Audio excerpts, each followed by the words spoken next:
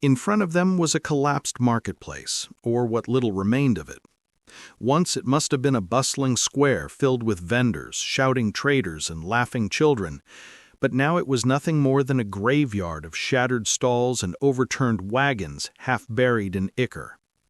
To make things even messier, there were also some odd trees with black-colored leaves. The trees jutted out unnaturally from the cracked cobblestones, their roots splitting the stone like brittle parchment.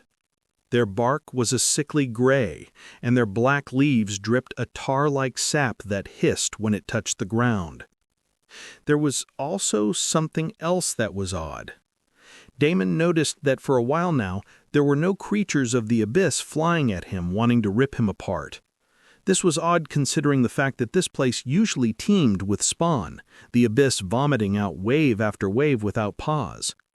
For there to be silence here, for the fog to hang still, something had claimed this ground, not one of the frenzied battle-thirsty minions, but something stronger. Damon slowed his pace, crimson eyes narrowing as he scanned the ruined marketplace. He glanced at Majika, who stood trembling, sweat beading his brow, as though the trees themselves were staring back. "So this is where they're hiding?" Damon asked. "Or did you lead me right into some kind of trap?" Majika immediately started shaking. No, please believe me. Don't kill me again. I swear on my grandmother. This is where everyone is hiding. At least when I was there with them. This is where they were. Please, don't kill me again." Damon's crimson gaze lingered on the mage, unblinking, like a predator weighing whether to snap its prey's neck now or later. The man's panic reeked of sincerity, though Damon had long since trusted words at face value. Still, the fear rolling off Majika was almost pathetic, too desperate, too broken to be anything but true. "Relax," he said, as he sent a needle that finished the job, and he sucked the blood essence from the guy one more time. "I believe you," Damon smiled as he watched the light go out of the guy's eyes. "That's exactly why I do not have any more use for you." Majika's body collapsed like a puppet with its strings cut, dissolving into the familiar motes of forced respawn light. The jagged monolith pulsed again in the distance, already preparing to drag him back into another cycle of torment. Damon chuckled as he looked around. "See you in 5 minutes, sunshine." He only barely finished his meal when all of a sudden a growl sounded somewhere in the distance. The next moment it sounded a lot closer to him and rattled through the broken market like a thunderclap. Damon straightened slowly. Something was coming for him, and it was fast. For a moment, everything was silent, and then it happened. A loud, enraged roar blared and shook the entire plaza, rattling the shattered wagons and sending flakes of ichor dripping from the black-leaved trees. Before Damon could see what it was, a roar of black fire came at him. A tidal wave of black fire surged from the fog, devouring everything in its path. The cobblestones hissed and melted into tar. The warped wagons dissolved like paper, and the strange black-leaved trees shriveled into ash, their tar sap exploding into hissing steam. Damon's crimson eyes flashed as he instantly threw up a blood barrier, black blood flaring around him like a cocoon. The impact hit like a meteor. His shield cracked, heat and abyssal essence bleeding through, burning at his skin even through his defenses. Damon snarled, forcing more blood energy into the barrier until the inferno finally ebbed. Smoke curled upward, and for a moment, the entire plaza was a silhouette of fire and smoke. Then, he saw it. The beast stalking out of the fog was a big-ass fucking wyvern, but something about it was familiar. It only took a moment for him to see it. This thing was not a wyvern. It was, once again, a mutated worm. It couldn't possibly be the same damn mutated worm he had killed. So how the hell did this one come up here? That too seemed to have some aspects of an abyssal essence, as if it too had been born from the abyss. However, Damon had no doubt where this one had popped up from. It looked like his dear friend from the Bloodhall siege had more than one mutated worm under his control. This bastard. He cursed him, but he was grinning widely. After that last battle with the damned beast in Naira City, his hands had been itching for a rematch. He was not at all happy with how things had ended. He might have won that battle, but he too was almost dead and crippled, with his soul a broken mess, and the thing had even triggered his monocore to become a primordial monocore, which is essentially a ticking time bomb in his body. This time, things were going to be a lot different. The worm's roar rattled the shattered wagons and sent a shockwave through the ichor-soaked plaza. Its obsidian scales glistened with liquid ichor, veins of molten violet fire glowing between the cracks like fissures in volcanic rock. Its wings were shredded, not feathered or leathery, but ragged veils of abyssal flame that flared with every movement. The beast crouched low, abyssal flames licking across its scales. Its tail lashed the ground, sending slabs of broken stone like shrapnel. Damon's blood barrier was still steaming from the last blast, but he didn't retreat. The worm lunged, its abyssal fire scorching a path straight towards him. Damon spread his arms, blood and shadow swirling together into a storm. "Come on, then," he roared, slamming his hands together as a tide of crimson spears erupted into the air. "Let's finish what we started!" The worm answered with another deafening roar, its abyssal flame cutting through the air like a tidal wave of black fire. Damon's crimson spears tore into the inferno, detonating one after another in bursts of blood and smoke, the clash lighting up the ruined plaza like a storm of scarlet meteors. Each explosion rocked the ground, but the worm did not falter. It plowed straight through, its massive jaws opening wide, ready to swallow him whole. Damon vanished, blink. He reappeared above its head, his palm already glowing as he conjured a massive blood lance infused with ice, lightning, and shadow. He hurled it down with the weight of a falling star. The worm screeched as the lance pierced into the crack between its scales, molten ichor spraying outward like lava. For a moment, its head jerked back, the violet fire dimming in its throat. Damon grinned. Sure, the big guy was a higher level than him, just like last time. He couldn't see any detail about it at all, but now he had something that he did not have last time. "How do you like my blood now?" Damon launched himself back as the worm madly thrashed about, rage burning its eyes. It shook the entire plaza, shattered wagons flying apart like matchsticks as its abyssal flames surged brighter, wild and unstable. Chunks of obsidian cobblestone cracked and split under its convulsions, glowing veins of violet ichor searing through the fissures as if the city itself was bleeding with it. Damon landed lightly on a broken rooftop. Let's give the guy some time for the poison to work. He knew that his poison was probably not enough to give a one-shot result, or even make a significant impact on the fight. But what if he kept stacking it over and over? Also, he was in no hurry to end this fight just yet. He had lots of time. His gaze darted to a tree where a figure was silently hiding and watching. His shadow clone was going around sniffing different spots while he was fighting, and now he had the location of 4 familiar figures. Damon's first visit was to none other than the black-robed guy, who is probably the beast tamer for all of these worms. "Dude, just how many of these lizards do you have? Don't you think that it's a bit unfair for others?" The black-robed man's bloodshot eyes widened when he saw Damon, and his words only made everything that much worse. The guy immediately produced a spear of black ichor, and the weapon thrummed with abyssal energy, pulsing like it had been carved straight from the gate itself. He didn't even bother answering Damon's taunt, his face twisted in rage as he hurled the spear with all the desperation of a cornered beast. Damon tilted his head. The spear tore through the space where he had stood a moment ago, pulverizing the cobblestones and sending shards of black stone flying, but Damon had already blinked behind him. His voice was a whisper in his ear. "Wrong move." His clawed hand shot forward, not for the throat, but for his chest, his bloodline extraction already activated. The beast tamer screamed as crimson tendrils burrowed past his defenses, siphoning essence straight from his core. I somehow missed you the last time around, but I won't make the same mistake again. Ding! You have extracted skill tame. Ding! You have extracted +2 vitality. The black-robed man staggered, coughing up blood, his eyes bulging in disbelief. No, you can't. Can't I? Damon sneered, tightening his grip, but when he saw what skill he had extracted from the guy, his face twitched. It looks like I need to kill you a few more times today.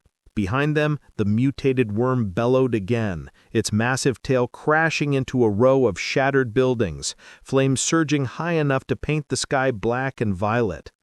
Damon let the beast tamer's corpse collapse in a heap as he ducked and dodged and disappeared once again.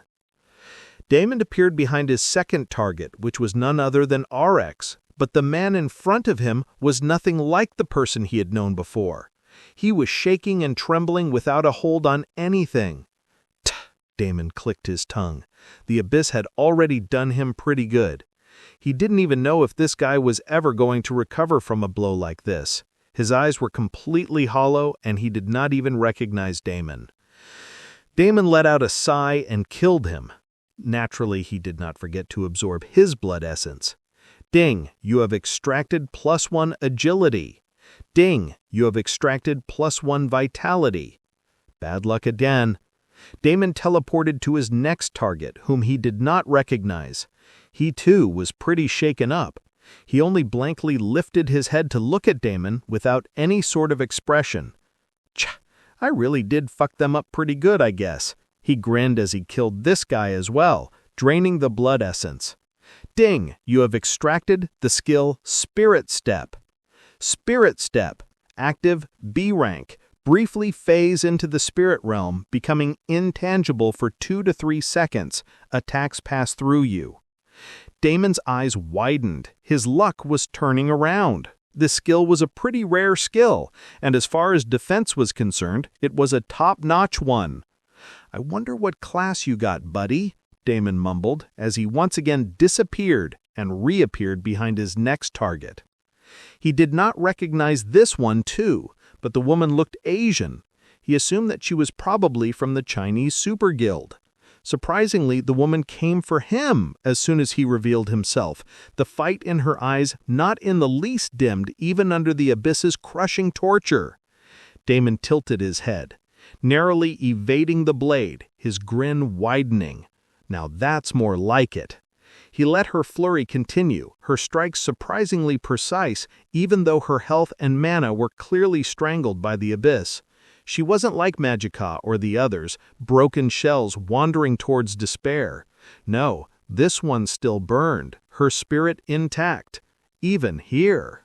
The clash of steel against Damon's blood-forged claws sent sparks spraying. Her movements carried the signature discipline of someone who had trained in structured forms, every strike linked to the next with elegant precision, with perfect martial flow. But unfortunately for her, Damon hadn't died a bunch of times in the last few hours and lost half his power like her. Damon was able to easily overpower her with just sheer raw strength. His claws tore through her back, and in a single blow he yanked out her blood essence, his poison paralyzing her completely. Ding! You have gained +1 agility. Ding! You have extracted the skill Double Blade. Double Blade, active, B rank. Summons a second spectral or energy-forged weapon that mirrors the user's primary weapon for a short duration, 10 to 15 seconds. Every strike is duplicated, effectively doubling attack output. At higher levels, the secondary blade develops its own momentum, creating unpredictable angles of attack that overwhelm defenses. With mastery, the user may even desynchronize the blades, attacking in 2 directions at once or chaining complex combos that normally require 2 fighters. The woman's body crumpled as her essence bled into Damon, dissolving into motes of light. Once again, a super rare skill. I am on a roll today. Damon did not have a lot of time to celebrate his success as the worm was on his ass yet again. Damon started playing the dance of blinking in and out while narrowly dodging the black flames that were pretty much everywhere now. Even though his mana supply was huge, there was no way he could keep up with this game of running and catching. But the question was, where were the rest of the team? There should have been a lot of people in Laterra when shit had hit the fan. The NPCs should be permanently gone at this point. NPCs typically do not respawn unless they were part of some special quest. But there should definitely be a lot more players than this meager handful he had managed to loot from. Where were the rest of them? Even if Aiden only wanted to do this whole thing with very less eyes on him, there still should be some more. That thought nagged at him as he blinked onto another rooftop, the worm's abyssal flames reducing the street below to a molten river. His crimson eyes narrowed, scanning the ruined marketplace through the smoke and ichor-soaked fog. He'd cut down at least a dozen already, bled them for essence, stolen their skills, but this was Laterra, a city that had once been packed shoulder to shoulder with players. Even after the abyss had devoured it, even after the gate had opened, there should have been more. And yet, there was nothing, just scattered rats hiding in corners. What was he missing? Damon's jaw clenched as he blinked away from another wave of black fire, his mind racing even while his claws dug into the worm's neck again. He sent in another boatload of poison into the damned beast, and then disappeared. The next time he reappeared, it was closer to the respawn point. He did not want to miss the birds he had in his hand for the unknown birds in the bush, so he decided to farm these guys for a while, at least until he took care of the worm first, or the cooldown time for respawning becomes so insane that he simply could not afford to waste time farming. This would only happen after the 10th consecutive kill, so he would still have plenty of chances to farm these top-ranking players' blood essence and rare skills. The worm, meanwhile, was livid with anger. It could now feel the sting of the poison in its flesh and thrashed around in mad rage. Damon playing running and catching with it was also adding fuel to its fury. "I've heard that abyssal monsters have anger issues. I guess it's true," Damon laughed as he sent out another barrage of his black blood spears aimed for the multiple injuries on the worm. It opened its maw and let out an enormous torrent of black fire, wanting to obliterate him and his attack at the same time. But Damon was like a mosquito who just wouldn't die. The next moment he blinked and appeared on the worm's back once again as he brought down a blood lightning ice lance, the hybrid spell roaring with raw power. The lance cracked through the beast's obsidian scales like a thunderbolt through stone, bursting in a storm of frost and crimson lightning that made the worm's wings of abyssal flame flicker unstable for a split second. Damon grinned as he found himself getting more and more proficient in mixing and matching the different elements. The worm shrieked, its roar so loud the entire plaza shook. Its body convulsed, black ichor spilling like lava from its wounds and hissing as it touched the ground. The poison Damon had seeded earlier was spreading faster now, bolstered by the elemental burst.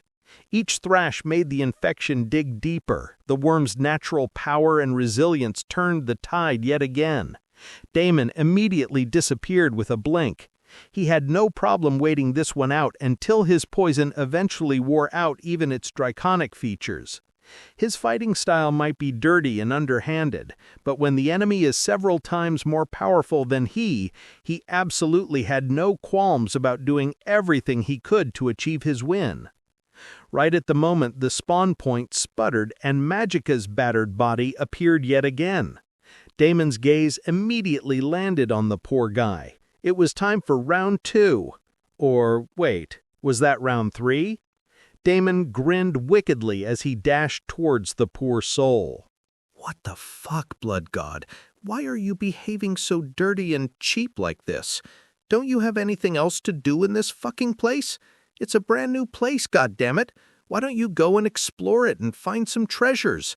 Everybody inside is dead like us. You are the only king here. Why don't you just go and take everything?" Magica screamed in horror. Please, man, we've got nothing left. Every time we spawn, you drain us dry like cattle. You don't need us anymore. Just leave us the fuck alone," another one shouted. "This isn't even PvP anymore. You're spawn camping like some goddamn troll. We don't have any drops. Our levels have already been squished beyond recovery. So what the fuck are you doing this for? You think trampling on us like this makes you strong? All you're proving is that you're a fucking asshole. Bastard! Just stop it. Who does spawn camping like this anymore? Please, please, please, stop. What is the point of all of this? Just fucking let us go. You were just bullying us at this point, dammit. Please, I will do anything you ask for. You can even cuckold me by sleeping with my 2 girls. I will give you everything. Just please stop. I will give you my girls, my mother, and my sister. Please, just please, I am begging you, please." While many started screaming and shouting for mercy, literally begging for their lives, the black-robed man, who was supposedly the worm's master, Orax, and the Chinese woman still had a lot of fight left in them. Orax looked completely broken, and yet every time Damon killed him, the man never once begged for his life or complained about pain. Even Damon had to admire someone like that. The same went for the black-robed guy. He was raging every single time and came at Damon with everything he had, no matter how many times Damon killed him, though in this situation, Damon doubted whether he was doing this with a sound mind or not. It was almost like the guy was on autopilot or something, programmed to simply fight no matter what. The guy clearly had some sort of skill that allowed him to use his beast skill, or maybe partially use his beast abilities, or maybe something went wrong when he tried to merge his worm with the abyssal essence.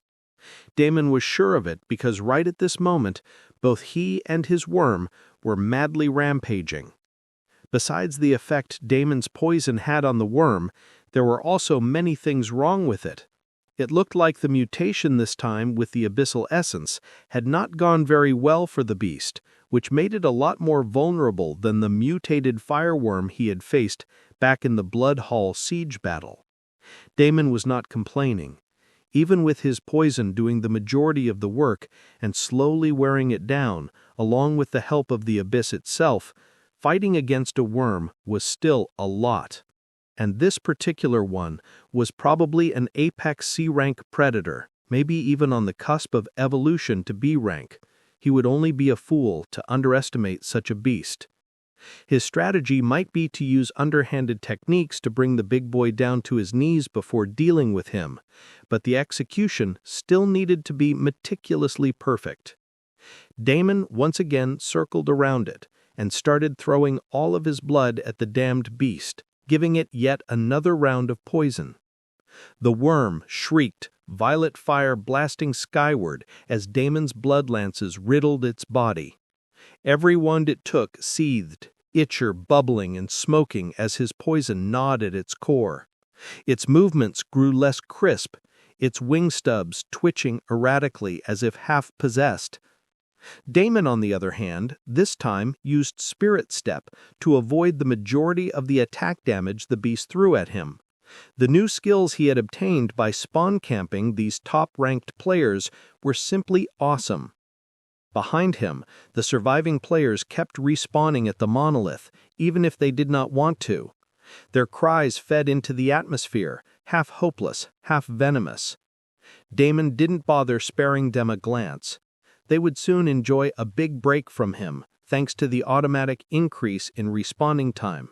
He was not about to wait for an hour in this place, simply doing nothing, so as soon as he took care of the last one for the time being, he focused completely on the worm.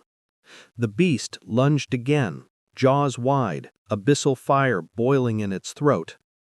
Damon's crimson eyes gleamed as he crouched low, coiling like a spring. "Open wide," he shouted. His entire body flared with blood and shadow as he hurled himself forward, driving a storm of poisoned spears straight into its gaping maw. The worm's scream split the abyss zone like thunder. Its own unstable breath combusted inside its throat, detonating in a chain of explosions that ripped through scale and flesh alike. The blast tore chunks of abyssal flesh free, ichor raining down in steaming torrents. The poison in his blood drilled into his body deeper and deeper. By now, every nook and corner of its body had already been seeped with his poison. The beast fell to its knees, blood streaming from its eyes, but still it raged, still it tried to fight, even as Damon's poison finally chewed deep into its very core. Finally, after another couple of hours of this madness, with Damon relentlessly attacking the damned beast with everything he had, the spawn point suddenly became deathly silent as the mutated worm gave one last pitiful bellow. Its voice was cracked and hollow as it shrieked before collapsing in a thunderous crash that sent shockwaves through the broken marketplace. Its entire body was riddled with bleeding holes made by crimson lances, each one sizzling with poison. The worm had already started to rot from the inside out, thanks to all the poison in its body. Its natural regeneration ability, which came from its draconic genes, could simply not hold on anymore. Its abyss-fused scales cracked apart, black fire bleeding out in streams that fizzled into nothingness. The light in its eyes dulled as it no longer had any fight left in it. With just one more breath left in its body, all the worm could do was stare blankly at the demon who had killed it so torturously. Damon grinned. He had done it. He had actually done it. A freaking worm. He hurriedly used blink and appeared atop its twitching body, his body drenched in ichor, crimson eyes gleaming like burning coals. His chest rose and fell, not from exhaustion, but from exhilaration. He was going to absorb yet another draconic beast's blood. This was a rare chance that he was not going to get often. Before the beast bit the dust, he started greedily sucking in all of the blood essence that he could muster. The process was nowhere near as painful this time, and his body, which housed the primordial manicore, was more than capable of handling it this time around. Maybe because there was a foundation already, and his body was now tempered with poison in addition, it was greedily sucking in all the blood essence it could. It was greedily swallowing the worm's essence and forcing it through his veins. His blood boiled, his flesh hardened, and his aura flared until he was stuffed with more and more essence than he could handle. He was brimming with so much energy that he felt as if he was about to burst and explode into pieces. It was his gut feeling, and he did not plan to ignore it. He immediately summoned his shadow and sent it further into the abyss zone to pick up more fights. Not that he needed to do it. Without the worm, the abyssal ichor once again started bubbling and more abyssal spawns started appearing in all directions. The fight had caused such a huge commotion that these were not the only ones who paid attention. Damon could already spot abyssal fangs, abyssal imps, abyssal hounds, and even a few abyssal knights crawling out from nooks and corners of the world. Every single one of them wanted a bite of the worm's flesh, and his own, no doubt. It was time to let loose some more. The broken marketplace became a battlefield once more. Abyssal fangs streaked forward like living darts, jaws snapping, while imps screeched above, spitting searing bolts of violet flame. The hounds prowled in packs, shadows trailing from their claws, and behind them the knights advanced in dreadful silence, their obsidian blades humming with corrupted energy. The air itself trembled, heavy with killing intent. Damon exhaled slowly, the pressure within him screaming to be released. He sucked in another big breath, and the next moment 100 blood spears materialized around him. His primordial manicore, along with the thick and rich blood essence from the worm, was filling him with infinite energy, and he let it all erupt at once.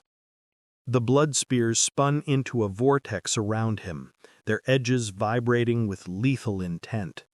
With a flick of his wrist, the storm broke outward. Spears rained down like crimson meteors, ripping through the abyssal fangs mid-dash, pinning them to the shattered cobblestones before they could even yelp. Above, imps screeched as the barrage shredded their wings, violet fire sputtering into harmless sparks as their bodies were skewered mid-air. The ground shook as abyssal hounds lunged through the carnage, shadows snapping at Damon's heels. When the hounds closed in, Damon surged forward, dealing with them personally. He simply used hand-to-hand combat to tear them apart with his claws. More and more blood essence seeped into his body, and the fighting only stabilized his bloodline assimilation process. There was so much excess of everything, and the egg was also happily eating to its heart's content. Finally, the Abyssal Knights arrived. Their obsidian swords cleaved through the lingering spears, but Damon was far from being spent. Energy roared inside him like a furnace, begging to be used. He conjured his crimson fire lance and dashed forward to fight with the knight's unit. At the same time, he conjured a dozen more thick lances which screamed forward towards their targets. The clash lit up the abyss zone in a storm of red and black. The brutal melee fight continued on for a while until new abyss monsters no longer dared to show up in the area. Damon's aura finally stabilized as he dealt with the last of the abyss monsters that had popped up. His body, pushed to its limits again and again in this fight, finally finished absorbing all the essence in the vicinity, including the last of the worm's essence. The beast finally dropped dead, the last of its light fading away. Ding! You have extracted Abyssal Essence Resistance plus 10. Ding! You have gained Abyssal Essence Affinity plus 10. Ding! You have extracted the skill Worm's Fire Breath. Ding! You have slain Abyss-infused Mutated Worm. Ding! You have gained experience points. Ding! You have leveled up. Ding! You have leveled up. Ding! You have leveled up. Ding! You have leveled up. Ding! You have leveled up. Ding! You have extracted Abyssal Essence Resistance plus 1. Ding! You have extracted Abyssal Essence Affinity plus 1. Ding! You have slain Abyss Fang. Ding! You have gained experience points. Damon closed his eyes and shut down his system interface. A long list of notifications continued to chime in the silent mode. He simply sat cross-legged amidst the wreckage, calm in posture, but burning like a furnace inside. His body was no longer trembling from excess energy. Instead, it drank the abyssal essence with frightening efficiency, pulling it into every vein, every tendon, every bone. Each cycle of absorption hammered Damon's frame, tearing it down only to rebuild it stronger, denser, and sharper. It looked like absorbing the abyssal essence was in itself a type of forging for his body. A thick stream of abyssal essence steadily flowed into him, while another smaller stream steadily flowed into the egg.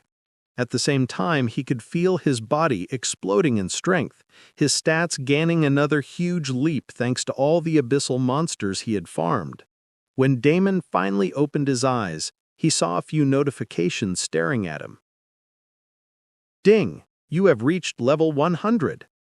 Ding! You have obtained the achievement First to Break the Shackles. First to break the shackles. Your body is now able to assimilate more attribute points before reaching the threshold. You can gain 5% extra attribute points for your level. Ding! Do you wish to announce your achievement to the world and collect more rewards? Yes? No? Damon gaped in shock. The worm and the tide of abyssal monsters had actually pushed him all the way to level 100, and he even managed to get an achievement to boot. Damon already knew about the First to Break the Shackles achievement. In his last life, he did not think much of the achievement because gaining extra stat points was a huge pain in the ass. He even thought it was such a waste because it was not giving anything more. But now this same achievement was a big-ass boost for him. His body's limitations had further been loosened. He can take in more stats now. With his bottomless capacity for devouring essence and converting it into raw stats, this small 5% increase was massive. This was a weapon. Another player who had clawed their way to level 100 wouldn't even be able to scratch him. In fact, these raw stats would undoubtedly help his body's foundation house his primordial core even more comfortably. It was probably not enough to completely fix his body, but it was a step in the right direction. His gaze then shifted to the blinking question. Did he want to publicly announce his level 100 achievement? Hell yes. The next second, a series of world notifications rang out, which Damon ignored and once again shut down the system interface. He had a lot more important matters to deal with now. He spotted his shadow clone in the distance, who is still meticulously collecting all the drops, mainly from the worm. Loot from a worm is no less than several epic-grade treasure chests combined together, and it looked like this time he had gained a lot. Damon examined the progress. The last time around, they hadn't actually managed to grab a lot of things from the worm because of the chaotic nature of the battlefield and the fact that he had become unconscious. But this time, things were different. Damon had taken his sweet time to absorb the blood essence from the worm, so much so that his clone had plenty of time to do the legwork on extracting some materials from the worm's corpse. In Earth Online, the corpse almost disappears instantly into motes of light, leaving behind only system-issued drops. One way to circumvent it is to keep the beast from dying completely and carefully strip away as much as possible. It was very cruel and definitely not something for the light-hearted. However, many players did not care about those things. Items meant money, and money was required for livelihood. Leaving behind a couple of dollars to be kind to monsters was not something many did, and his clone had no qualms about being as ruthless as it needed to be. It had already taken out the beast core, most of the beast scales, and even some of the beast meat and beast bones while Damon had been absorbing the essence. Now that he was done with the essence, the worm's body had already disappeared into motes of light. He even got 3 additional drops. Unlike the messy piles his clone had stripped from the worm's husk, these were system-forged rewards. Abyssal Worm's Core Crystal, Epic. The crystallized heart of an abyss-fused worm. Contains volatile abyssal essence. Can be used to craft weapons, refine armor, or devoured for an instant surge of stats. Devouring raw may cause corruption. Abyss Touched Scale Armor, Epic. Armor forged directly from the worm's scales, naturally resistant to physical attacks and magical attacks to a certain extent. Abyss Rune Fragment, ? Damon quickly equipped the scale armor and pocketed the other 2. Not bad. 2 epic items and 1 unknown item. Draconic beasts are indeed the best treasure chests. He grinned and then started looking at the other pile of drops his clone had collected. These were from around the battlefield and the wave of abyssal spawn he had slaughtered.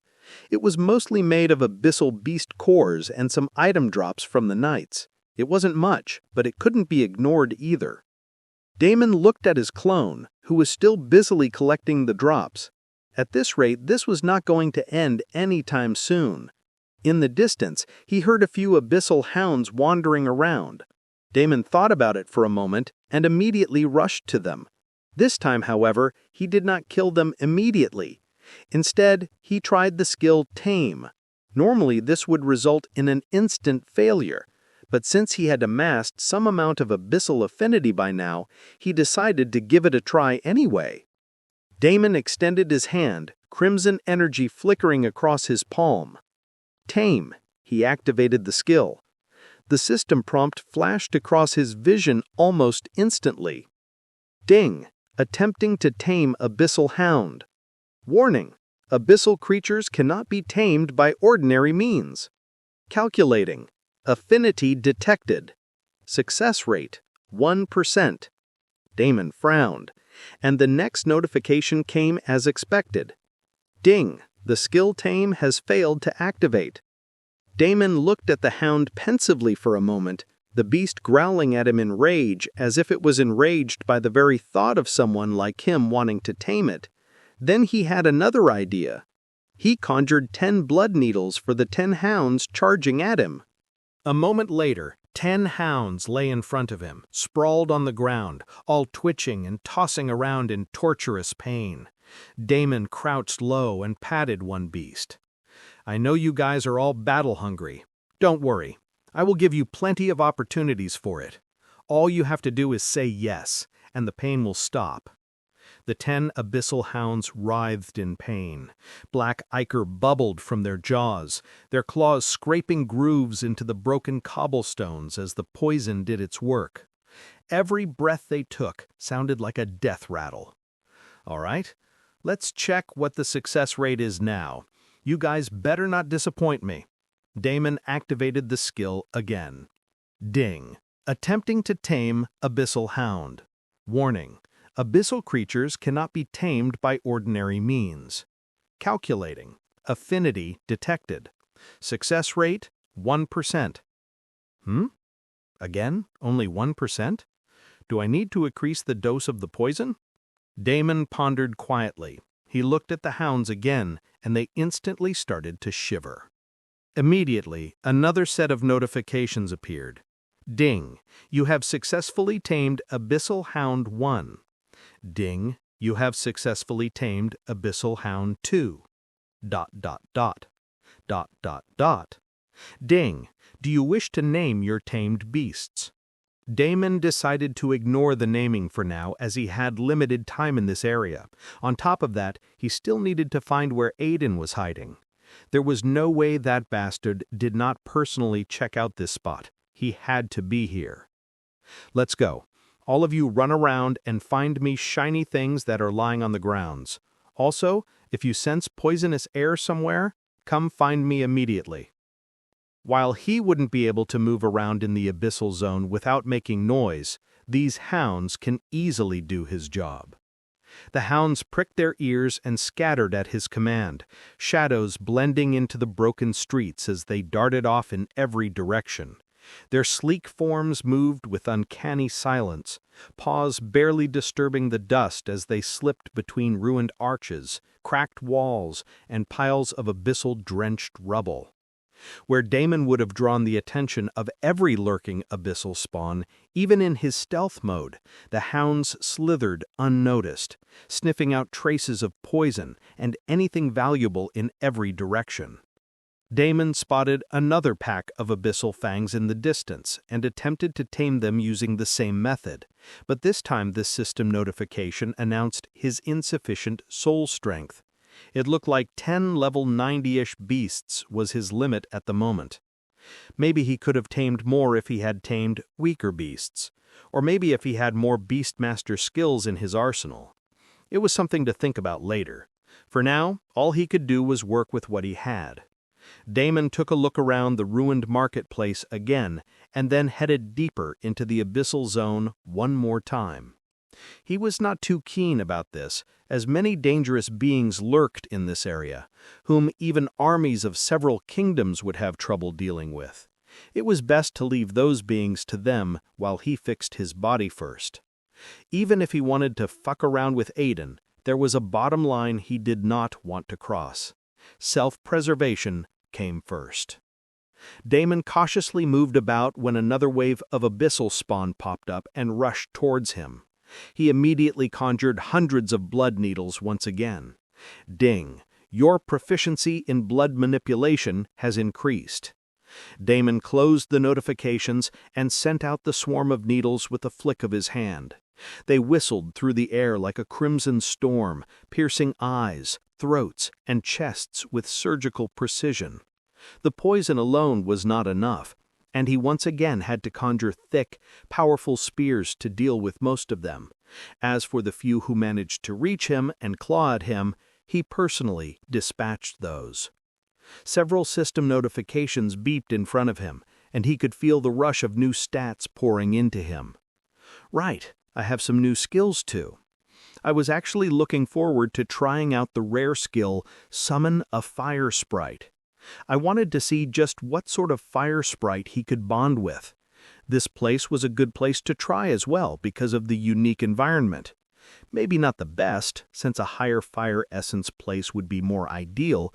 Maybe he should try it once he was outside.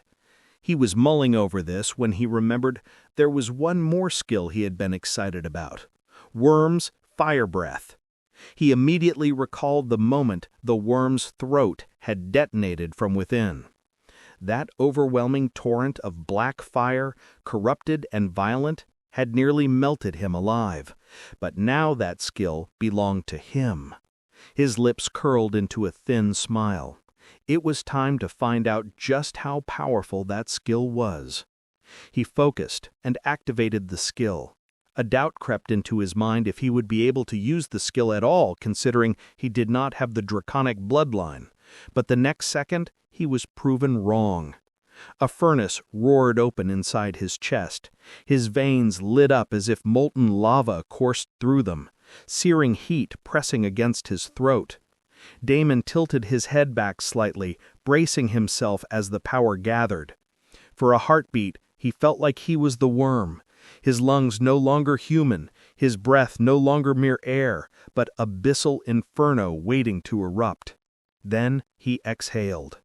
A beam of golden red flame surged forth, scorching the ruined stones and blasting through the far end of the plaza. His primordial mana core finally felt the drain, but the result was equally proportionate. The sheer force of it rattled the shattered buildings, leaving molten cracks gouged deep into the ground. The air itself warped, shimmering under the heat as ash spiraled into the sky. A few abyssal spawn in the path, nowhere to be seen. When the torrent finally ended, Damon staggered half a step, his throat raw and his chest heaving. He finally knew what sort of an attack worked best in this hellhole. Damon wiped the corner of his mouth. His throat burned like sandpaper, but the satisfaction blazing in his crimson eyes drowned out the discomfort. That blast hadn't just worked, it had cleared the battlefield in one decisive sweep. In this abyss where endless waves of spawn pressed in, wide-area devastation was king. There was also something more special about this attack. He had lesser fire manipulation, and he could technically create a wide-area fire element attack on his own if he tweaked Fireball a little and practiced for a while. But he had a feeling this one would still be superior. After using the Crimson Fire Lance for so long, he could feel it. This fire was different. One could even say it was superior. Even the natural magic resistance of the abyssal creatures did not hold up against the worm's breath. The worm's breath carried weight, a destructive essence layered beyond simple elemental manipulation. It wasn't mana woven into flame, it was something primal. This was not new news to him. He had heard about dragon's breath being superior before, but this was his first time personally using it. That too, he was using a diluted version of it. Then how powerful should the actual thing be? Maybe when I use the worm core for forming my true core, I will get a better idea, Damon mused. Now that I thought about it, he had 2 worm cores in his possession, both collected from the pet worms of the same dude. Would he be able to summon them again, or are they permanently gone? Damon wondered. A tamed beast is different from a summon, and both the worms even dropped their mana cores. A summon that could be summoned again and again, even after its death, would never do this. Or rather, once it dropped its mana core, it would probably die permanently. That meant that these 2 worms were also probably a permanent loss to the guy. Quite a big one at that. Damon wondered how he ended up getting so many worms in the first place as he continued to search the zone. He might have brought out only 2 of the big guys, but 2 in itself was too many when it came to worms and draconic beasts. They were the rarest creatures in the entirety of the game world. Little dude, you'd better hatch into one of the better dragons. Damon looked at the lightly pulsing egg, which was still slowly and steadily absorbing abyssal essence. He checked the progress, and it had only increased to 45%. It's fine. Take your time. While this progress might seem slow when compared with the pitiful guy from his last life, his condition was already a lot better. Damon continued to search for some more time without any results, when one of the abyssal hounds returned to him with something peculiar. The hound padded out of the shadows, its black-furred body slick with ichor. It carried something clamped carefully between its jaws, something that didn't reek of abyssal corruption. Damon's eyes immediately sharpened. The hound dropped the object at his feet with a low growl, tail stiff and ears pinned. Damon crouched down, his claws brushing aside the ichor. What lay there wasn't a monster core or a random trinket. It looked like a token of some sort. Damon's eyes widened as he instantly saw it. The legendary orangish golden glow. The token was of legendary rank? It was unbelievable. The token shimmered faintly in Damon's palm, its surface etched with scales that seemed to shift and ripple under the faint light. The orangish golden glow pulsed in rhythm, exuding an oppressive majesty unlike any treasure he had touched before. Ding ding ding! You have obtained a pass to the Dragon's Paradise, world number 158. Description: Dragon's Paradise is a sealed realm where draconic lineages thrive. Few mortals ever set foot within, and fewer still return alive. Access is limited to those holding a valid pass. Damon's lips parted in surprise, then curved into a sharp grin. He clinched the token, feeling the thrum of power run through his veins. He now understood how that black-robed bastard had managed to get his hands on so many freaking worms. With access to such a realm, even he could get his hands on worm eggs and such. This had to be it. He was sure of it. It was too much of a coincidence not to be true. Here he was hoping to get his secret technique, and he had actually managed to snatch the golden goose right from under his nose. As Damon was staring at the token, suddenly he once again felt a presence sweep over him. It sent chills down his spine. He immediately tucked the token into his storage space and looked around him, melding back into stealth mode. He had wandered in this area for far too long. Maybe it was time to get the hell out of here while he was still on the winning side. He first opened his system interface and messaged the group to move out. He then was about to dismiss his minions and move out as well when suddenly one of his hounds communicated with him through imagery. Damon's eyes widened in shock as he caught a glimpse of what looked like a ruined palace.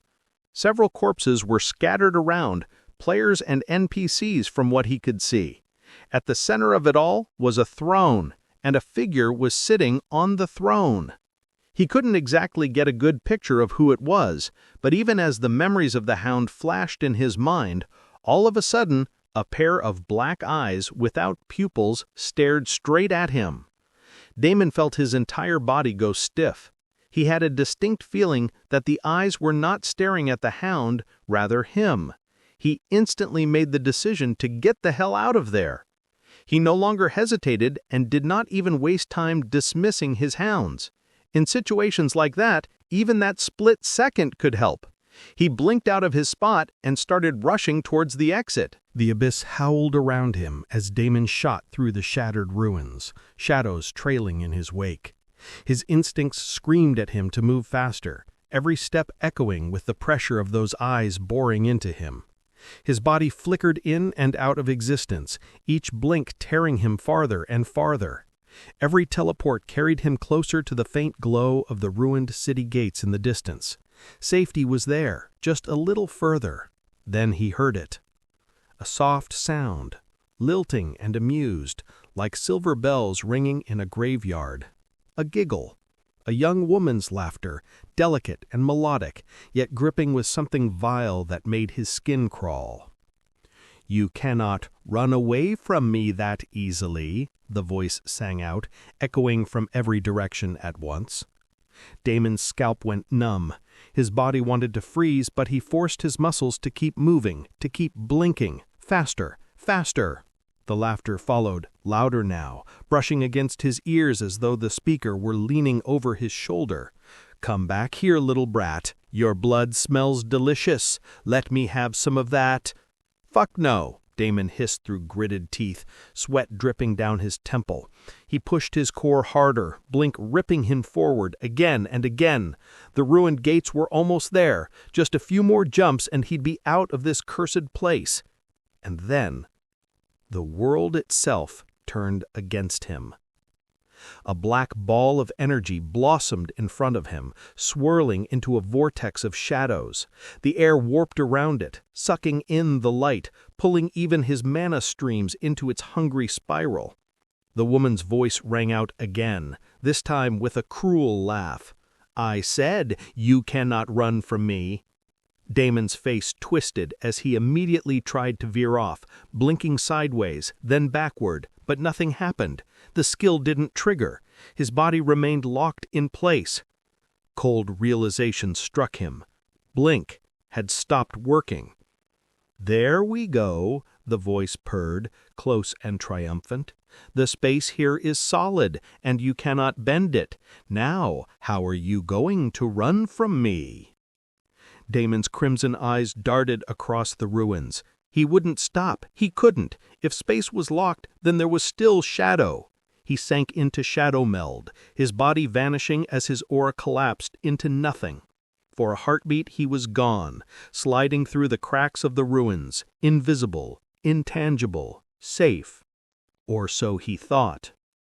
A cold hand burst from the shadows themselves, fingers long and slender, nails biting into his collarbone.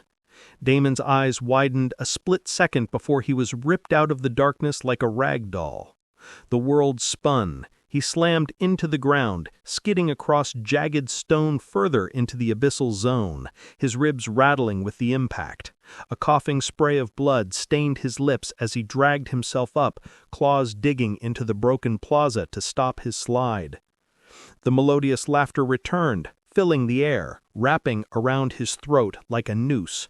"Oh, little brat, did you really think you could hide from me in the shadows? How adorable!"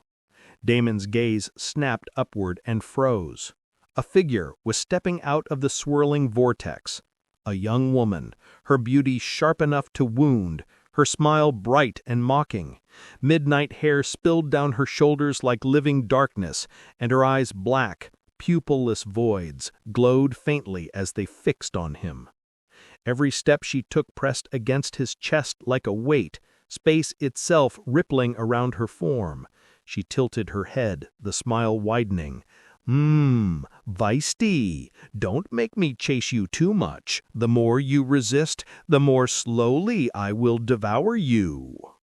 Damon's blood spears sprang into existence with a thought, a storm of crimson blades forming a halo around him.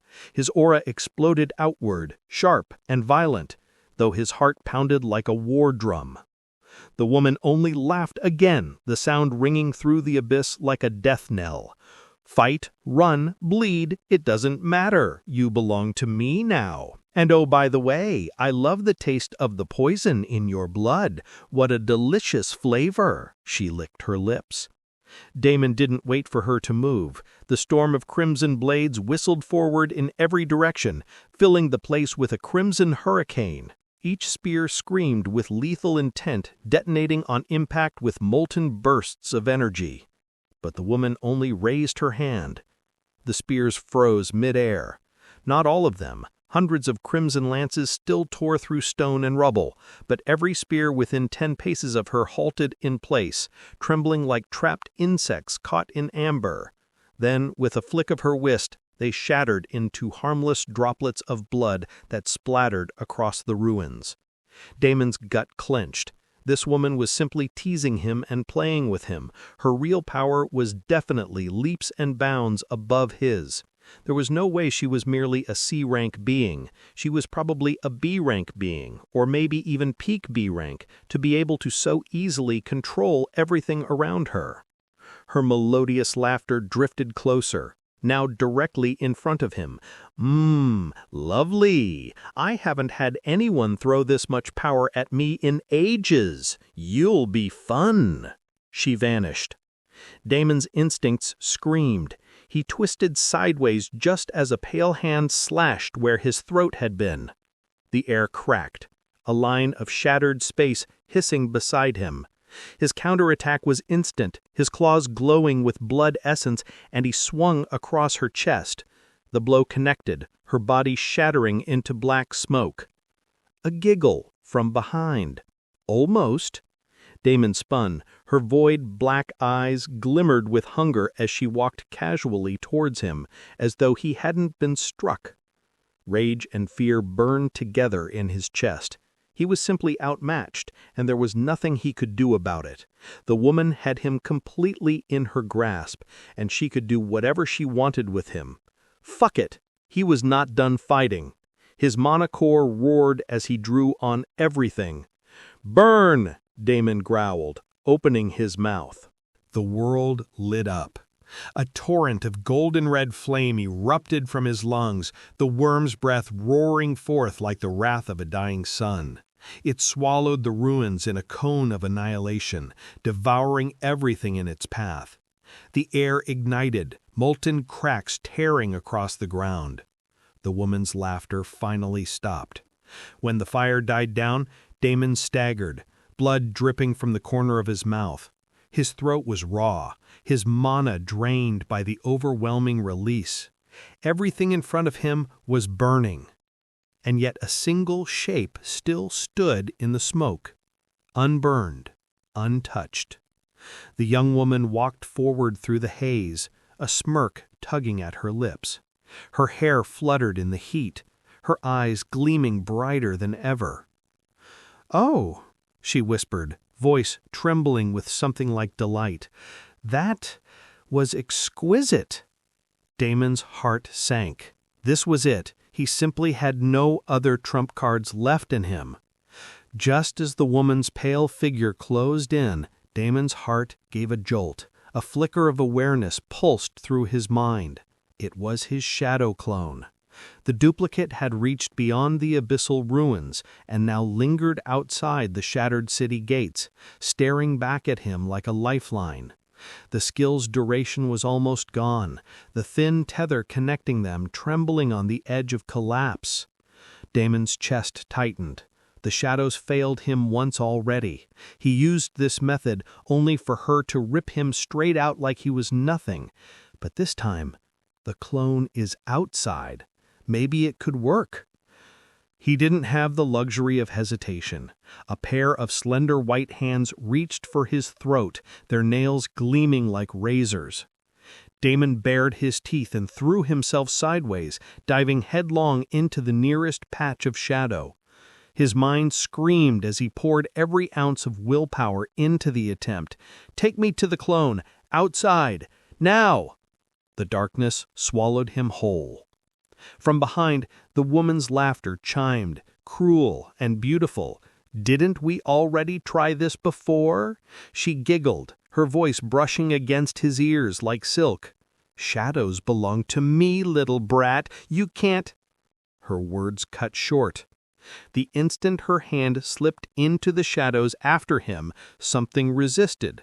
A barrier, thin but absolute, sprang up between her and Damon. It was the barrier that separated the abyssal zone from the outside world. Damon's world spun. For a heartbeat, it felt as if his body was being torn apart and rewoven through threads of shadows. Then, with a soundless rush, he stumbled forward, out of the abyssal. His vision cleared, and in front of him stretched the broken outer plains beyond the city gate ruins. Behind him, the abyssal zone writhed like a living wound. Damon staggered, staring at his own trembling hands. I switched places with my shadow clone." Confirming his thoughts, a system notification flashed in front of him. "Ding! Your skill proficiency in Umbra's lesser shadow magic has increased. Ding! You have learned a new skill. Shadow Exchange, C rank, active. Allows the user to switch positions with a shadow clone or marked shadow within range. Cannot be used if the target is destroyed." Damon blankly read the skill description, so he actually ended up doing what he wanted to do. He hadn't escaped into the shadows, he had traded places with the one he had left outside. Inside, Beyond the warped veil, the young woman had finally revealed herself fully. She stood amidst the crumbling ruins, her black eyes narrowed, her smile gone. For the first time, her beauty was laced with something else, an expression Damon hadn't expected. Surprise! Father's legacy! Her lips parted in shock. But then her lips curved again, slower this time, hungrier. She lifted her hand and traced a finger across her lips as if savoring a taste. "You slipped through my fingers," she sighed, "but that only makes me want you more. Next time, little brat, there will be no escape." The shadows trembled violently, and then her presence vanished as if she had never existed. Damon exhaled a long, ragged breath, every muscle in his body trembling from the gamble he had just pulled off. That was too close. He did not linger around there any longer, just in case that woman managed to find some loophole. He immediately used his blood hall system teleportation option and returned to Nira. Only when he slumped on his throne was he finally able to relax, but it was short-lived. He could still feel the woman's prying eyes on him in every direction he turned. Even the shadow of his throne made him unsettled. What the fuck? Damon dragged his palm over his face. Thankfully, breaking the weird mental space he was in, a group of people walked into the big hall. "My lord, we have returned." Aaron instantly teleported next to Damon and stood by his side with a smile on his lips. "My lord, I am back too." Alora naturally did the same and arrived at his side, just an inch closer to him than Aaron was standing. The two of them started staring daggers at each other. The others all looked way too exhausted and could only gawk at the two women as if they were monsters. Damon laughed at the two idiots and shook his head helplessly. "Why don't you all go and rest for some time? We can meet up again after some time." Cale Thorne and Riven immediately excused themselves. So did Silvara, Mira, Phoenix, Bloodwraith, and Nevin. Only Kate and Mark remained. Mark then looked around at the three women all now staring daggers at each other and decided to get the hell out of there. "Dude!" Damon called after him, but he briskly walked out of the throne hall and continued walking, pretending not to hear Damon. Now only Kate, Alora, and Aaron were left in the big hall. 2 out of the 3 women were plastered next to him, and the third one started walking towards him with a grave oppression on his face. Damon started sweating. She was definitely going to kill him today. He flinched and braced for the worst slap as she reached closer to him, but unexpectedly, there was no palm coming for him. "Huh?" Damon blinked. Kate smiled warmly. "You might be able to fool others with your goofy grin." She paused, her gaze darting to the 2 women standing on either side of him, and then she continued, "I can see right through you. You are not fine. Can you take a break for fuck's sake?" Damon froze in her embrace, his body stiff as stone. For a moment, the echoes of the abyss still clawed at his ears, the phantom sensation of slender white hands reaching out of the shadows to drag him under. But Kate's arms were real, warm, trembling faintly against his cold skin. His throat worked as if he wanted to say something, but no words came out. Instead, he let out a shaky laugh, trying to brush it off. "You're imagining things. I'm fine. I always look like this after a workout." Kate's hug tightened, her voice muffled against his chest. "Bullshit." Damon smiled. "You are right. I could use a break, maybe even a vacation. Did you guys open the portal yet?" Kate looked at the guy in disbelief. "You are impossible." She scolded him first, but then she let out a sigh and answered, Yes, the portal is open. Mark should be guarding it right about now." Damon chuckled. "Let's go then. I think I might need a change of scenery to take a proper break." Kate shook her head, though a small smile tugged at her lips despite herself. "You call storming headfirst into another death trap a break? You're ridiculous." Damon only grinned wider, though the tiredness in his eyes betrayed him. He stretched his arms lazily, as if the weight of everything he had endured could be shrugged off like an old coat. "Hey, Compared to the abyss, anything else is a vacation. Besides, his gaze flicked toward her, softer for just a second. I don't feel like sitting around and doing nothing right this second. Moving keeps me sane. Kate narrowed her eyes, wanting to argue, but she bit her tongue. He was right in his own twisted way. Still, she wasn't letting him off easy. Fine, but if you collapse, I swear I'll drag you back by the ears. Damon laughed. Fair enough. He started toward the exit when he suddenly stopped. Do you both want to come? He only barely finished talking when both Elora and Aaron appeared right next to him. Of course, my lord. Kate rolled her eyes, but she did not say anything. Damon smirked at their immediate response, not the least bit surprised. Grab Thorn and also that idiot. Elora bowed her head lightly. As you command. She then disappeared into the tunnels to get those two. In a matter of minutes, everyone was once again standing outside the blood hall ready to go. My lord, I gathered some more supplies from Varnix. He also asked me to relay an important piece of information.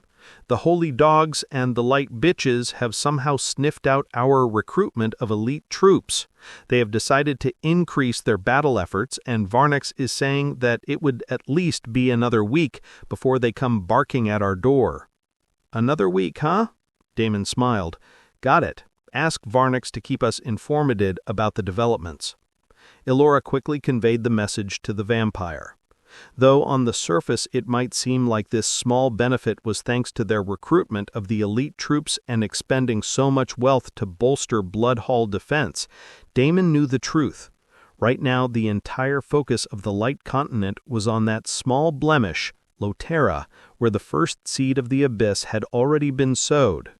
Right now, every single effort would be to eradicate that blemish, and suddenly a small vampire base in a random city became the least of their concerns. A fledgling blood hall tucked away in some half-forgotten city was nothing compared to Lotera.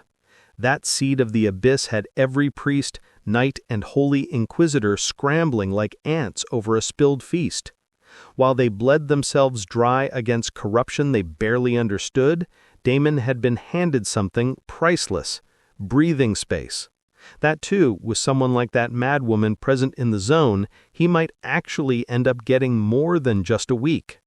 He had an inkling that this would happen, but he did not plan to count on it, as it was not a sure thing. But now he had an extra free week to further develop Blood Hall before the enemies come knocking at their doorstep. Also, it was not like the portal to the Bloodlands was a one-time thing.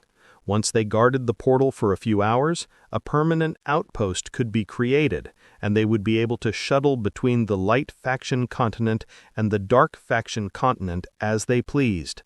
Not just them, but all the players would be able to use this portal to go between both these continents. At most, they could get a head start and monopolize the portal for a couple of days. After that, it was impossible to keep this gateway under wraps. The system itself would see to that. There would be announcements, new quests, and so on, and all of the player base would come to know about this new development. Damon did not care about this. The thing is, Bloodlands was a high-level place. Even if everyone knows about the portal, it would still take weeks for other players to finally be able to step into the place. By that time, their team would definitely grab all the low-hanging first-come achievements. The group soon arrived at a deserted spot between two jagged, barren mountains. The valley was silent, with nothing in sight for many miles. At its center, a massive portal shimmered with a deep red glow. Mark stood before the portal like a sentinel, arms crossed, his towering frame lit in flashes of red as the portal pulsed. "Are we going in now?" he simply asked when he saw Damon walking toward him. "Yep." Mark did not question him any further. "Let's go then." He silently stepped back and allowed Damon to enter first. There would no doubt be some sort of achievement and reward for the person who entered the Bloodlands first, and Mark had no problem stepping aside for Damon to take all of that. Damon only smiled at his friend's actions. He was not polite and decided to take the goodwill. Sure, rewards and achievements were waiting for them on the other side, but there could also be several high-level monsters waiting for them. Damon did not explain all of this and simply took the role of the vanguard. He raised his hand and pressed it against the portal. The red swirling energy rippled under his touch, and the system instantly responded. Ding ding, you are the first to step into the Bloodlands. Ding ding, achievement unlocked. Pioneer of Blood. Pioneer of Blood, while in Bloodlands, all your stats are increased by 10%. Damon smiled, and then without hesitation he stepped through. The unsettling feeling of teleportation washed over him, and then, a heartbeat later, he stepped onto the blackened earth. End of Volume 2. Author's Note. Hi everyone, thank you so much for reading and enjoying this novel. Your comments and your support motivates me to do better every day.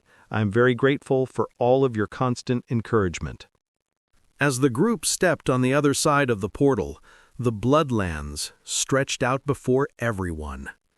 The land was bleak and barren. The sky overhead was a dull purple, streaked with jagged forks of black lightning that never reached the ground. Everywhere they turned, it was all doom and gloom. The mountains in the distance jutted like skeletal fingers, their peaks clawing toward the broken sky. The trees, if they could even be called that, were twisted husks of blackened wood with crimson sap dripping down their bark like blood. It was very different from the Earth Online's Light Faction continent, with its blue skies, flowing rivers, and thriving forests, and it was nothing like Earth itself. No birdsong, no green. Only a suffocating stillness, broken by distant howls that rolled over the horizon like thunder. The only familiar thing was the sun. As everyone stared at their new surroundings, the system chimed again. Ding! You have entered the Bloodlands. Warning! This is a forbidden zone. All creatures here are hostile. Survival is not guaranteed. Damon's crimson eyes gleamed as he surveyed the desolate beauty before him. Perfect. Anyone else might have found this place creepy and depressing, but for Damon, it was very refreshing. He turned to look at the others, and by now their looks had changed as well. The initial shock was now replaced with awe and surprise. It looked like everyone else was enjoying the atmosphere too. This was because they were currently standing on the continent meant for the Dark Faction. The dark elements were higher in concentration here when compared to the light elements, making it very pleasing for everyone who was dark attuned. Despite the doom and gloom, it would only feel like a spa retreat. Erin closed her eyes and inhaled deeply, her lips curving into a smile. Intoxicating. The Bloodlands hum with power. This place welcomes us. Kate shouted from the side in excitement, "Hey, look, look! We have actually landed on a freaking beach!" Sure enough, the cracked soil beneath their feet gave way just a few paces ahead to a shoreline of black sand stretching as far as the eye could see. Waves the color of dark wine lapped against the shore, glowing faintly in the dull purple light of the sky. Kate laughed, throwing her arms wide. "Wow, you are actually right! I didn't think this place would be so awesome!" She started running to the beach, wanting to see how different the water here was. Everything around them was new, and everyone wanted to explore it all. Only Damon did not look that excited. He smiled bitterly, with a warning. "Kate, if I were you, I wouldn't go so close to the beach." Kate blinked and turned around just in time to hear sharp clacking sounds. Crabs, dozens of them, were crawling out of the black surf as if they had sensed the presence of new prey. Their eyes glowed a hungry crimson, and their mandibles dripped with brine that hissed like acid where it struck the sand. "Ding! Demon Blood Krabbus, level 85! Ding! Demon Blood Krabbus, level 90! Ding! Demon Blood Krabbus, level 93! They might be high-level monsters and crawling towards them in intimidating numbers, but they were still far from being a threat. Damon casually raised his hand and was about to activate his skill to take care of the entire lot in one fell swoop, but Kate stopped him. "You're gonna burn yourself out. Sit your ass down and let us handle the small fries for once." Damon blinked at him, his crimson eyes narrowing slightly. "Small fries? Those things are level 90. Kate's staff slammed against the sand with a sharp thud. "Exactly. Perfect practice. You've been hogging all the big fights. It's time the rest of us had some fun." Behind her, Mark rolled his shoulders, a grin tugging at his lips as his massive frame loomed over the others. "She's right. I've been itching for a warm-up." Calethorn twirled his blade, the steel humming faintly with dark energy. Even Elora stepped forward, her expression calm, but her eyes alight with anticipation. "My lord, she is correct. Rest. You've done more than enough." Damon's hand lingered mid-air for a heartbeat longer before he finally sighed, dropping it to his side. "Fine. Kill your crabs. Don't come crying to me when one of you gets a claw through the ribs. Didn't you guys all come here straight from a big fight? Why am I all the one being benched?" Kate jabbed her staff at him like she was scolding a child. "Because you nearly burned yourself out fighting abyss spawn for hours, you lunatic. You're running on fumes even if you won't admit it. So yes, you're benched." She leaned forward to kiss him lightly on his lips, and then shifted her attention to the crabs. Damon scratched his head awkwardly. It looked like there was no more room for argument, so he walked over to the beach and dove straight into it. The blood-red waves lapped around him as Damon let himself sink into the warmth. The water clung strangely to his skin, thicker than Earth's oceans, but it was very refreshing. He floated on his back, arms spread wide, the egg pulsing faintly against his chest as it too was enjoying the bath. The thing was like a magnet, and Damon didn't even bother with it anymore. It was just stuck to him. A cloth strap was no longer needed. Even if he turned upside down, the thing wouldn't just fall off. Damon was more concerned about the hatching progress. It was 71% the last time he checked. This meant he still needed a few more hours in that abyssal zone. He would have to go back there if he ever wanted to hatch this thing. He rubbed his temples as the image of that woman flashed in front of him again.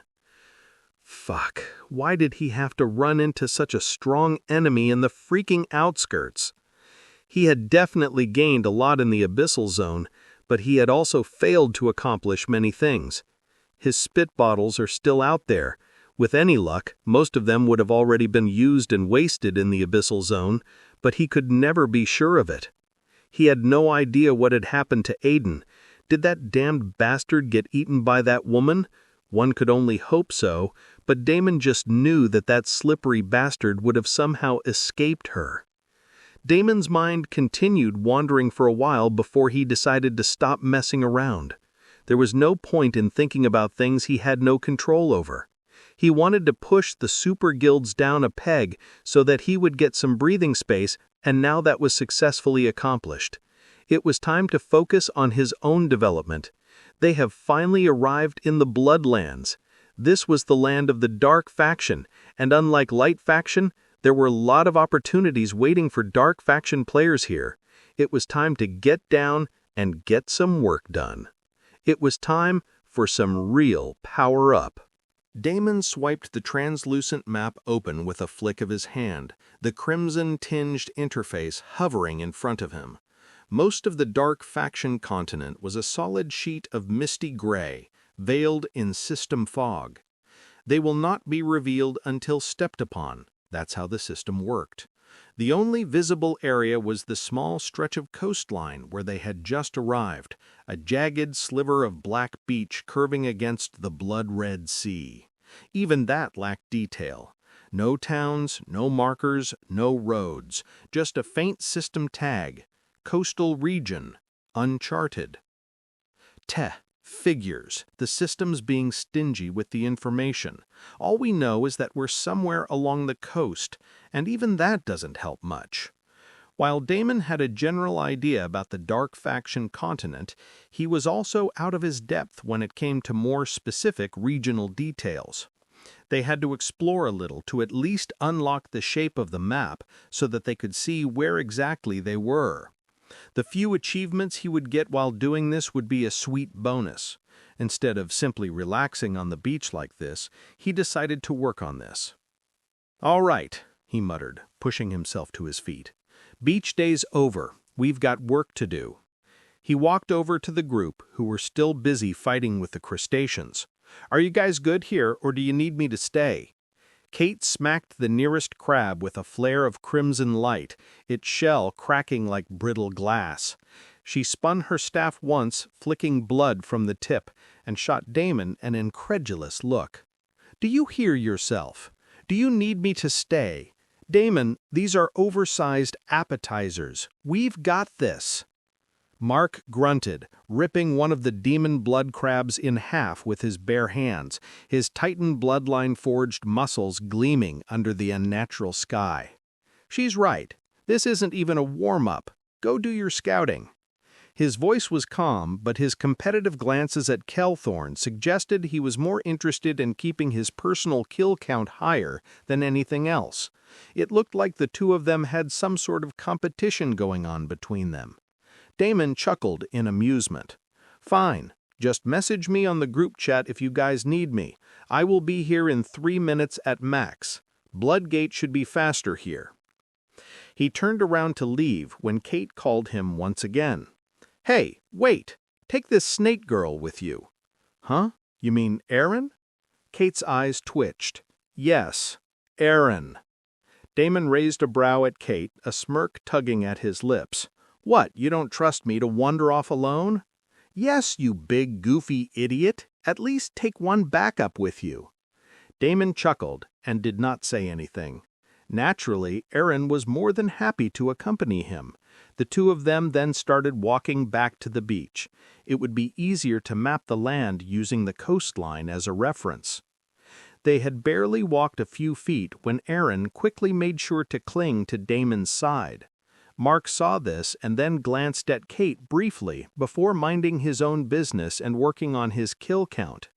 Kate would have snapped at him, but even she too was busy staring at the stunningly beautiful woman who was now practically wrapped around her boyfriend. "My lady, if I don't mind me saying, you should be careful with that snake." Elora walked over closer to her. Clearly she was also not pleased with what she was seeing. "You might be the harem queen at the moment, but that snake is a cunning and hungry creature. Not hungry for food, hungry for position, for status, for our lord. She hides it well behind servitude, but I can feel the ambition leaking off her aura. If you don't watch her closely, she'll coil around him tighter than her tail ever could." Kate's jaw clenched, her crimson eyes locked on Damon's retreating figure as Erin clung to his arm like a prized trophy. "Tell me something I don't already know," she muttered. "Wait, what? What the fuck do you mean by harem?" Elora smiled. "Of course, my lady. I can see that my lord only has eyes for you. But, my lady, forgive me for being blunt. Our lord is not an ordinary man. He's not a simple husband or lover. He's climbing toward the throne of darkness itself. And men like him, they rarely walk alone. Even if he's not interested, women will throw themselves at him just like that snake. Women who are plenty willing to share him with others.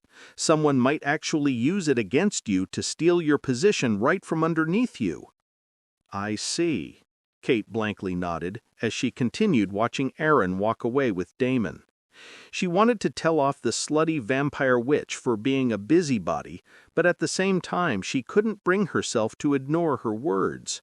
What if Elora was right? What if she couldn't keep up? What if her place at Damon's side wasn't as unshakable as she thought? Would she have to share him with others? What if he asks her to do something like that? Was she ready to do something like that? Such a concept was completely foreign to the modern world, but their world was changing. What if that idiot's expectations changed along with it? Kate shook her head. She did not want to think about all these things. "Let her try," she muttered, crimson eyes narrowing on Aaron's retreating figure. "If she thinks she can take him from me, she'll regret it." She clenched his fists and started killing off the crabs at a faster pace. Meanwhile, Damon sat cross-legged on Aaron's sleek serpent body as she glided effortlessly over the surface of the blood-red sea. Her scales shimmered with a faint black sheen, catching glimmers of dull purple sky above. Each coil of her body rippled beneath him with sinuous grace, parting the crimson waves as if the ocean itself bent to her will. Riding her over water wasn't just fast, it was surreal. His mount from the last life couldn't even begin to compare. Each flick of Aaron's tail sent them surging forward in smooth arcs. Water sprang into the air in glittering fans. Her massive body undulated with natural rhythm, rising and falling with the swell, carrying him with ease. Damon leaned back slightly, letting the spray hit his face, his crimson eyes narrowing against the rush of salty wind. "Whew, I'll admit it. This is a hell of a ride." He grinned from ear to ear, surprised that he was enjoying this so much. "I'm glad you think so, my lord," Aaron smiled. Then suddenly, without warning, her head dipped beneath the water. A moment later, Aaron rose back up, but this time her top half was no longer that of a serpent. Her torso had shifted back into her human form, pale skin glistening with seawater, long black hair slicked back as she emerged. Her lower half remained a massive serpent mount still carrying them forward across the waves, but her upper half... Damon's eyes went wide. He gulped. Staring at him was the devilishly beautiful face and her two seductive blue-green eyes. But these two eyes were not the problem now. The problem was the soft, jiggly mounds that had suddenly popped up underneath the area where his palm had been resting for balance. His hand, without him even realizing it, was now planted firmly against her mounds. The woman was completely naked, the entire top half, and he was riding her at the moment with his hands gripping her mounds tightly. "The fuck? Why the hell are you naked?" What sort of a compromising position was this? His entire body was heating up, and his little general roared at him angrily. Which sane guy hasn't fantasized about lamias? To make matters worse, Aaron was mercilessly teasing him. "Why shouldn't I be naked? I thought my lord said this was a hell of a ride. Shouldn't I make it more enjoyable? Does my lord not like this?"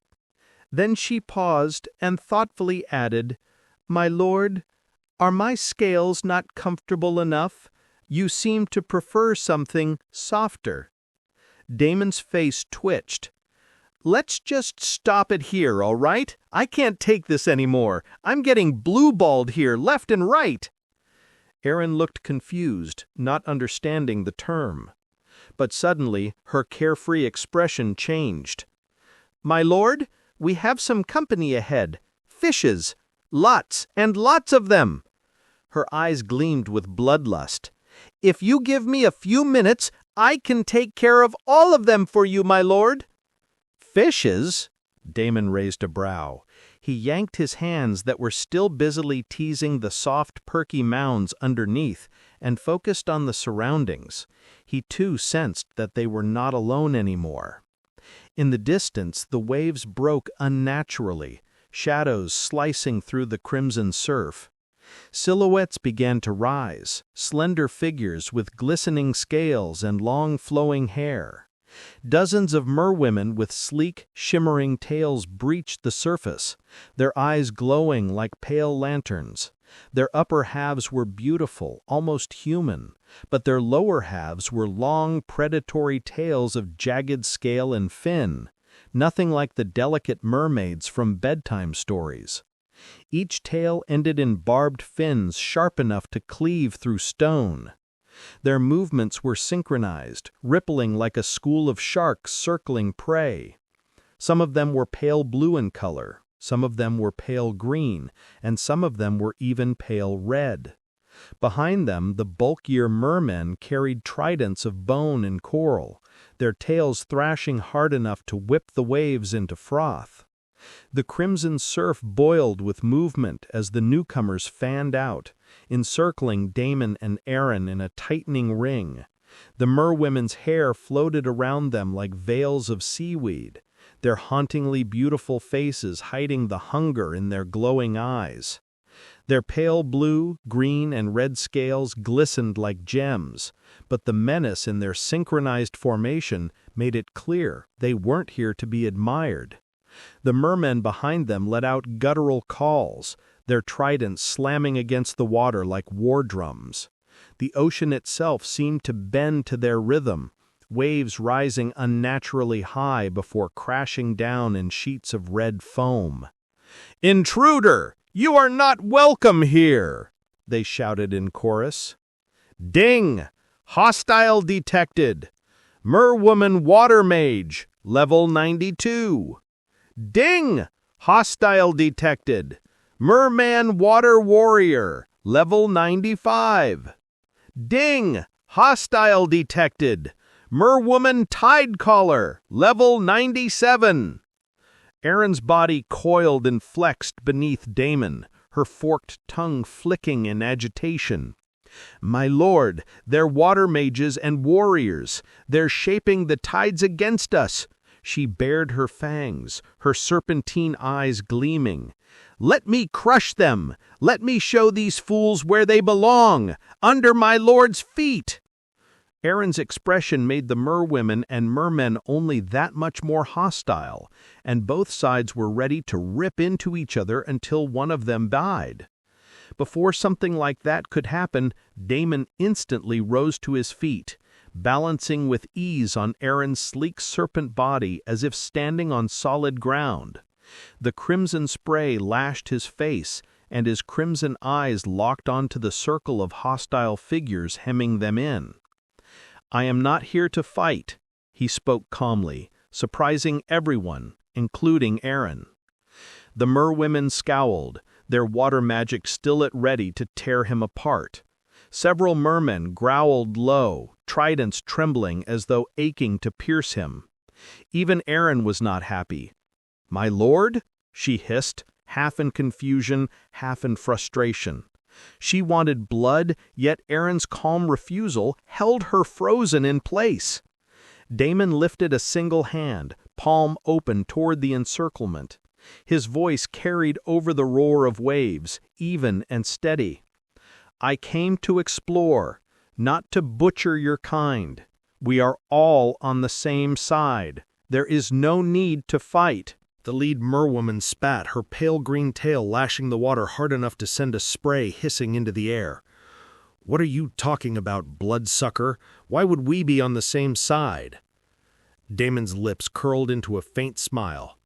"Because you're not human," he replied casually, "and neither am I. You fought their kind before, haven't you? The ones who wear light like armor, who call themselves holy." His crimson eyes glowed, cutting through the surf. "They're your real enemies, not me." To make sure that his words were properly conveyed, he even took out many holy and divine-attuned armor, weapons, and trinkets and dumped them all into the sea right in front of them. "Look for yourself," he showed off proudly. "My kill count is in the thousands now. How many of you can say that?" The merfolk froze. Dozens of glowing eyes darted between one another, uncertainty breaking through their united front. A low ripple of whispers carried across the ring. Holy steel! So many! Thousands? Damon used this chance to boast some more. "I am sort of a hero, by the way. It is very hurtful to see that my own kind would treat me like this. I was expecting a little more respect." Damon finished, his tone dripping with mock offense as he spread his arms wide, standing tall on Aaron's coils like a monarch claiming his throne. After all, who else has cut down more holy dogs than me? Who else has stained the ground with their sanctified blood? The merfolk murmurs grew louder now. A burly merman with jagged coral armor lifted his trident high, water cascading from its prongs as he barked. "He's not lying. I can feel it. The stink of the holy still clings to their weapons. This one has slain many." The lead merwoman's lips curled, sharp teeth flashing, though her tail no longer lashed in outright hostility. "Hero, you call yourself. You're arrogant, bloodsucker, but arrogance is not always empty. If what you say is true—" She paused, narrowing her eyes and looking towards the distance. Damon instantly recognized the telltale signs of a quest. This was precisely why he did not kill these guys. It did not matter that they were level 100. It did not matter that they were currently their strongest. Not only they were in their element, but they were also together, united as the whole clan. They were in a position to be able to cast some insanely strong magic. Damon had never personally experienced their attacks, but he had heard of that. Encountering a group of mermen and merwomen together was pretty much a death sentence. However, things were different for Damon.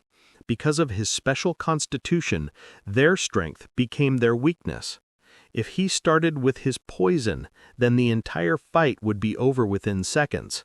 Because of the water, his poison would affect them the most. He can slaughter them all if he wanted to. Aaron was definitely ready and waiting to do just that. Even without his poison, he would be able to pick them off and deal with them. But that would definitely be the wrong approach. He was no longer in the light faction continent. He was in the dark faction continent. Over here, these guys were the NPCs and not monsters. And unlike mobs, NPCs came with quests, reputation systems, and long-term gains. If he played this right, he'd gain something far more valuable than experience points. If he simply went around slaughtering willy-nilly, he would probably gain some experience points and water element skills, but he would also lose out a lot. There was a specific reason why Damon was dealing with these guys so patiently. Merwomen's tears. This was an extremely valuable crafting item. Rare, crystalline drops harvested only when trust was won. Priceless for potions, runes, and especially alchemy involving water or blood elements. But mermen and merwomen are already rare to find, and they don't part with this stuff so easily. He had dreamed of getting his hands on even one vial in his last life. Entire guilds had started wars for a handful of those tears. This was why he was holding his hand, why he hadn't unleashed poison. This was why he was playing along. He did not know the exact method to get these tears just yet, but gaining enough reputation with them should be a start. "Is there something bothering you?" Damon calmly asked the lead merwoman. She didn't answer right away. Her glowing eyes lingered on the horizon, past the crimson surf, past the rolling tide, toward a jagged stretch of coast where a dense black-green forest loomed. Finally, the merwoman spoke, her voice low but carrying enough weight that the surrounding warriors silenced themselves. "That forest. Something festers there, a demon who has no right to be here. He sullies our waters and feasts on our brethren. He uses a cheap trick to get in and out of the water before we can drag him down. Dozens of our kin have been lost to his maw." The other merfolk hissed at her words, tails thrashing in agitation. One of the mermen slammed his trident into the surf, sending a plume of scarlet spray skyward. "We call him the Shore Breaker. Half beast, half shadow. He waits until dusk, then drags our young into the trees. His laughter poisons the waves." Damon's crimson eyes gleamed with sudden interest. Bingo! He had hit the nail straight on the head. A named creature, a demon that had infiltrated territory not its own, and if the merfolk were this furious, that meant the system was dangling something rare behind the threat. Damon's gaze lingered on the misted tree line. He could almost feel the malicious presence waiting there. A demon clever enough to harass a whole tribe of water mages and warriors without being killed won't be simple prey. He smirked, crimson eyes narrowing. The lead merwoman's frown deepened, but a flicker of hope entered her expression. "Prove it, bloodsucker. Slay the shorebreaker, and the tides will remember your name." Damon stepped off Aaron's coils and into the black sand that bled seamlessly into the tree line. Aaron slithered after him, her serpent form low to the ground, scales rasping against root and stone. Behind them the ocean stirred. Dozens of glowing eyes still hovered on the surf, merwomen and mermen waiting like a silent jury, eager to see if the bloodsucker would live up to his boast. Damon chuckled under his breath. It looked like he would need to put on a show today.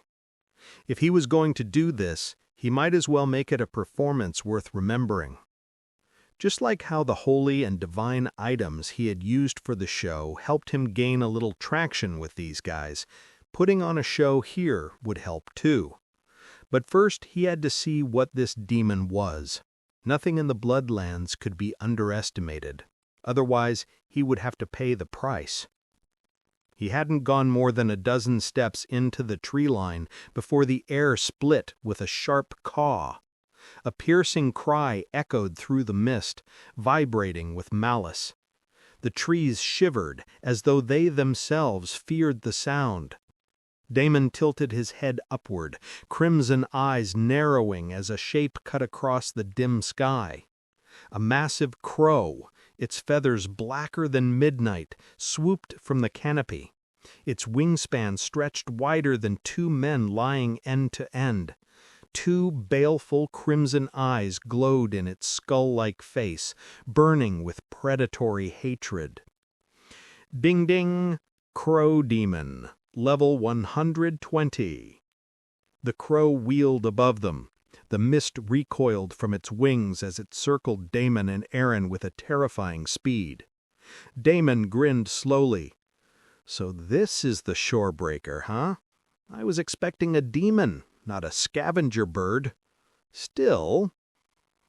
His crimson aura flared as blood lances appeared all around him. To defeat this thing, simple blood lances were more than enough. He did want to put on a show, but at the same time, he also did not want to reveal too much of his strength. Just a little would do. Damon's blood lances, dozens of them, tore through the air like a storm of crimson javelins. To anyone watching from the surf, it must have looked like the heavens themselves were bleeding, raining death upon the massive crow.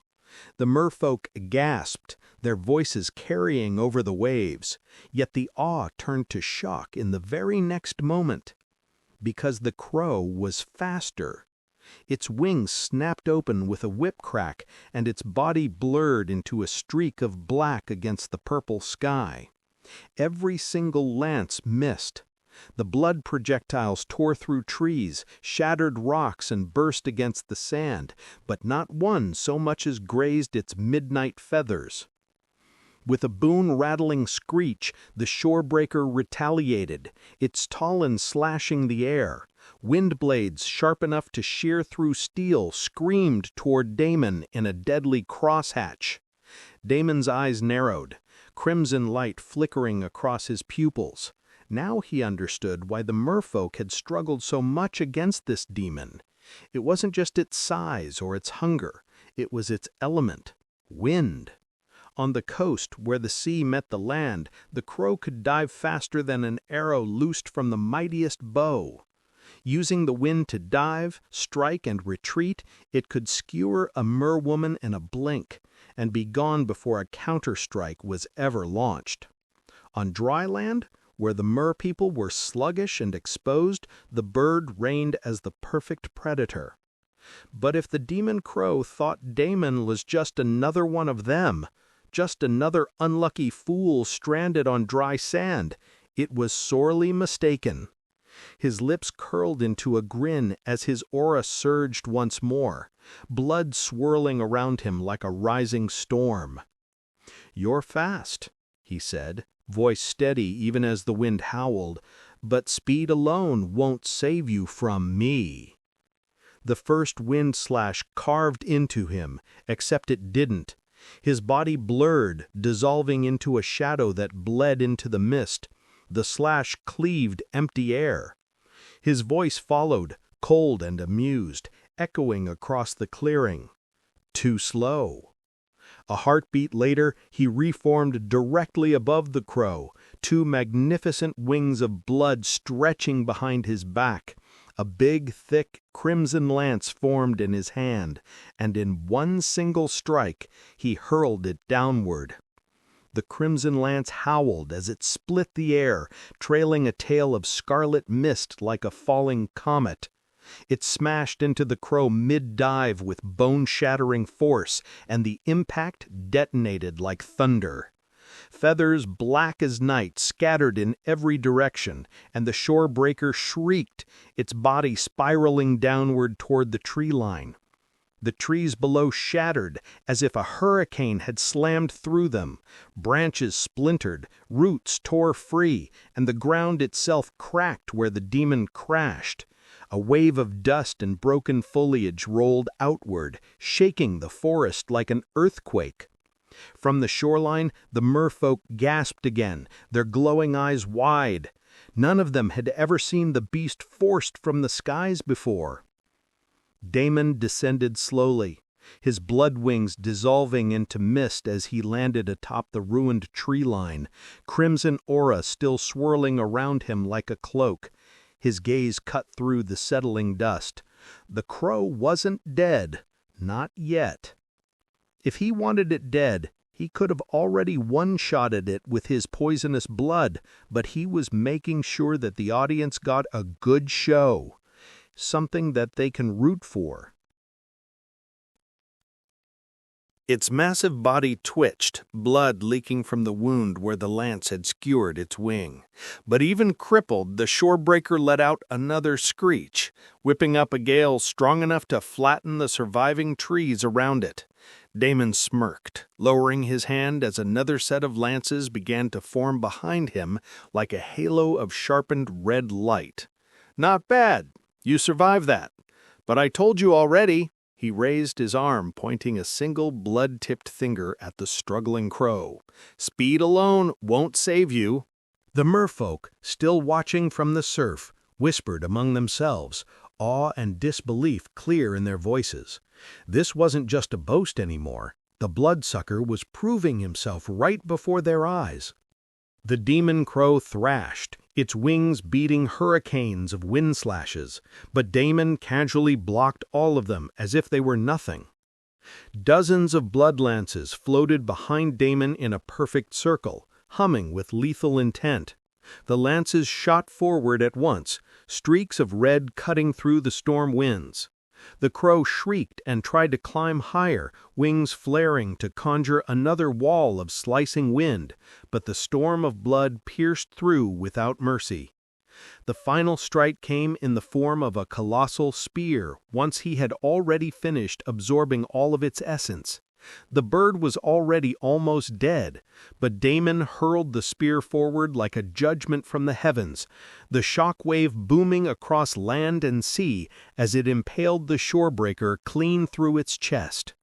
The demon crow let out one last agonized cry that echoed for miles before its massive form exploded into a rain of black feathers and flesh.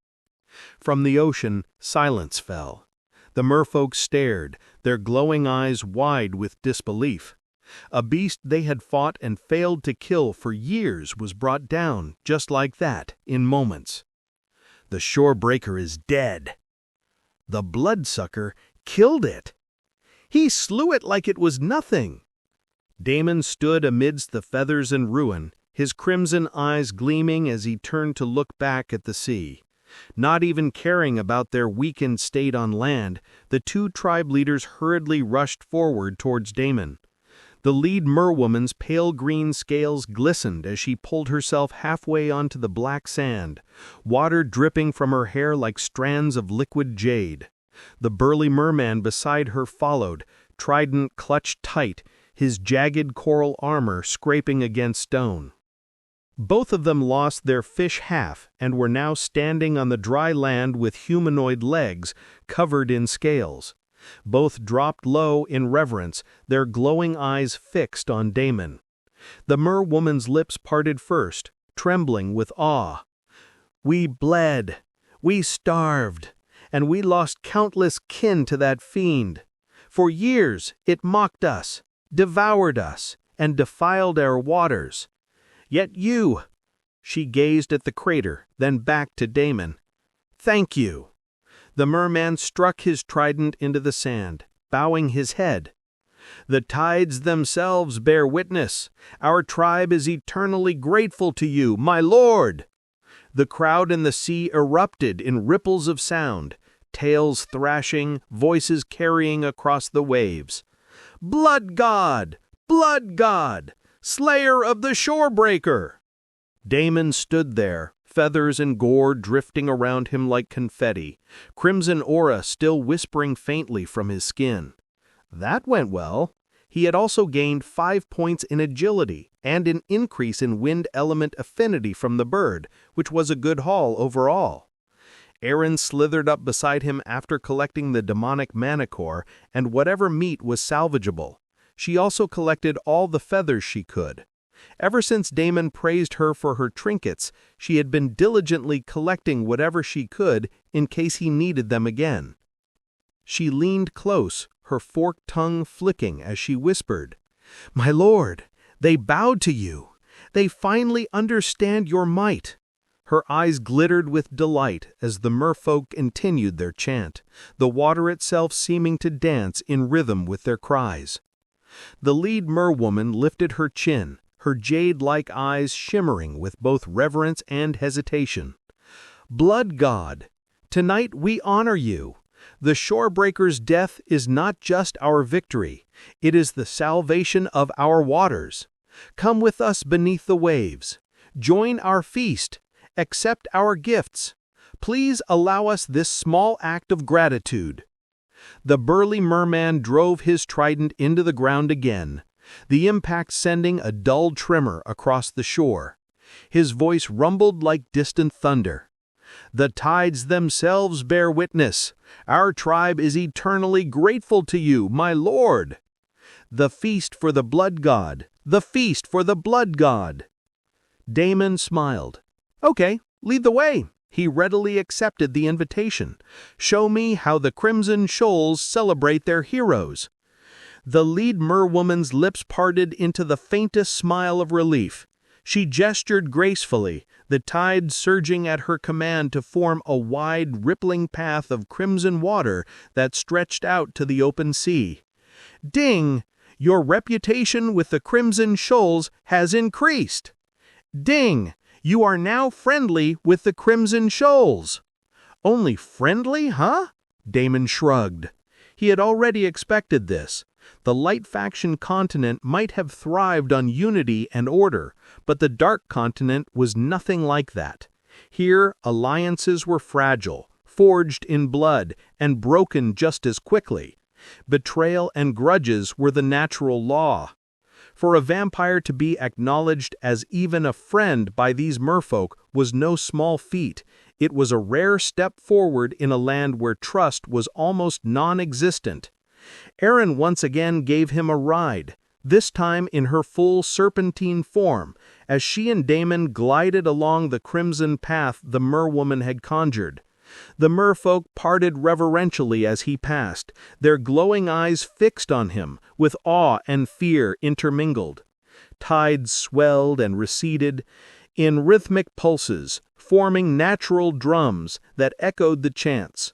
Coral lanterns flickered to life beneath the waves, their bioluminescent glow painting the water in shades of emerald and sapphire.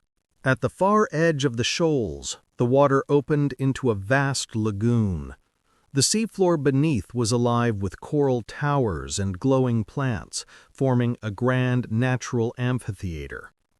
At its heart, an enormous stone table of barnacle-encrusted rock had been raised, laden with the sea's bounty, gleaming shells, crimson-scaled fish, and strange fruits. The merfolk surged forward, circling around it, their chants rising to a fever pitch. Damon leaned back slightly on Aaron's coils, smirking at the spectacle. "Huh, quite the reception. Almost makes me feel guilty for killing their pet bird in under 10 minutes. Aaron laughed softly, her forked tongue flicking the air. The lead merwoman guided Aaron closer and bowed deeply. "Blood god, welcome to our humble feast." Damon lounged in a throne carved from living coral, its jagged edges softened by threads of glowing kelp that shimmered faintly under the lagoon's light. The seat rose above the crowd, placing him at the heart of their celebration. Before him, merwomen swam in elegant arcs, tails flicking to shimmering rhythms as they twisted through the crimson water with practiced grace. Their hair fanned out like halos of seaweed, their movements fluid and hypnotic. It was hands down the best dance he had seen so far, and he was definitely not saying that because they were all dancing topless and boobs were jiggling everywhere he looked. Every single one of them was stunningly beautiful. Perhaps not as much as Aaron, but they were beautiful in their own way, elegant and graceful, especially since they were in their element. Moreover, the feast itself was nothing short of lavish. Long stone tables piled high with steaming platters of roasted crimson fish that split apart to reveal soft white flesh. Sheets of crackling seaweed seasoned with brine and flame. Shells the size of shields brimming with glowing pearls of fruit that burst sweet and tart upon the tongue. It was good that he was able to somewhat appreciate food now, otherwise he would have missed out on all of this. The wine was also fantastic. Damon swirled the pale liquid in its coral chalice, watching its faint luminescence ripple as though it held tiny fragments of the moon. It was smoother than any blood wine he had ever had, with a biting undertone that left a lingering warmth in his throat. He didn't know what it was made of, but he knew he wanted more. By the time the last chorus of chants died down, Damon thought the feast had ended. That was until the crowd parted once more. Two merwomen approached the throne, their scales glistening like jewels under the water's glow. When they reached him, they lowered their heads reverently, their long hair veiling their faces, and tilted their necks toward him in offering. Damon's crimson eyes narrowed, hunger flaring unbidden. He had never tasted merwoman blood before, and the sight alone made his fangs ache. He was also pretty aroused right now, thanks to the elegant dance. He leaned forward without hesitation, sinking his fangs into the first pale throat. The taste exploded across his tongue. He pulled deeper, the merwoman's body shuddering beneath his hands. He released her only to take the second, his lips pressing against her skin as his fangs pierced again. Damon closed his eyes, savoring it. By the time he pulled back, both merwomen weakly trembled. Damon did not want to be rude, so he quickly thanked them. The lagoon erupted.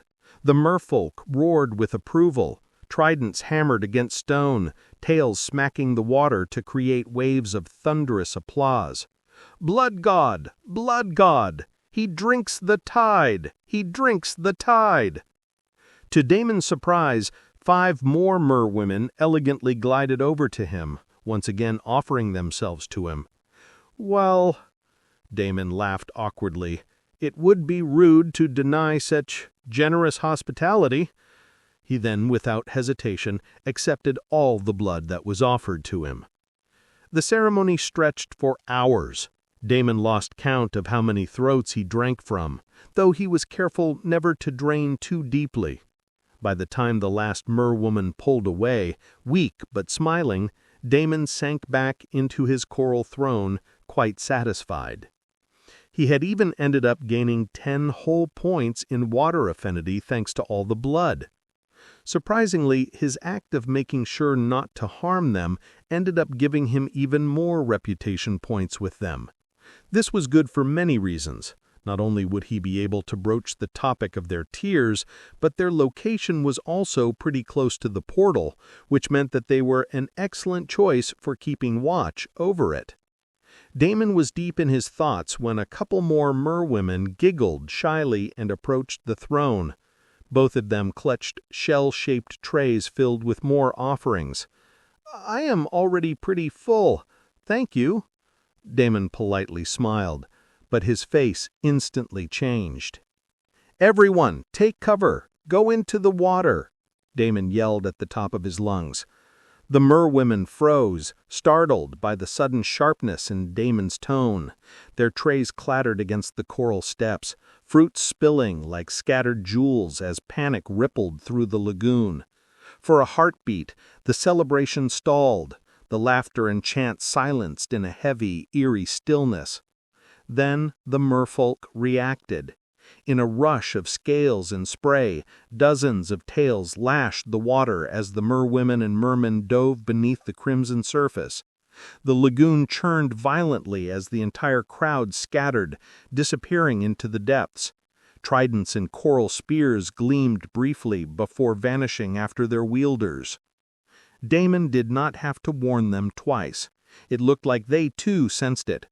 The purple haze above the black tree line shifted, writhing unnaturally, and then he saw them, shadows blotting out the stars. Not one, not 10, but an entire murder of crow demons pouring through the night sky like a living storm. "Shit," Damon muttered under his breath. He had only slain one earlier, but this was the entire flock. Every demonic crow in this entire zone was probably right here. Each crow was the size of a horse, their talons glowing with strong wind essence. They cawed in unison, the sheer cacophony cutting through bone and setting his teeth on edge. Even Aaron looked uncertain. "My lord, there are dozens, no hundreds," she hissed. "All of them are at least level 100. Some of them are at even level 150. Damon's crimson aura flickered like wildfire around him. However, he was pretty calm watching the scene. If one observed closely, there was even a hint of greed and excitement in his eyes. The night sky split open with thunderous caws as the storm of crow demons descended, blotting out the stars until it seemed the entire world above was made of wings and teeth. Each flap of their feathers stirred the wind into knives, shredding trees at the forest's edge. They were like a tornado, taking down everything in their path. The entire land was laid to waste, demonstrating the sheer power they were capable of. The air itself howled with the storm of wings.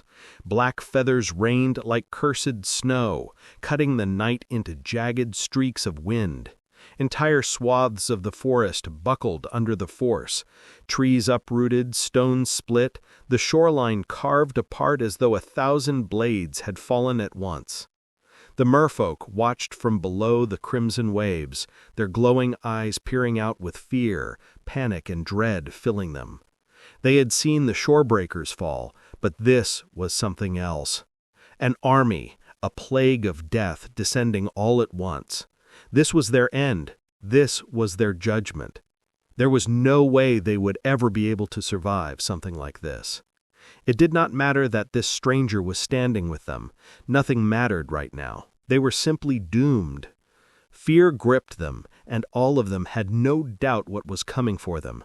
This was the end of days, an unstoppable calamity that would scour the coast clean of life. Damon, on the other hand, was still pretty calm. The tornado of death and destruction was coming right for them, but he was still standing at the same spot.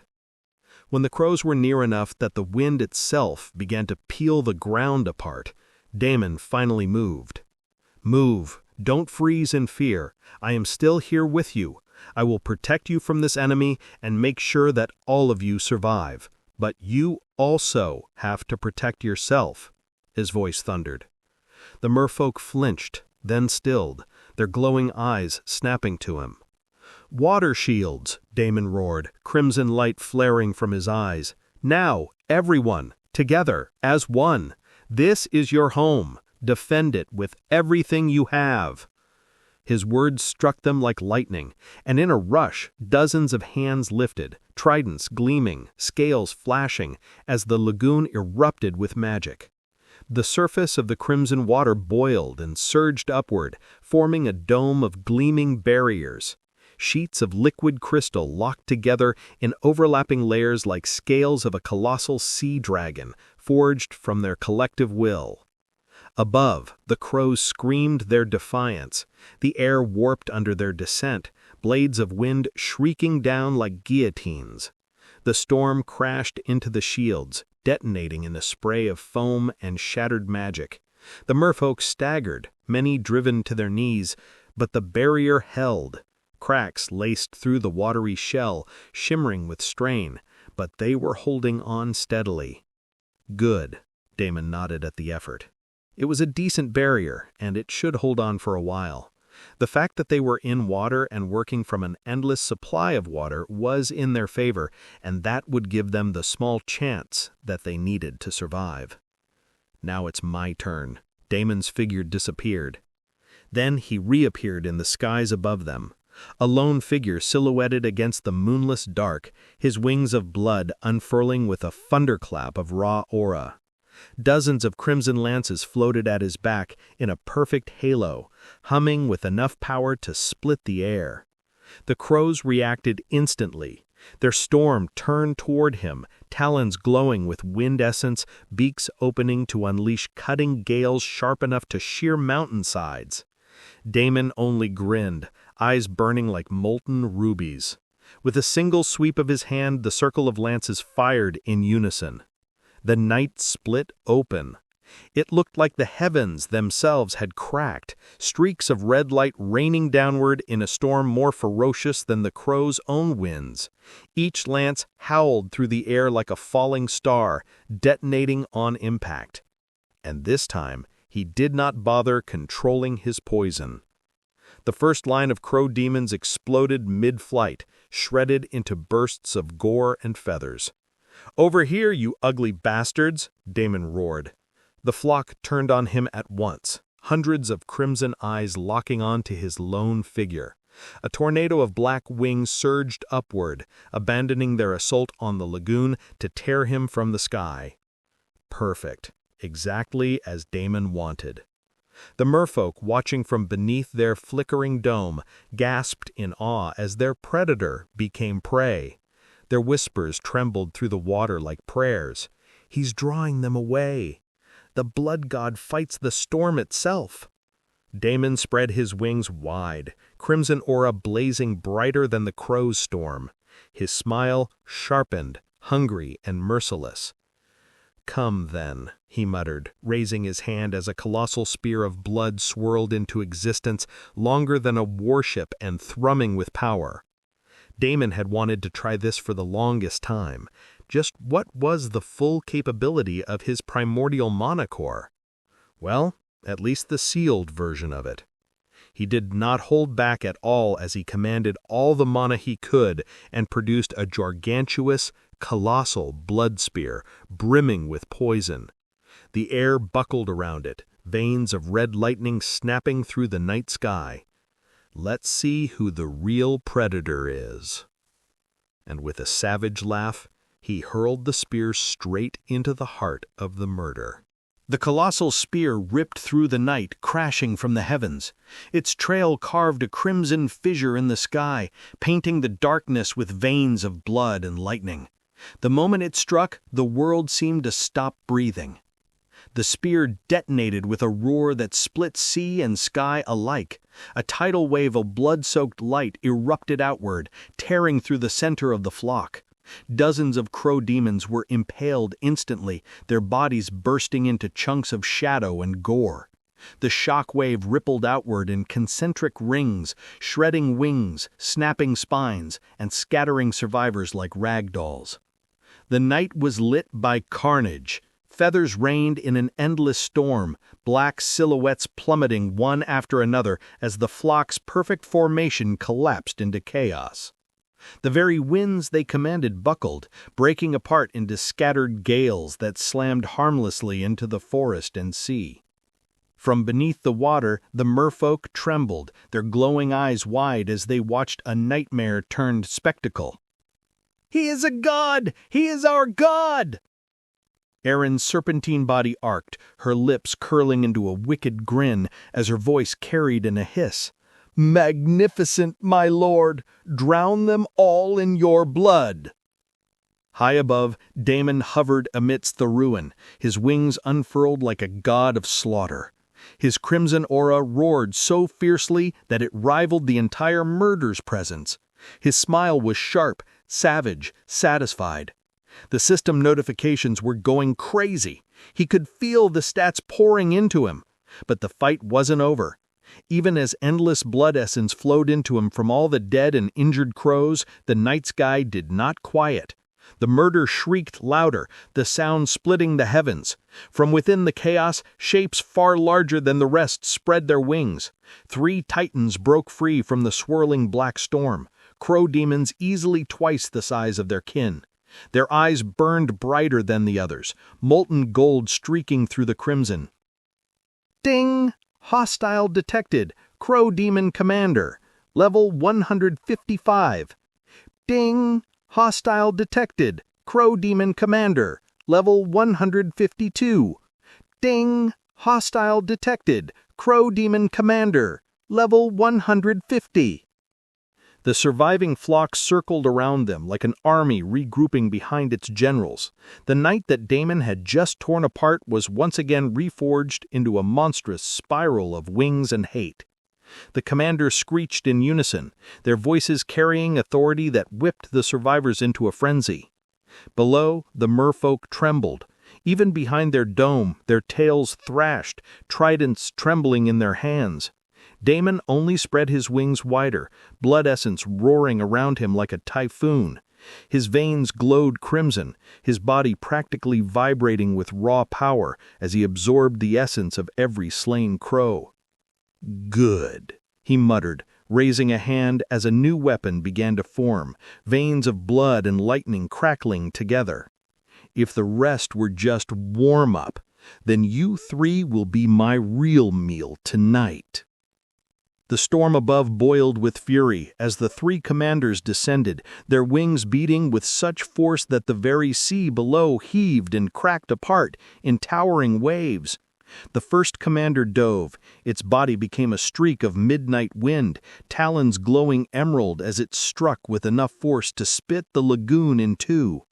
Damon vanished in a blur of shadow, reappearing above the beast with his claws already arcing downward. The clash cracked the heavens. The crow screamed, its claws shattering, its body spinning violently as black feathers and blood rained into the sea. The second commander reacted instantly, wings spreading wide to conjure a wall of compressed gales. Blades of air thousands of meters long hurtled toward Damon, splitting trees, shattering coral towers, and ripping deep scars across the land. The gales howled through the night, a storm of guillotines meant to cleave Damon into ribbons. The air itself screamed as the gale closed in, pressure so sharp it could flay flesh from bone. But Damon didn't flinch. His body dissolved into a surge of shadows, scattering like smoke across the sky. The storm passed harmlessly through him, tearing apart the clouds behind. In the next instant, the shadows converged atop the commander. Damon reformed with a savage grin, his hand already wreathed in crimson flame. He drove it straight into the crow's spine, blood and lightning bursting from his palm in a blinding explosion. The demon shrieked, plummeting like a falling star as its charred body smashed into the forest, toppling trees in a cascade of splinters. The third commander bellowed in fury, its molten gold eyes blazing as it called the survivors. Hundreds of lesser crows spiraled toward Damon, their formation tightening into a vortex of wings and talons. The commander's aura wrapped around them, wind compressed into a singularity of cutting force. It was no longer a flock. It was a living weapon, a black cyclone aimed to consume him whole. From beneath the water, the merfolk gasped, their shield trembling as the sea itself bucked against the storm. "It's impossible," one whispered. "Not even the tides could stop such a strike." Damon only laughed, his wings spread wide, blood essence floating into the night like a second sky. Crimson veins etched themselves across the clouds, lightning dancing through them. He raised both arms, and behind him formed not spears, but a storm of weapons, lances, blades, chains, each one dripping with poisonous light. Let's see whose storm devours who. With a single sweep of his hand, Damon unleashed the blood tempest. The weapons tore forward in a spiraling maelstrom, colliding with the black cyclone in a cataclysmic clash. The sky convulsed, the clash tearing open the clouds, blood-red lightning streaking across the heavens as though the world itself was breaking apart. For a moment, neither force yielded. Wind screamed, blood roared, and the very sea heaved upward in walls of foam. Then the blood tempest exploded outward, swallowing the cyclone whole. Crimson chains ripped crows apart, spears impaled their shrieking bodies, and blades shredded wings and bone alike. The night turned into a rain of gore, black feathers burning as they fell like ash. The cyclone shattered. What had once been an unstoppable wall of wings and wind disintegrated into a blizzard of feathers and blood. The lesser crows were torn apart in droves, their shrieks cut short as chains of blood dragged them screaming into nothingness. The horrendous cacophony that had terrorized the sky suddenly broke apart into silence, abrupt and absolute. One heartbeat ago, the skies had thundered with shrieks and storms of wings, yet now only the wind remained, howling through the shredded forest and across the torn shoreline. For the merfolk cowering beneath their wavering barrier, the change was unreal. They had braced for annihilation, their hearts drowning in despair, only to look up and find the impossible. Their executioners had been turned into a flesh heap. High above, wings of blood spread wide against the purple heavens as Damon slowly descended, continuing to absorb all of the blood essence. The blood essence of hundreds of slain crow demons poured into him in a torrent, searing through his veins like molten fire, and he loved every second of it. His wind affinity was shooting through the roof. He had once again gained 10 levels, which was an amazing feat, as gaining levels after hitting level 100 was a huge pain in general. Thanks to the crows being simple beasts with just a few skills, he even ended up upgrading the Wind Blade and Wind Hurricane skills to level 5. Not to mention the hundreds of demonic beast cores he had gained in the blink of an eye. Overall, he had gained a harvest so outrageous it bordered on absurd. His stats surged across the board, the system's flood of notifications hadn't stopped yet. Dealing with a horde of level 100-plus beasts was not a simple feat. Entire guilds in his last life had been wiped out by less. Hence, the reward for such an impossible accomplishment was equally outrageous. A normal player would have needed weeks of grinding, countless raids, and entire guilds backing them just to scrape a fraction of what he had gained tonight. Damon let out a deep sigh, taking everything in. He tilted his head back, crimson eyes glinting against the purple sky, and allowed himself the briefest smile. The Bloodlands were proving to be everything he had hoped for. Brutal, unforgiving, yet endlessly rewarding for those willing to claw their way through. And Damon was more than willing. If this was the power he could gain from one night of slaughter, then just how far could he climb? The shredded coastline stretched before him, a graveyard of black feathers and broken wings. Aaron had already started collecting all the drops and the demonic cores. Even as the corpses started disappearing one after another, plenty remained for them to harvest. Damon's gaze then shifted to the mer people. Thankfully, it looked like none of them had been hurt or injured during the battle. "Is everyone fine?" Damon's words snapped them out of the daze they were in. The merfolk blinked, their glowing eyes darting between one another, as though confirming this wasn't some fever dream. Slowly, cautiously, they lowered their shields, the dome of shimmering water collapsing back into the lagoon with a hiss. A few warriors still clutched their tridents tightly, knuckles white against coral shafts, but most let their weapons dip beneath the surface, their tension unraveling into awe. Yes, the lead merwoman whispered, her jade-colored scales gleaming faintly. She pressed a trembling hand to her chest, as if steadying her racing heart. "Yes, Blood God, we are alive, because of you." Her words rippled through the gathering. Merfolk voices rose, some choked with disbelief, others exulting in raw relief. A few whispered prayers to the tides, others simply floated in stunned silence.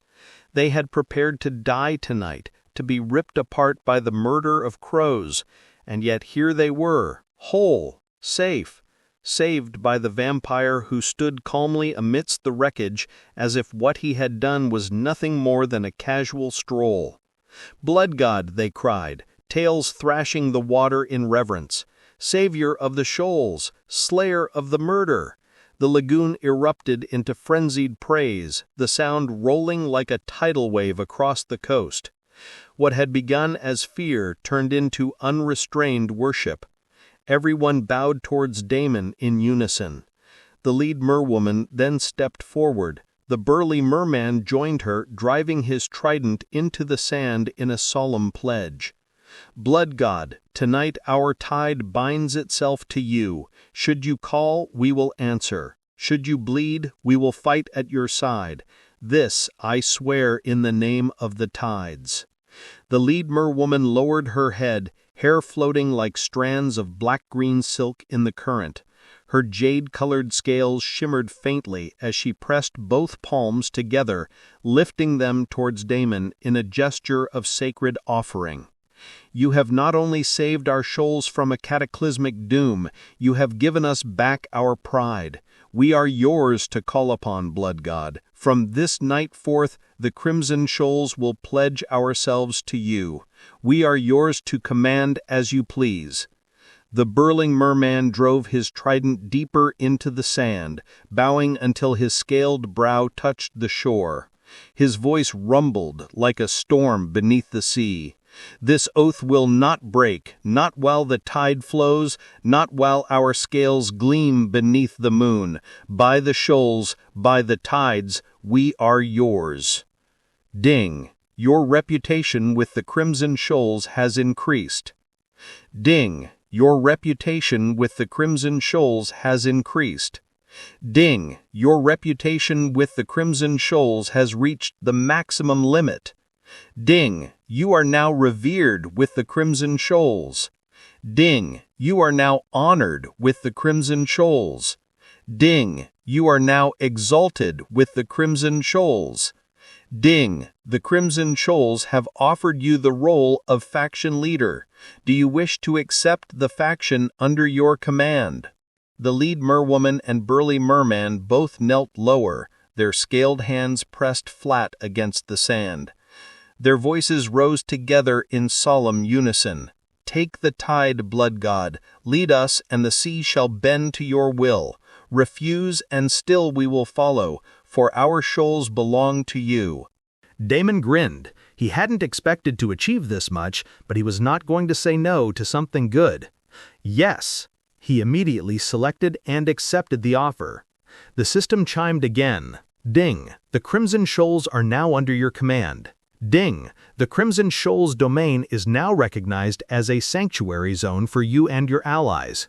Ding! Allies within the sanctuary zone gain plus 10% water affinity and plus 10% regeneration while fighting inside its bounds. From today onwards, the Crimson Shoals are my own. Damon cleared his throat and said.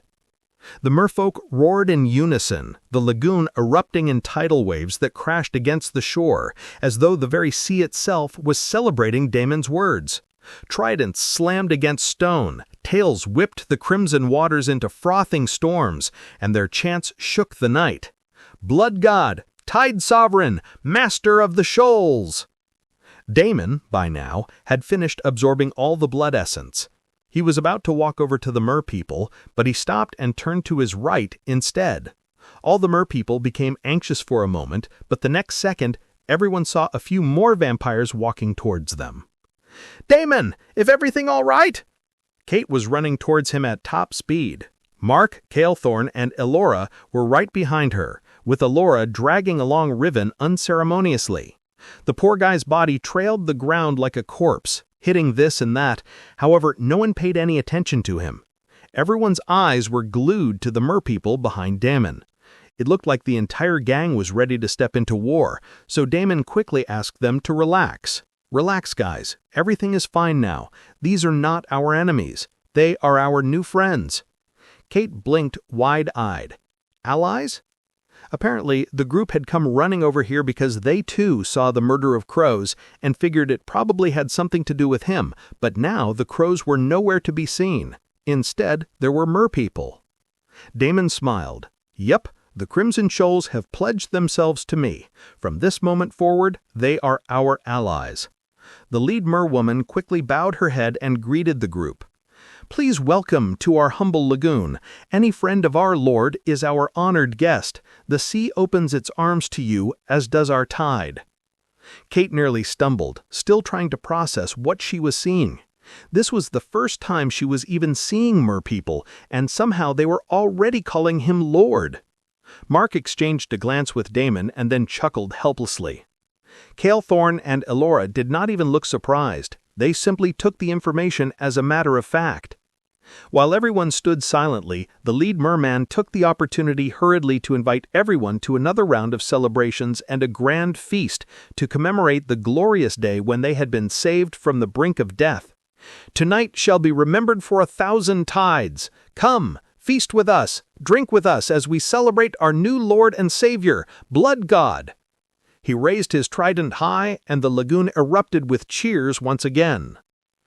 When they put it like that, "Ka! Ka!" Damon awkwardly cleared his throat.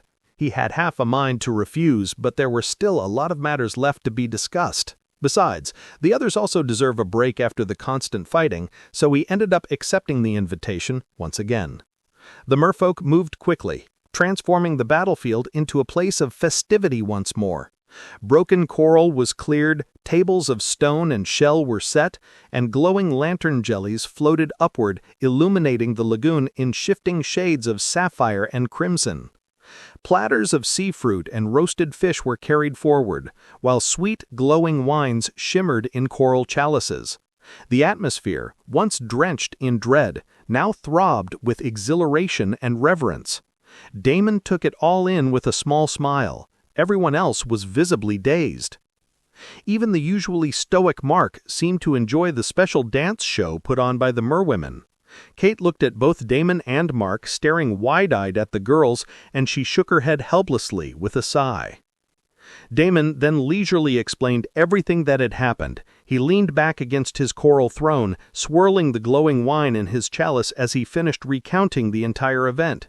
By the time he was done, the others were staring at him with a mixture of awe, disbelief, and exasperation. Kate pinched the bridge of her nose, muttering, Of course you wiped out an entire flock of level 100-plus demons in the time it took us to jog here. Why am I even surprised anymore?" Her voice was weary, but her eyes couldn't hide the pride glittering there. Mark chuckled. He probably did not want anything to happen to his dancers. "Shut it," Damon replied dryly, though the smirk tugging at his lips betrayed him. He tilted his head toward the merwomen still twirling in the water, their jeweled scales shimmering with each flick of their tails. "What? I'd be rude not to appreciate the culture."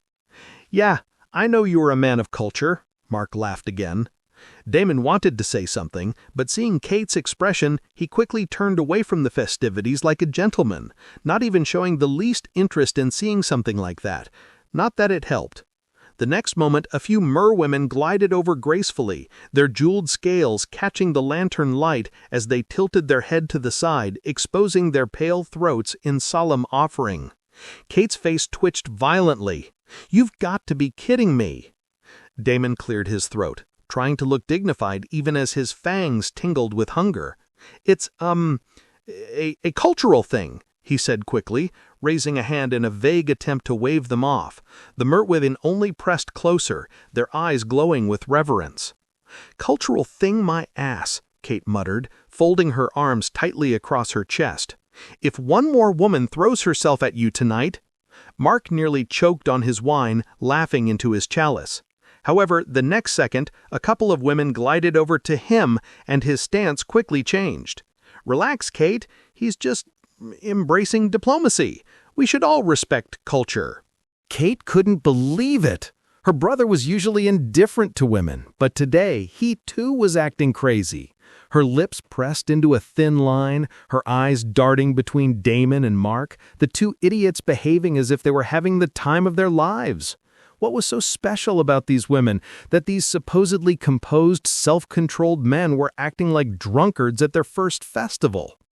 The mermaids twirled and laughed, scales shimmering like gemstones under the lantern jellies, and Damon and Mark looked as if they were hypnotized, spellbound fools basking in the attention.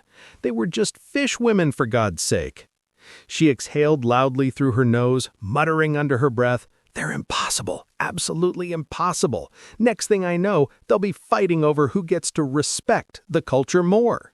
In the end, as more and more appeared and almost pleaded with Damon and Mark with googly eyes, she could only reluctantly give up. "Fine. You guys do whatever you want."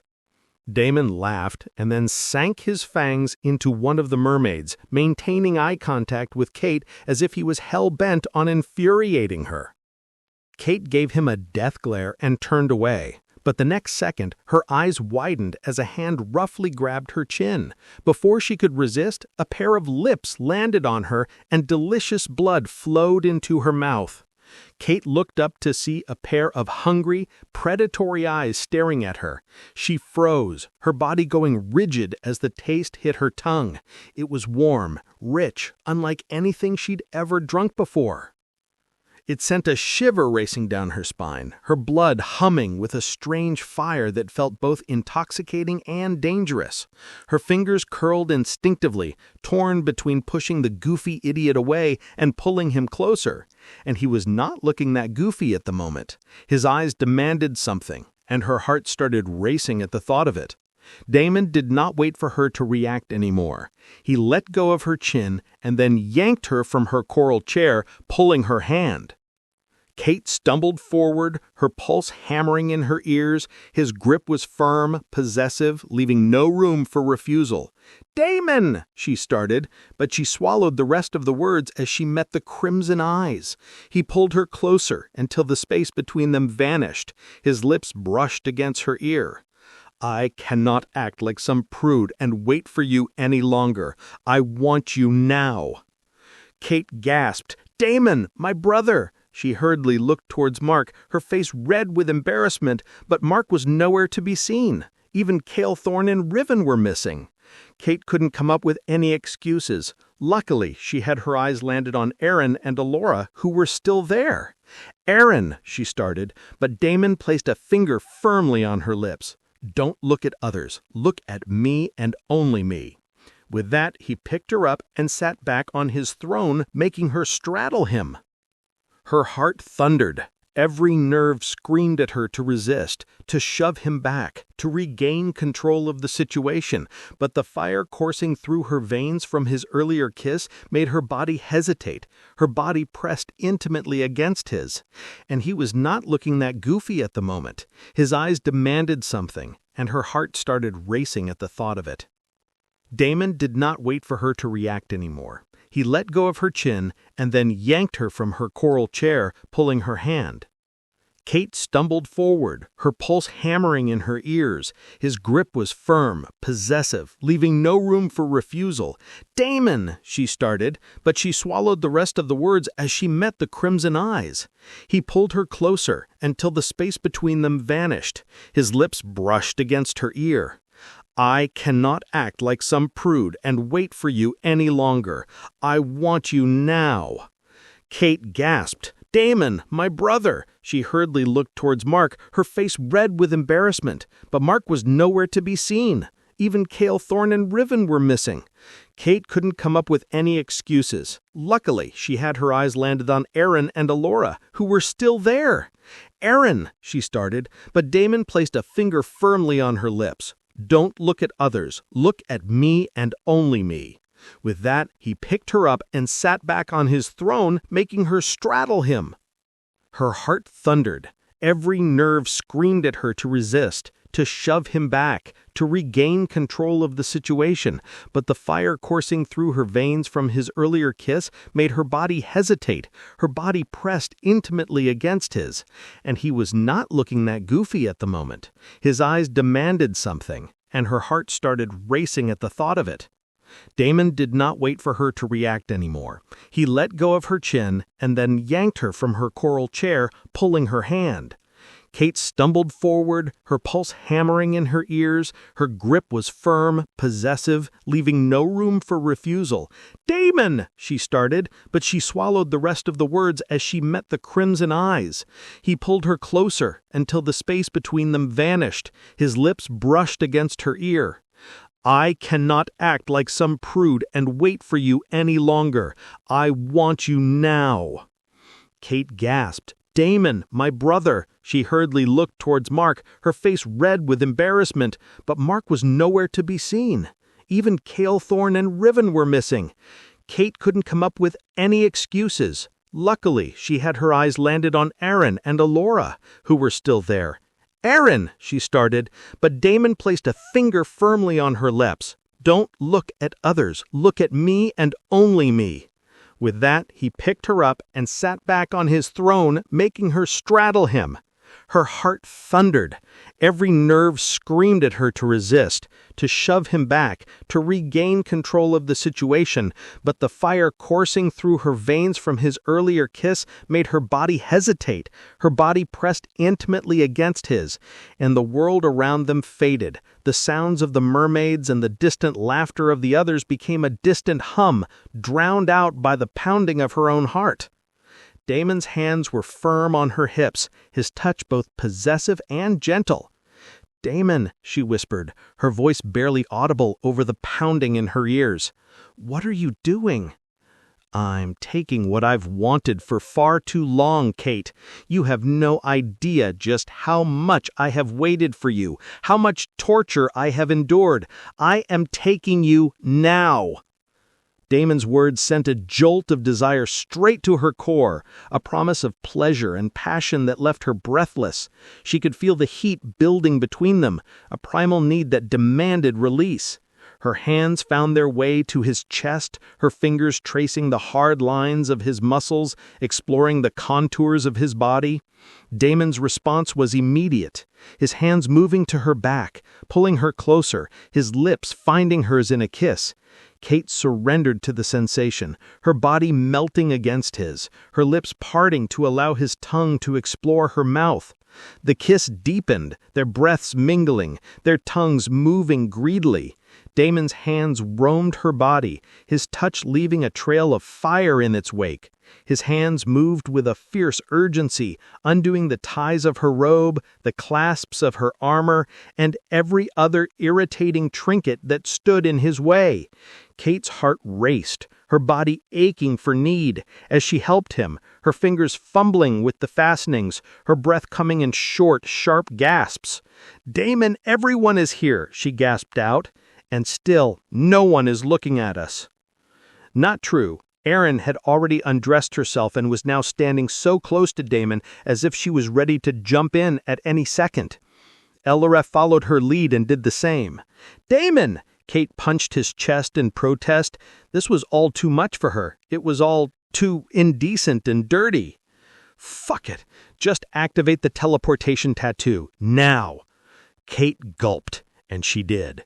Before she could open her eyes and orient herself, a pair of hands grabbed her and tossed her on the soft, plush bed.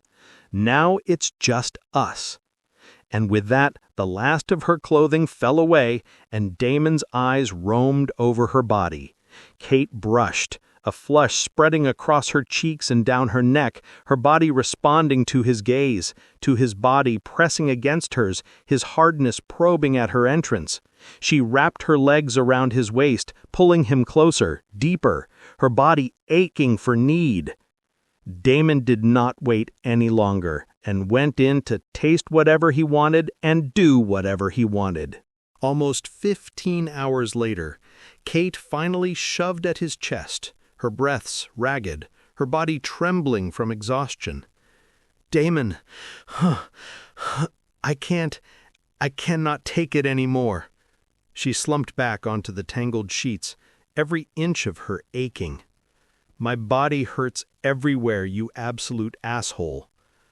Damon's gaze swept over her, lingering on the numerous fresh bite marks that decorated her entire body. Her neck, shoulders, and the curve of her waist. There were fang marks everywhere. Seeing them made his lips curl into a wicked smile. "You look perfect," he murmured, tracing one with his fingertip. The last few hours had been unbelievable. He had finally released all of his pent-up hunger, every shred of restraint he'd forced upon himself until now. The result was written all over Kate's body, her perfect body, with perfect tits and perfect ass. Kate bit her lips in frustration. "Perfect? I can't even move. Look at how many times you have bitten my boobs and my fucking ass. I can't even lie down properly." Damon's gaze landed on her chest, then trailed lower, his crimson eyes darkening with hunger all over again. Kate instantly dragged the blanket over herself, as if that would shield her from the predator eyeing her like a piece of meat. "Don't you dare, don't you even think about it." Damon chuckled. He propped his chin in his palm, eyes gleaming as though the blanket meant nothing at all. "You think that flimsy sheet can stop me?" His fangs flashed briefly as he smirked. Kate's face flushed crimson. "You're insufferable," she muttered, clutching the blanket tighter around herself. "Do you ever stop being a menace?" All right, I get it. Let's continue this later." Damon laughed and surrendered. "Later? You're gonna fucking kill me, you jerk." Damon laughed and lay next to her silently, with his eyes closed. Kate opened her mouth to say something, but she immediately closed it. She, too, silently eyed the man next to her. When he was like this, calm and silent, her heart couldn't help but skip a beat. All the unspeakable things that they had done in the past few hours flashed in her mind, and she felt an urge creeping up. It was painful, yes, but it had also been absolutely mind-breaking. This was her first time experiencing something like this, and she was pretty sure that sex shouldn't feel this ridiculously good. Even the exaggerated stories from her more experienced friends couldn't compare to this, not even fucking close. Maybe it was because they were vampires, and their bodies were now different. Or maybe because it was him. She stole a glance at Damon. Her eyes then landed on the lower half, especially a certain part, which was still ready for more action. Kate bit the inside of her cheek, trying to ignore the flood of heat pooling in her stomach. She gulped. She couldn't control herself as her hands reached for the hardness. Normally, women hated this part, or at least she thought she would, but something about this guy's thing made her want to keep. Kate couldn't restrain herself anymore as she got up and positioned herself. Damon's eyes flashed open to meet hers, a mix of surprise and desire reflected in their crimson depths. "Kate, you don't have to—" He started, but stopped just as quickly as he watched the woman eagerly take him in her mouth again. his fingers tangled in her hair, his grip firm but gentle, guiding her movements with a silent encouragement. Soon he was done, and once again she drank every single drop. She looked up at Damon, part shy, part embarrassed, and part guilty, when Damon yanked her and brought her on top of him. "Don't you dare stop now," he growled, and started everything all over again. In the blink of an eye, another couple of hours passed, and this time, Kate was too exhausted even to talk. Damon kissed her gently on the forehead and finally got out of bed. "La Rocha, can you send in some food?" Then he looked at Kate again and asked, "Do you have some healing potion or something?" Immediately, a smug reply came in. "Food, yes. Healing potion, no. It's not like any healing potion is going to help that. Your marks do not fade away that easily. You should know that." Damon rolled his eyes. Of course he knew that, but it was still worth a try. He sat back down next to Kate and patted her head, combing her long brownish-black hair with his fingers. She let out a tired groan, swatting weakly at his hand, but not actually pushing him away. Her lashes fluttered against her flushed cheeks. "If you're trying to act gentle now, it's too late. You already broke me." Damon smiled. "Nonsense. You're still breathing, aren't you? That means you can endure more." Kate's eyes cracked open just enough to glare at him. "Try it. I dare you." Damon laughed again. "See? Even now, you are feisty enough for another few rounds." Kate opened both her eyes this time and was ready to give him a piece of her mind when Damon silenced her with his finger. "Shh! Just go to sleep." Kate bitterly smiled. "I don't think I can." "Is it hurting that much?" Kate blushed and turned away. The truth is that she was way too excited to sleep right now, but did not dare to say that to the madman. "Yes, something like that," she lied. Damon smiled and scratched his head. He knew that she was lying right now, as he could smell the wetness pooling between her legs even as they were having this conversation, but he did not call her out on it. "Want to get back to the game?" He changed the subject. "I have already given Calethorn some instructions, and the guy should have handled many things by now. I would like to go back in and check on the progress." "Huh?" Kate was surprised. "When did you do this?" "Sometime in between," Damon laughed. "You were pretty out of it." Kate was going to retort, but she really did not have the energy for it. Idiot. She smiled lovingly and then activated the tattoo. Kate and Damon were once again teleported back into the game world, the flicker of system light fading as the familiar atmosphere of Earth Online surrounded them. Her feet barely touched the ground before she staggered slightly, clutching her waist with a wince. "I can't believe we did that for an entire logout session," she gasped, still half dazed, though the mana around them made her feel a lot better. Her eyes swept the horizon, widening as she realized just how much had changed in their absence. The merpeople had done a wonderful job of clearing up all of the blood and gore and restoring the seashore to its earlier scenic state. Moreover, it looked like they were all packing up. "Huh? Where are they going?" Kate asked. "They are moving closer to the portal so that they can keep an eye on things." Kate was about to say something when she instead got distracted by her system interface. Meanwhile, Alora and Aaron noticed Damon's presence and hurriedly walked over to him to update him on everything. Not aware of the new entries, Kate suddenly blurted out as her head snapped towards Damon, eyes wide. "Damon, I gained 5 stat points, 2 in strength, 2 in intelligence, and 1 in agility. It says here that I consumed an elixir, and I know I did not drink anything except for your... Kate flushed red and looked away when she finally saw 2 other faces, Alora with a knowing smirk, and Aaron looking curious. "My lady, do you by any chance mean our Lord's blood, or do you mean his..." Kate nearly choked. That's not—" She waved her hands wildly. "Don't get the wrong idea." She then realized Elora herself had given her a way out of this hole she had dug for herself. "His blood. I mean his blood. You were correct." Kate quickly did a double-take and tried to save face. "Are you sure?" Damon raised a brow, then nicked the tip of his finger and controlled his poison essence so that his blood was not deadly. "Here, try some more and see." Kate gulped. The three in front of her were looking at her in a serious mode, not understanding her situation. Sure, there might be a chance that it was his blood, but she damn well knew that it was something else. No wonder she had felt so good when she had been doing that thing and drinking all of him.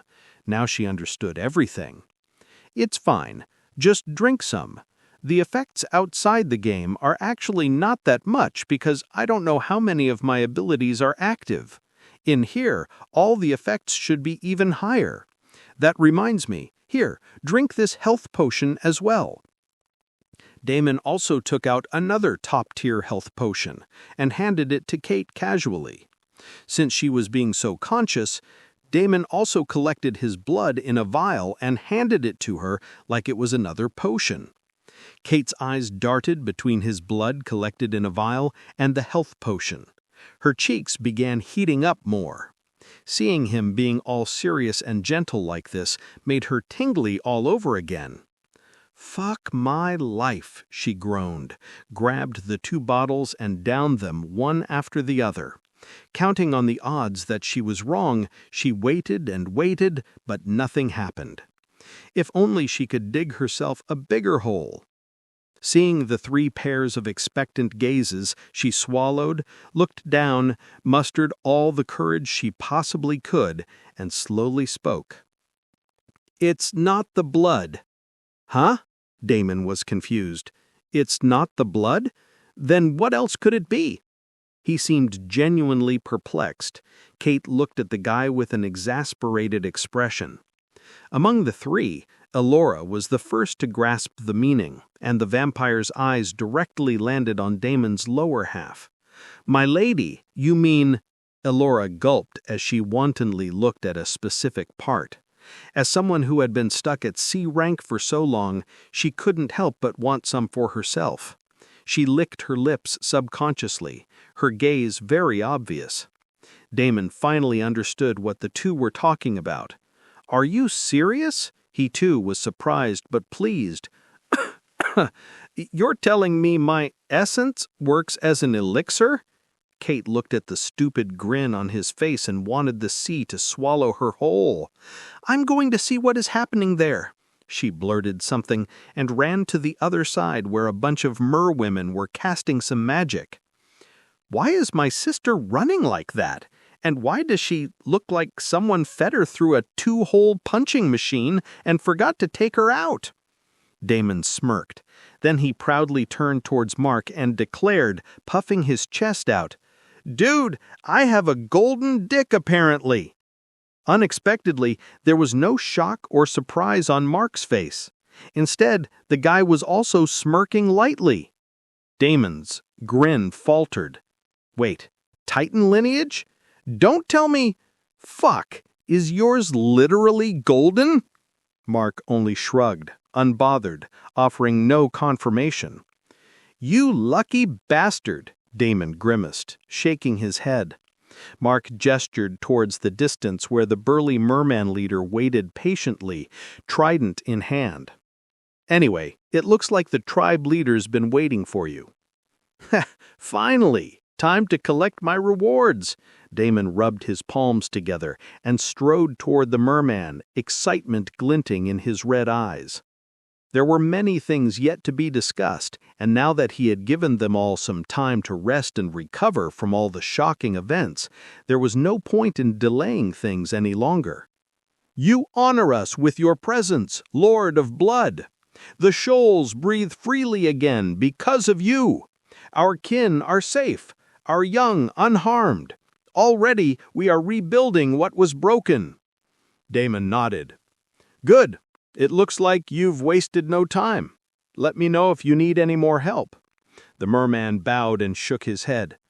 "My lord, my lady Elora and my lady Erin have already been helping us by taking care of all of the powerful beasts in the vicinity. Any more help would only result in our weakness." We have endured tide and storm for centuries. To lean too heavily on another would shame us. Yet we will never forget that it was you who carved open the night and broke the murder. Our strength now is because you gave us the chance to find it again. Damon nodded. Okay, just don't hesitate to let me know if you need any help. We will probably be here for some more time until the portal stabilizes. Your presence alone steadies the tide, my lord. With you here, even the dark currents hesitate to stir. Damon could only chuckle helplessly at the guy's stubborn attitude. Flattery aside, it's good that you're not letting victory make you complacent. Enemies have a way of sniffing out weakness the moment you relax. Keep your warriors sharp. There is also something else I need to talk to you about. I hope you are not offended by my words. The merman immediately shook his head. My lord, no word of yours could offend us. But fret not. I have already prepared everything for your needs. I have selected 50 of our finest virgin merwomen, and they have all been instructed to dedicate themselves wholly to your service. They are yours to use as you please. Damon's eyes widened. Cough. What are you talking about? I don't need any such service. I wanted to ask you about tears. Merpeople's tears. The merman froze, clearly startled by Damon's blunt refusal. My lord, forgive me. I thought you spoke of tribute, but I have clearly misunderstood you. I was too hasty, too presumptuous. Our ways are crude compared to your grandeur, blood god. Please, strike me down if I have offended you. Damon waved a hand dismissively. Relax, it's fine. It's an honest misunderstanding. The leader bowed and quickly spoke. My lord, I am very grateful for your generosity, but I am afraid I once again have to disappoint you. Please, strike me down this instant. Damon rubbed his temples. Can you explain things to me first? What are you talking about? The leader sighed and then explained. My lord, I am afraid that someone has spread you misinformation. The rumors about merpeople's tears are widely spread. Our tears are indeed valuable to a certain extent, but they are no life-saving elixirs. Damon had nodded. I already know that. My lord, we are also not able to produce them at will. Only once in a blood moon we are able to shed a drop of tear for the ones in our hearts, and I do not have anything collected and ready for you. Please, strike me down for not having the foresight to prepare such a treasure for you. The leader finished, lowering his head until his scaled brow nearly touched the sand, his voice trembling with shame. It is a failure of my duty. I should have known, should have set aside drops long ago for the day you would come. Punish me as you see fit, blood god. My life is yours. Damon pinched the bridge of his nose, exhaling slowly. Why is it that every time I ask for something, you jump straight to strike me down or take my life? Relax. It's okay. Can you start collecting them now? Maybe the next time I pass through this way, I can get some from you? My lord, you would entrust us with such a task? You honor us beyond measure. Yes, yes, we will begin at once. Every drop shed by our kin shall be gathered and consecrated in your name. When you return, the shoals will present them to you. Damon nodded, satisfied. Thank you. Seeing Damon smiling and pleased, the merman became even more enthusiastic. My lord, we might not have tears at the moment, but we have collected a huge amount of other treasures from the sea. Please allow me the honor of presenting all of them to you. Give me a moment. I will prepare everything. With that, the leader hurried off, his voice booming through the water as he barked orders to his kin. Damon smirked faintly as he watched the merman's broad back retreat. Heh, Finally, the reward collecting part. He folded his arms, tapping his fingers against his elbow, as his mind already spun through the possibilities. Soon there was a lot of movement in the waters, with mermen and merwomen rushing here and there. Then, one by one, merfolk swam forward in graceful arcs, bearing treasures that shimmered with the light of the deep. They laid them carefully at Damon's feet. First came pearls the size of a clenched fist, glowing softly with inner light. Moon pearls, the merman explained. They are born in trenches where the light of the sun has never touched, yet they hold within them a radiance that can ward away shadows. Next came a set of coral branches, crimson as fresh blood. The mermaid who carried them bowed so low her hair touched the surf. "Blood coral," she whispered. "It feeds on the wounds of the sea. In your hands, Lord of Blood, it will never wither. It will sharpen your essence, strengthen your dominion." Damon's eyes widened. As soon as he looked at the coral, he had a slight feeling, but now he could even feel his blood reacting so strongly to it. If he was not wrong, then the blood coral should have some sort of bloodline purifying ability. Damon had never expected to run into something like this here with the merpeople. He was impatient to try it out immediately, but he forced himself to wait until they were done with everything. Maybe there were more surprises waiting for him. Then, carried by two burly warriors, came a conch shell larger than a man's torso. Its spiraled surface shimmered with runes older than language, humming with a deep, oceanic resonance. "The tide caller," the leader said, planting his trident beside it. "A relic said to be carved when the tides themselves first learned to roar. Blow it, and the air around you will be filled with water essence, even if you are in the middle of a horrid desert." After the tide caller was set before Damon, the waves lapped against the shore as though echoing the conch's will. This thing was a very valuable item indeed, especially for any water mage. It could instantly turn the environment to their favor. Not just water mages, but even for others, it had the ability to make the atmosphere more bearable. Once again, Damon did not expect something this valuable to pop up here in the middle of nowhere. Yet the offerings weren't finished. Another group of merfolk emerged, this time carrying several baskets of long strands of seaweed. "These are tideweeds," the merman explained. "When consumed, they bolster vitality, granting warriors a 10% increase in their health and stamina for a tide's length. We have cultivated them in sacred groves of the ocean for generations. They are few, but every strand carries the strength of the sea." Damon nodded.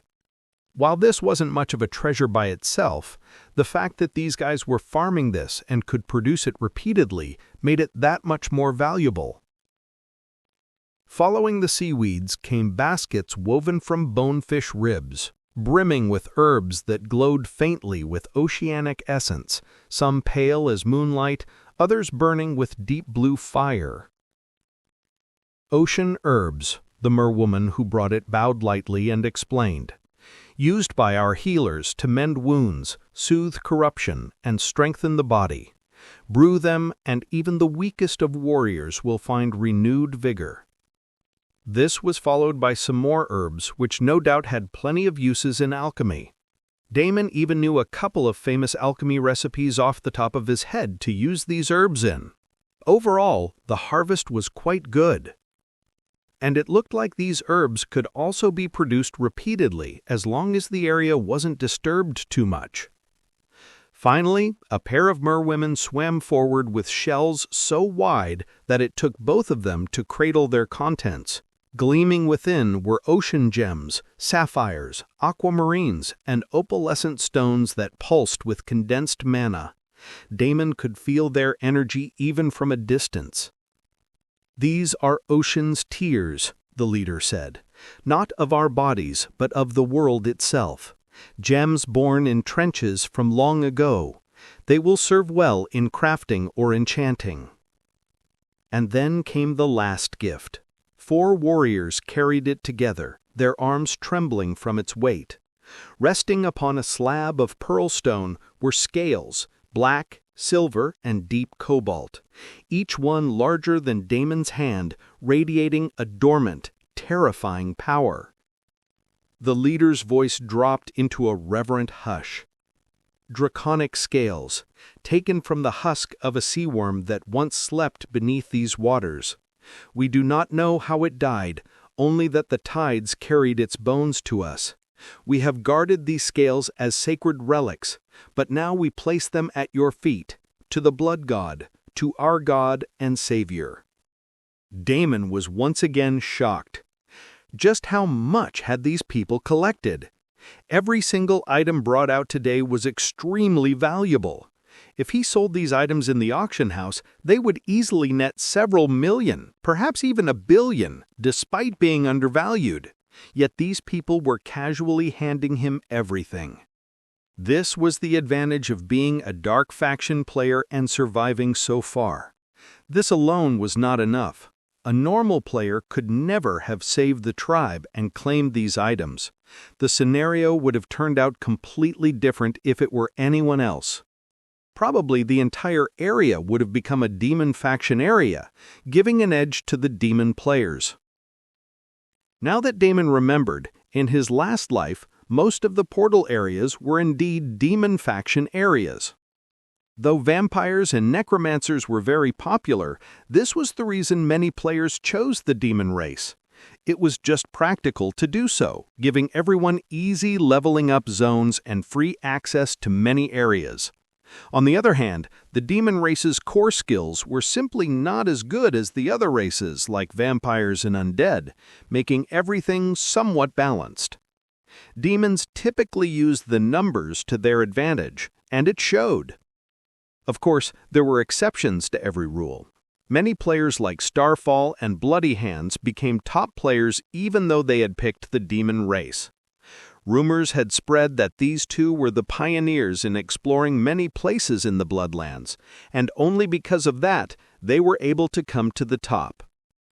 Damon had always wondered what they had gotten to give them such an edge, but now that he saw the abundant loot he had gained from the merpeople, he finally understood. If resources like this were piled up all over the Bloodlands, then the heavy blow he had dealt to the Super 10 guilds wouldn't be enough to hold them back. He needed to act fast and secure these resources for himself and his group. The sheer size of the Dark Faction continent made this impossible, but he could always try. Maybe it was time to bring Ghost and everyone else into the Bloodlands. Better his allies than his enemies. In a couple more days, they would be able to secure the portal, and then it should be easy to bring the others in. And Damon knew exactly what he was going to do for the next couple of days. He quickly dealt with the merpeople tribute ceremony and did not linger long. He had rested more than enough and did not plan to slack off any longer.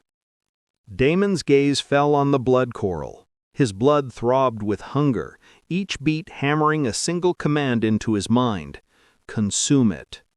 The longer he stared, the louder it became, until it drowned out even the chatter of the merfolk bustling around the lagoon.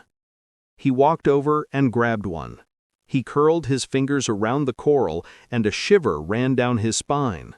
His instincts screamed that this was no ordinary treasure. This was different. It was meant for him and him alone. A faint smile curved across his lips as his crimson eyes glowed brighter. Looks like I know what I'll be doing next. Without another word, he tucked the blood corals, the draconic scales, and the other treasures into his inventory. He had rested long enough. Now it was time to push his bloodline further, to see just how much deeper the abyss of his power went. Damon exchanged a few words with the merpeople and the rest of the group, giving them simple instructions before excusing himself. With the treasures secured and the tide of celebration still swelling behind him, he needed solitude, somewhere no one would disturb him. He walked along the shoreline and found what he was looking for in no time. A jagged cave mouth, hidden by kelp. He shoved the kelp aside and stepped in. He dropped to the stone floor, cross-legged, and pulled a blood coral out. His blood immediately surged. It slammed through his body like a tidal wave, violent and hungry. Heat exploded under his skin. His veins bulged black across his arms, throbbing as if they would burst. "Fine," Damon growled, "then take it." Without hesitation, he started chewing down the blood coral and consuming the thing in its entirety. He would have absorbed some sort of essence if he could detect any, but he had no idea what else to do with the thing. Eating it seemed to be as good a guess as any. Ding! Bloodline purification initiated. With a smile, Damon closed his eyes and focused as he ate the whole thing. The coral's texture was jagged, brittle at first, then fleshy. However, the moment he swallowed, the real storm began, and his face changed. His blood roared like a raging ocean. A crimson tide erupted from his pores, wrapping his body in writhing chains and whips that lashed at the cave walls, carving scars into the stone. Cracks spiderwebbed across the ceiling, stone shards breaking loose. The entire cave was about to be destroyed, and everything was going to collapse right on top of Damon. However, Aaron, who had already walked over and stood guard at the entrance of the cave, made sure that not a single stone dropped on Damon or even disturbed him. With a flick of her finger, she dissolved the debris into harmless dust, her eyes never leaving Damon's silhouette. Inside, Damon was a complete mess. The blood coral had become fire in his veins, a living parasite clawing at every inch of his being. Chains of blood writhed around him like serpents, biting into his flesh, tearing open wounds that healed just as quickly. He was bleeding buckets, but all of the blood essence was absorbed right back into the body. Damon threw his head back and roared. The sound wasn't human. It was the guttural bellow of something far older, something primal clawing its way to the surface. His eyes burned with twin infernos, crimson light flooding the cavern. Then the crimson blaze in Damon's eyes was swallowed by a void-like black, and from within that abyss flared irises of molten gold. Damon roared even louder. The pain was unbearable. Outside, Erin clenched her fists in excitement until her knuckles turned white. She could feel the power emanating from him. She couldn't help but prostrate herself in front of the cave and bow her head in worship. The chains of blood that writhed around him didn't just lash anymore. They formed sigils in the air, burning crimson runes that spiraled tighter and tighter, branding themselves into his very flesh. His veins split open, but instead of blood spilling freely, golden light gushed from them, mixing with the crimson in a grotesque yet magnificent fusion. The blood coral wasn't just purifying his bloodline, it was tearing down walls that had caged it.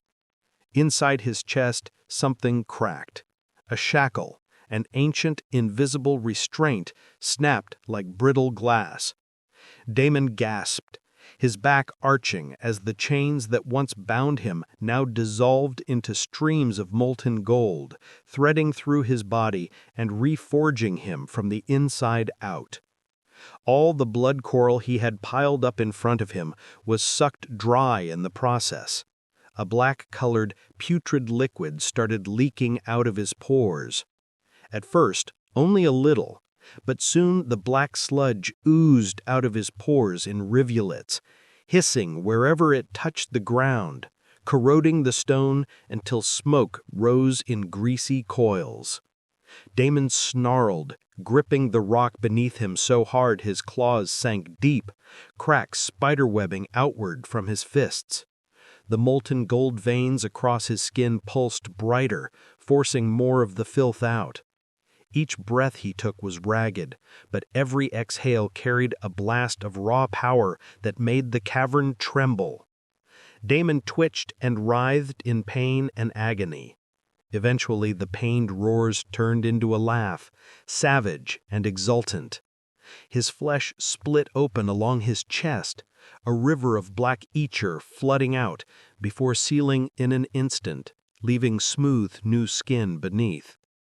The chains of blood circling him solidified into gleaming crimson script, orbiting his body like the laws of a higher order.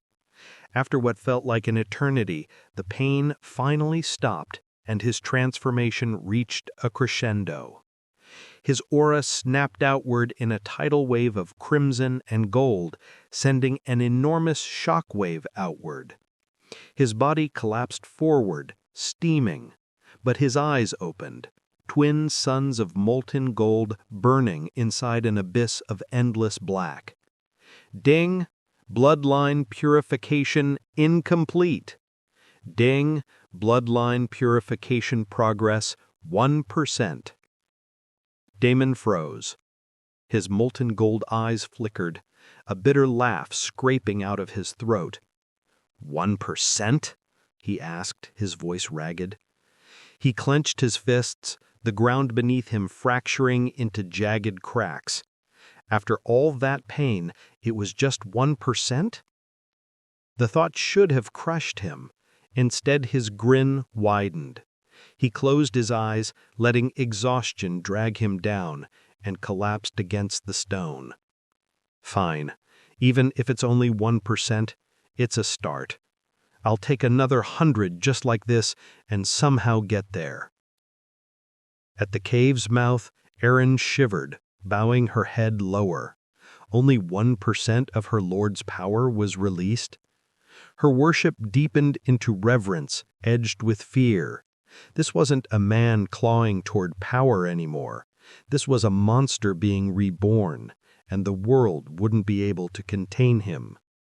The air still trembled with his lingering power, crimson gold light flickering faintly like embers refusing to die. 1% was already enough to make the world quake.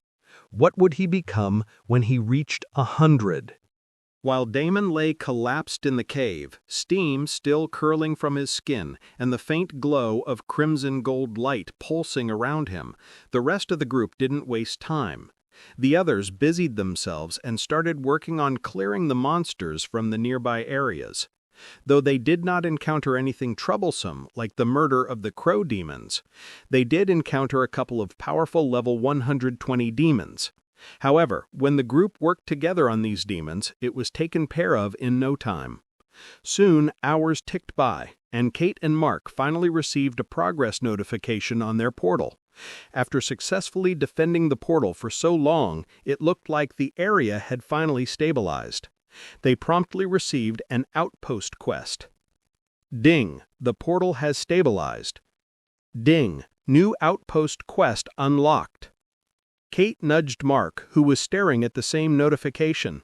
"It's official," she said, a smile tugging at her lips despite the exhaustion in her voice. "The portal stabilized." Mark grinned, his massive frame still slick with demon blood. About damn time. He swiped open the quest details and a new interface unfurled before both of them. Ding! Outpost quest. Objective 1. Secure permanent defenses around the stabilized portal. Objective 2. Become a leader recognized by both the system and local forces. Objective 3. Declare the outpost under the banner of your faction. With this, their small corner of the Bloodlands would be cemented, and no guild or raid group could override it without first fighting them for it. Kate turned to Damon's cave and wondered how things were going on his end. Mark followed her gaze. "When he comes out, we'll tell him. He should be the one to take the quest and become the leader of the outpost." Kate absent-mindedly answered, She had half a mind to go over there and see how things were going. She had heard from some mer people that using blood coral was an extremely painful process, and she couldn't help but be worried about Damon. He's been in there for hours. What if something went wrong? Mark set a reassuring hand on her shoulder.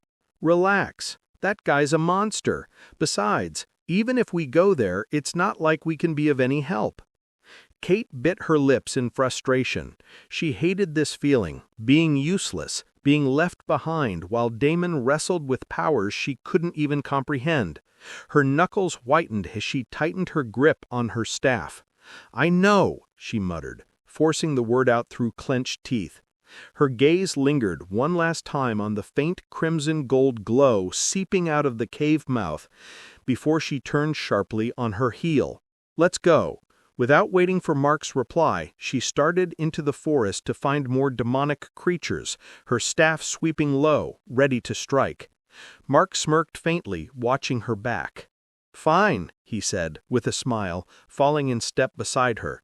"Let's go hunt some demons. No sense sitting around waiting."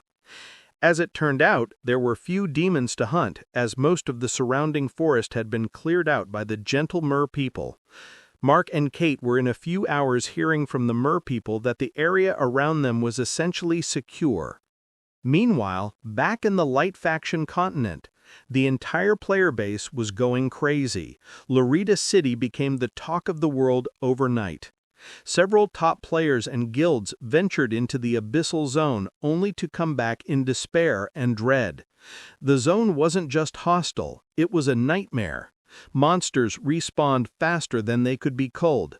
Resources were scarce, and the very environment itself seemed to want to kill them.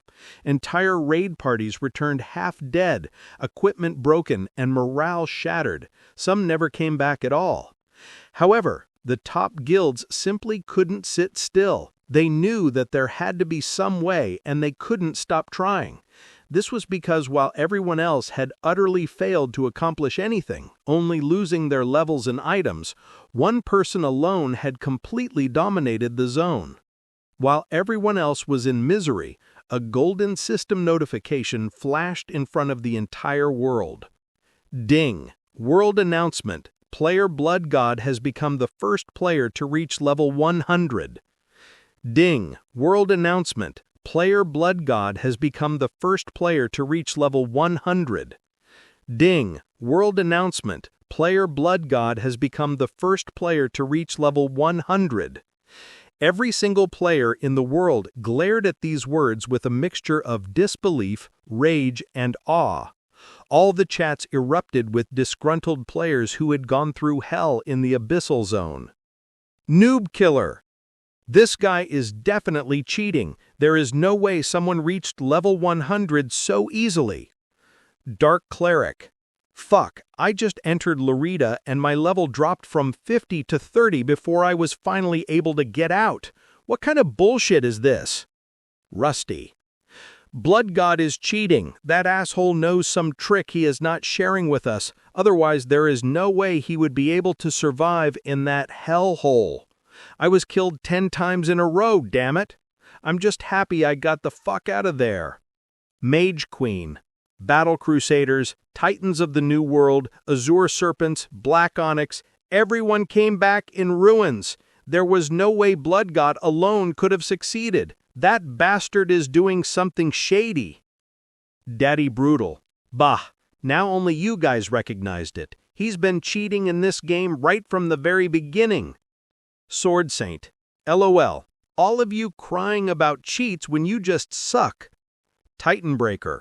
Shut it. My guild spent 3 days inside Lorita. 3 days. We couldn't even clear the first wave of Abyss Beasts. You think one man could just walk through? Bullshit. Bloodlover 69. Ha ha ha ha ha ha. Vampire supremacy, baby. Our god ascends. Praise Blood God. Salty Priest. Fuck you, bitch. Mage Queen. Double fuck you. All you vampires can go and die. Guildmasters smashed things around them in frustration. Forum threads erupted into riots of speculation and slander. Some accused Damon of hacking. Others talked about hidden quests, broken exploits, or Game Master favoritism, whoever the fucking Game Master was. But the truth, the cold truth that no one could deny, was simple. He had done it, and they hadn't. The gap between them had now become a chasm. Top guilds that had bled thousands of gold coins and hundreds of hours in the abyssal zone had nothing to show for it but broken armor and wounded pride. Yet Blood God, a single player, had not only survived but thrived, climbing to the peak they hadn't even been able to glimpse. But one person alone smiled in amusement as he watched the World Announcement System notification flash and disappear in front of him. Aiden was once again sitting alone on a mountain, looking at the system interface with a smile on his face. He seemed considerably weaker when compared to before. Even his character seemed to flicker in and out, as if he were about to disappear at any second. "I am surprised to see you smiling. Shouldn't you be seething with rage right now?" A soft voice sounded near him. A ripple of light shimmered, and a figure stepped out of thin air, her presence delicate yet oppressive. Her eyes glowed faintly silver, unreadable, ancient. Her face was not visible properly, but even from the faint outline one could see the divine beauty radiating from her. Aiden didn't turn his head. "Rage is wasted on mortals. Do I look like one to you?" He tapped his finger against the translucent system panel floating before him. The notifications of Blood God's achievement still flickered there, taunting in golden light. The woman tilted her head, lips curving into a faint smile. "For mortals, huh? Is that why you destroyed an entire universe the last time you were upset?" Aiden did not respond to her.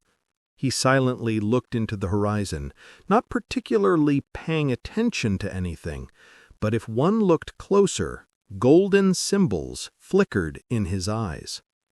The woman's silver eyes narrowed.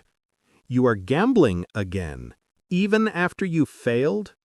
Once again, there was no response. The woman sighed. She knew that when he became like this, he was not going to respond anymore, but she continued talking anyway. "You are a madman, brother. Why are you delaying your ascension so much? You know you are falling out of Father's favor. The others have him convinced that your special path has finally come to a dead end." Aiden finally chuckled. "Father's favor?" His voice dripped with disdain. "Favor is nothing but a leash. Let the others squabble for scraps like obedient pets. I'll carve my own path, even if it means burning through every universe he's ever sired." The woman's silver eyes hardened, but a note of unease rippled beneath her calm mask. "You are dragging another pawn into your obsession, again. Why do you put so much weight on a mere mortal? A mortal's fate can't compare to our fates. When are you going to get this after 1,000 failures?" Aiden finally turned to face her fully. His form trembled, reality stuttering around him, but his eyes burned with conviction of a being who saw beyond collapse itself. "Let Father watch. Let the others plan my demise. They all think I've failed." His lips curled into a cruel smile. "But my calculations will never betray me. When this mortal ascends, I'll be waiting above everyone where even Father's hand cannot reach." The mountain beneath him cracked, golden light seeping into the earth as though the world itself shuddered at his words. The woman's silver aura flared. "You're delusional. Mortals break, they fade. You've chained your fate to something that will crumble long before you reach your endgame." Aiden's laughter was low. "Mortals break, yes, but they burn brighter than any of us ever could. That is why they are dangerous. You are underestimating mortals way too much. Sometimes, even ants and insects have the ability to change the fate of gods." The woman shook her head helplessly. She opened her mouth to say something, but the next instant her image flickered and completely disappeared. Aiden's demeanor instantly changed. Even though the woman had spoken with so much concern in her words, his face remained indifferent and cold. He looked into the distance once again as golden sigils flashed in his eyes. Numerous constellations and star patterns appeared around him, flickering in and out of existence as if the universe itself were being recalculated. His body remained faint, trembling on the verge of collapse, yet his eyes blazed with the certainty of a being who saw beyond collapse itself. "This time, I am not wrong. He is the one. He is undoubtedly the one. Among all the fate-bearers, his fate is the one I am unable to comprehend again and again." Aiden knew there could be many reasons for something like this, but his gut feeling told him that he was right. Even though he was a man of fate, predictions, a path that strictly followed stringent calculations based on rigid rules, and where there was no place for gut or intuition, this time he simply could not look past this anomaly. "Blood God, you are the one. I know it." It was true that he had suffered a major setback. To recover from this, he needed a lot more resources than what he had allocated for this little world to begin with. But he did not care about any of it. He was on the cusp of something enormous here. He was sure of it. This time his calculations would not lead him to another dead end. This time he was going to ascend and stand above his father. Aiden clenched his fists as golden symbols continued to flash in his eyes. However, his body had already started to disappear. Motes of light started leaking out of his body slowly and steadily. Within a few seconds, his entire body was almost gone. Only a dull aura was left behind, and the next second, even that aura started fading. In the blink of an eye, the man himself was gone, all signs and traces of him. Surprisingly, this time, no spawn point nearby flashed with the acknowledgement of his presence. It was almost as if he were completely gone from the entire game world. Gone! He is just gone! What the hell? How is this possible? How can that psycho freak just up and disappear like that without even telling us? A man in a mage robe jumped up and down in anger. "Magica, calm down," another person responded. This person had his face covered with a golden mask. Power radiated from him. Power that shouldn't belong to anyone on Earth just yet. How is he able to do that? I too have a freaking blessing, and how come I do not have powers like that? This is so fucking unfair. Magica continued stomping his feet and pacing back and forth. "Magica, calm down." The man in the golden mask again reminded him patiently. However, Magica only snorted at his words. "Don't tell me to calm down. Am I not calm enough for you? Maybe you should try getting killed and tortured countless times. Maybe you should try getting your soul run through a fucking shredder. Maybe you should try dealing with that bastard blood god. Why don't you then come and ask me to calm down?" The man with the golden mask did not respond to his taunt. However, the dozen men standing around him instantly acted, their auras flaring up. How dare you talk to the Lord in this way? Magica couldn't help but shiver at this sight. He knew he had spoken too much. A searing pain exploded in the center of his being. The dozen auras surged like drawn blades, not the least bothered by this. But the man in the golden mask lifted 2 fingers, and immediately everyone stopped. "Enough," he said, voice mild, power absolute. "Magica is still recovering. His mind is currently not stable. His soul is riddled with cracks. The soul healing potion that we have is not enough to heal him completely. Even a small trigger is enough to break him. The man in the golden mask spoke with the same patience as before. The dozen warriors who had flared their auras immediately stepped back, though their eyes still burned with contempt toward Magica. Magica himself clutched at his chest, gasping, his face pale as ash. The phantom ache of their unleashed killing intent still lingered, scraping against his wounded soul like barbed wire. His rage collapsed into a shiver, his defiance into desperate muttering. "It's not fair. It's not fucking fair. Why him? Why that bastard? Why is he always coming out on top of everything?" The man with the golden mask no longer responded to him. He signaled one of the men standing behind him, and the underling immediately walked forward to accompany Magica to a luxurious room, one of the many rooms in the mansion they were staying in. The other players occupied the other rooms in the wing, all of them recently rescued from the abyssal zone in Lotera. Everyone had logged out of the game and was currently resting in the real world. Naturally, their recovery would be a lot better inside the game, but their souls were damaged beyond the point where they could casually log in. They simply had no other choice. For another month or two, they had to remain in the real world.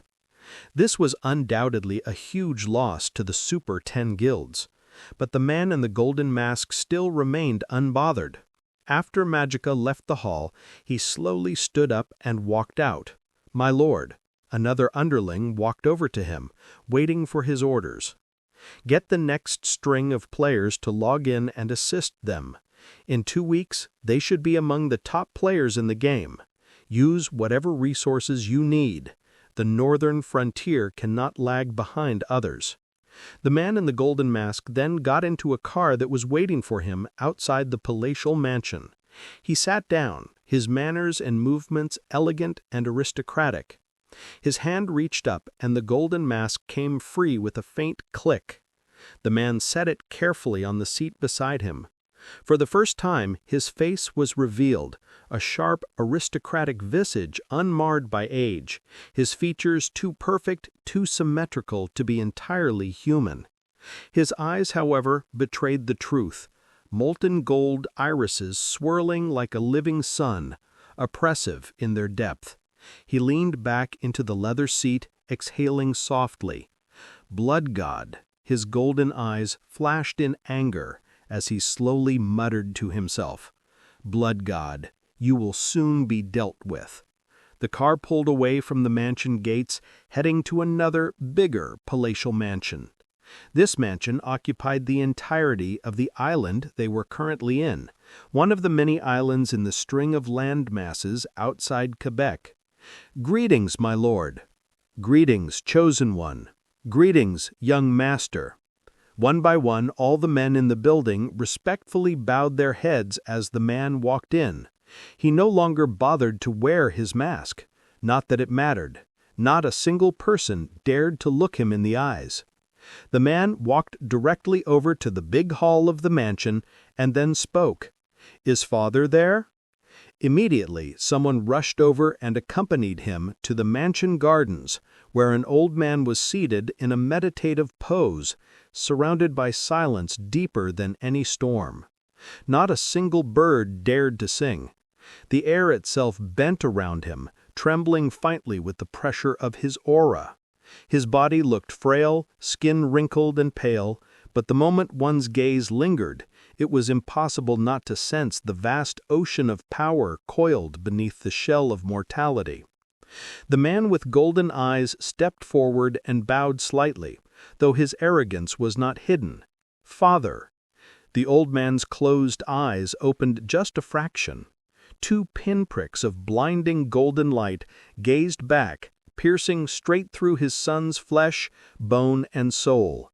"You removed your mask," he said softly, voice calm but filled with a weight that could crush mountains.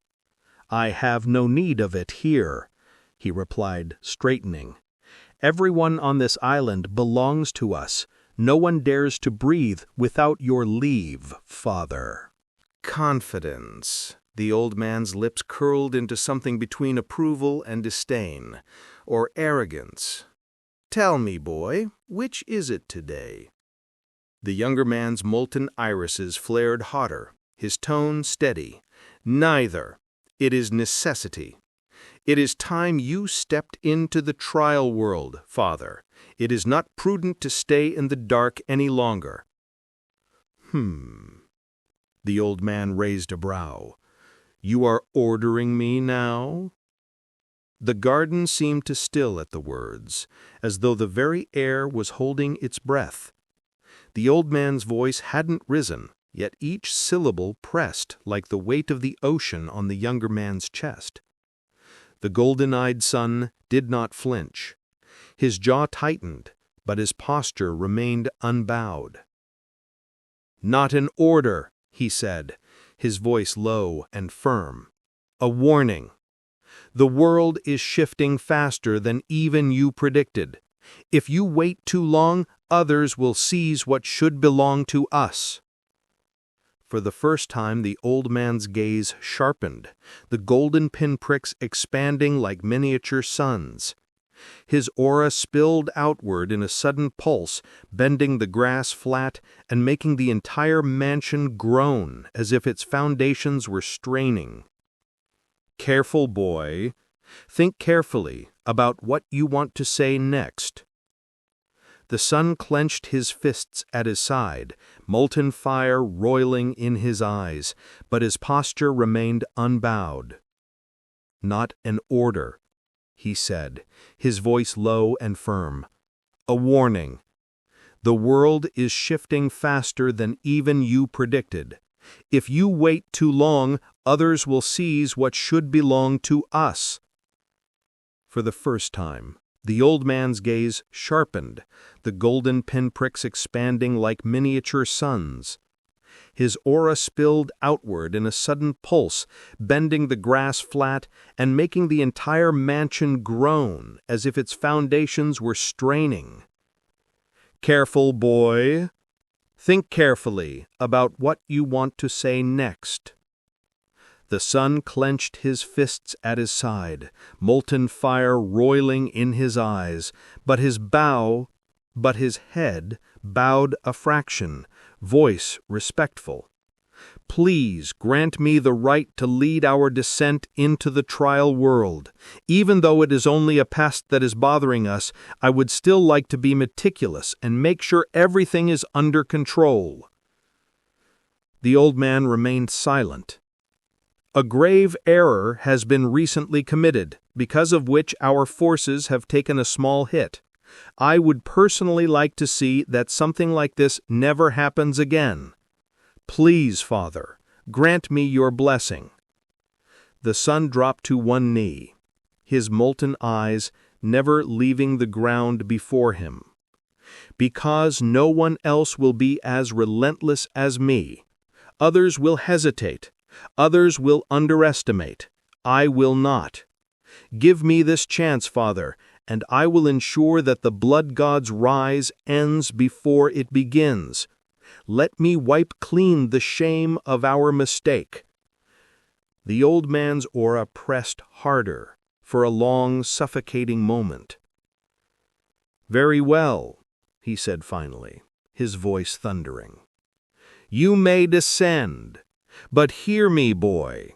Fail, and you will not crawl back to me for shelter.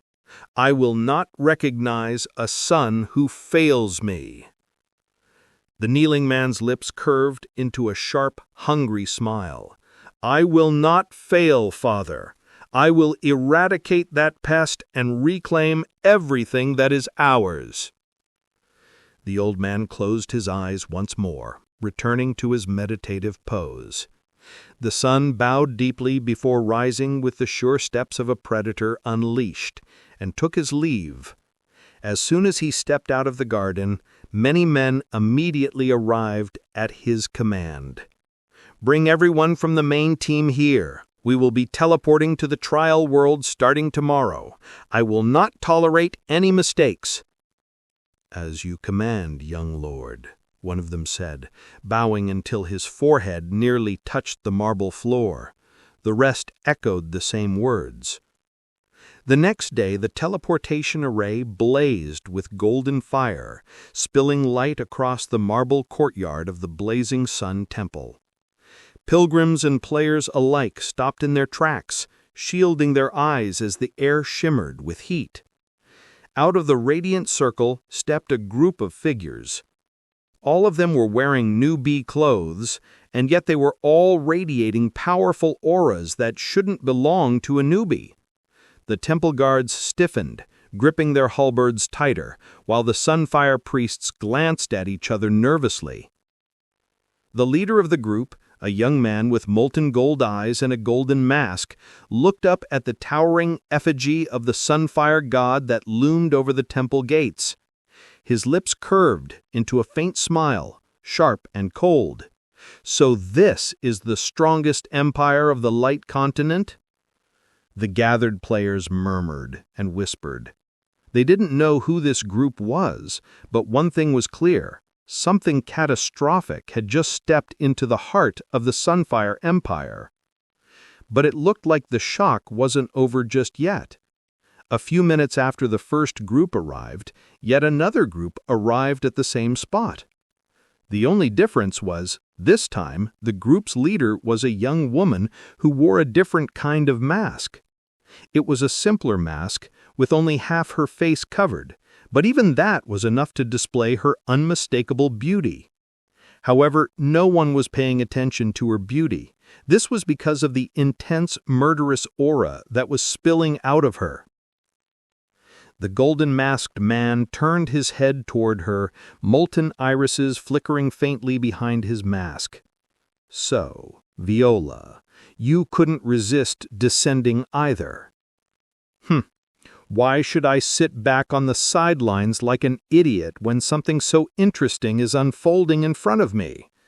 Viola's eyes gleamed from behind her half-mask. The golden-masked man chuckled. "Interesting indeed, but I must warn you, don't expect me to be polite if our paths cross." Michael, I should be the one saying that. Those of us from the South don't have the habit of backing down from a fight no matter what." Just as they were talking, another group promptly arrived. This time, however, the person in the lead did not bother wearing any mask at all. "Oi, oi! Look who we have here, the Princess of the South and the Prince of the North! What are you guys doing out of your small castles?" Both Viola and Michael glared at the man, who was dressed flamboyantly, despite him being a newbie as well. There was an option during the first login to select and purchase a different set of clothes, but no one typically opted for this, as it was a gold drain and just for vanity without any real use. However, this person clearly did not care about such things. He did pay for the vanity set and even flaunt it so freely in front of everyone. The newcomer spread his arms wide, as if presenting himself to the entire courtyard, his crimson and gold coat trailing behind him like flames. His hair blazed scarlet under the temple's light, and a cocky grin stretched across his face. "Reynard." Michael's voice was flat, molten eyes narrowing behind his golden mask. "Psh! This bastard is also here." Viola scowled. Reynard's grin only widened at their reactions, his teeth flashing white against the fiery glow of his hair. He gave a mock bow, the tails of his coat flaring dramatically. "Ah, such a warm welcome from my dear friends. I'm touched, truly." Michael's eyes glinted dangerously behind the mask. His tone was cold steel. "Don't call us that." "Oh, come now." Reynard straightened, clasping his hands behind his head in a deliberately careless gesture. "We all carry the same weight of the world, don't we? North, South, West. What a lovely reunion this is. Only the East is missing. I wonder, will he show up too?" His gaze flicked knowingly between them, sharp despite the easy smile. Viola scoffed. "Keep talking, Reynard. Let's see if that pretty mouth of yours keeps smiling when I curse it shut." Reynard laughed again, unbothered, tilting his head so the sunlight caught in his scarlet hair like fire. "Curse me? Here? In their temple?" He gestured casually at the towering effigy of the sunfire god, its shadow sprawling across the courtyard. "Careful, dear Viola. Watch what you say. You don't want to end up in prison on day one now, do you?" While they were chatting, the teleportation array once again lit up. This time, a new group of people arrived, and every single one of them was wearing a mask. There was no clear leader among them, and the group silently dispersed as soon as they arrived. "Must be those Chinese fuckers. They never cooperate with anyone. Makes me wonder why we even include them in our little group." Reynard spat. Michael's molten eyes narrowed a fraction. His masked face tilted just enough to watch the dispersing figures. None of them so much as glanced toward Michael, Viola, or Reynard. They slipped into the crowd as if they had always belonged there. "They don't need to cooperate," Michael said finally. "Though we are allies, we are not of the same allegiance." "Shh! Always so mysterious, always so self-righteous. If you ask me, they're snakes waiting to bite us the second we turn our backs. One day that whole silent act is going to piss me off enough that I'll try it." Viola cut him off sharply, her silver eyes narrowing. "You won't even see your own blood before they cut your throat." For once Reynard's grin faltered, though only for a heartbeat. He leaned back with a mocking laugh, stretching as though unconcerned. "Fine, fine, princess. I won't say anything bad about them anymore. Hey, I am all for them. I love me some Chinese for breakfast, lunch, and dinner, and I am not talking about food." The men around him laughed at the vulgar remark, and the Sunfire priests at the temple gates finally stepped forward, their voices raised in warning. "Foreigners, this is sacred ground. Leave your quarrels outside the temple, or the wrath of the Sunfire god will fall upon you all." Neither Michael nor Viola lingered around any longer. Along with their teams, they silently departed the temple. Michael's golden mask glinted once before he turned. His team fell in step with disciplined silence. Every one of them radiated suppressed killing intent, and yet their footsteps were soundless. The priests visibly relaxed as his group disappeared into the streets. Viola lingered just a fraction longer, her silver gaze sweeping over Reynard with the cold bite of a blade's edge. "Enjoy your jokes while you can, Reynard. One day soon you'll choke on them." Her voice was soft, but every word dripped with venom. Then, with a swirl of her cloak, she led her followers out through the western archway, their murderous aura fading only when they melted into the crowds beyond. That left Reynard and his men in the temple courtyard, laughing among themselves as though they owned the place. His crimson coat flared as he spun dramatically in front of the effigy of the Sunfire god, ignoring the scandalized looks of the priests. "Ah, don't you just love reunions? Nothing better than watching old friends try to act like they're above it all." He smirked, eyes narrowing dangerously. "But we'll see who laughs last." He then turned toward the teleportation array once again, as if he was waiting for it to light up. But even after a few minutes, no such thing happened. "Huh. So the other bastards are also not planning to even show up. Only 4 out of 10? How pathetic." He spat, his grin still plastered across his face, as if mocking the silence of the array. His men laughed once again. Reynard's eyes gleamed with fire as he ran a hand through his scarlet hair, flicking his gaze toward the distant skyline of the Sunfire capital. Pathetic cowards, let them hide. They want to let us do all the heavy labor and see how things turn out? Sure. Sit and watch while I gobble up every damn thing. He snapped his fingers, and his entourage straightened instantly, the laughter dying into silence. "We'll move ahead," Reynard declared.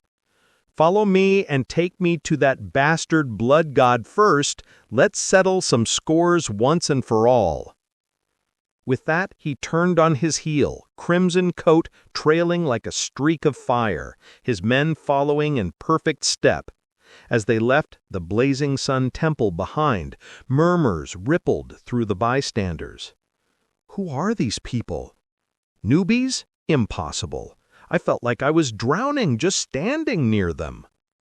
Why do I feel like something major is going to happen in the game now? Shush! I'm still daydreaming about that princess. What a beauty! Even if she kills me, I will die happily. Shut up, idiot, as if she could even look at you. She has eyes only for me. You both are idiots. Another player shook his head helplessly at the two men. The next couple of days slipped by in a strange lull, a silence that felt unnatural for a world as chaotic as Earth Online. In the Light Faction continent, cities and villages bustled as usual. Everyone went about their business as if nothing had happened.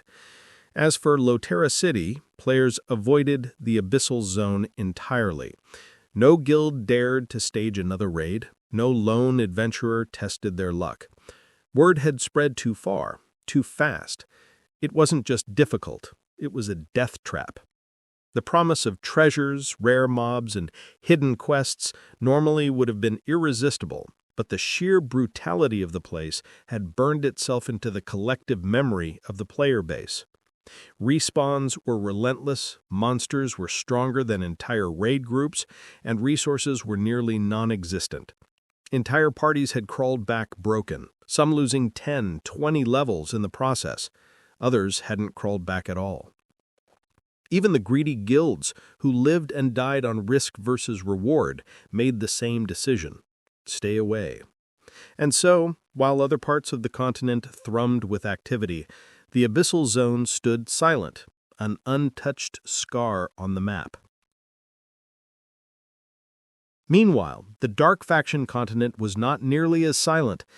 Damon recovered from the blood coral consumption soon enough and regained his consciousness, but he felt pretty weak and exhausted overall.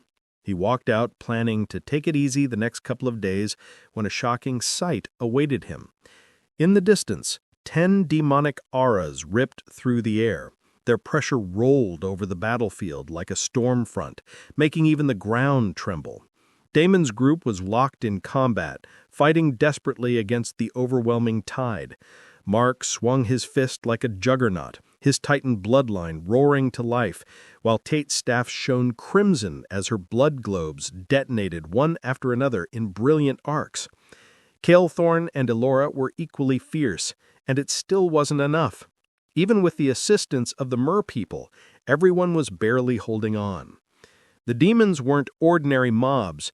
Each one towered like a nightmare, with bulky frames and horns on their heads, their levels flashing 130. Their claws ripped through the air like scythes, and their howls carried pure malice.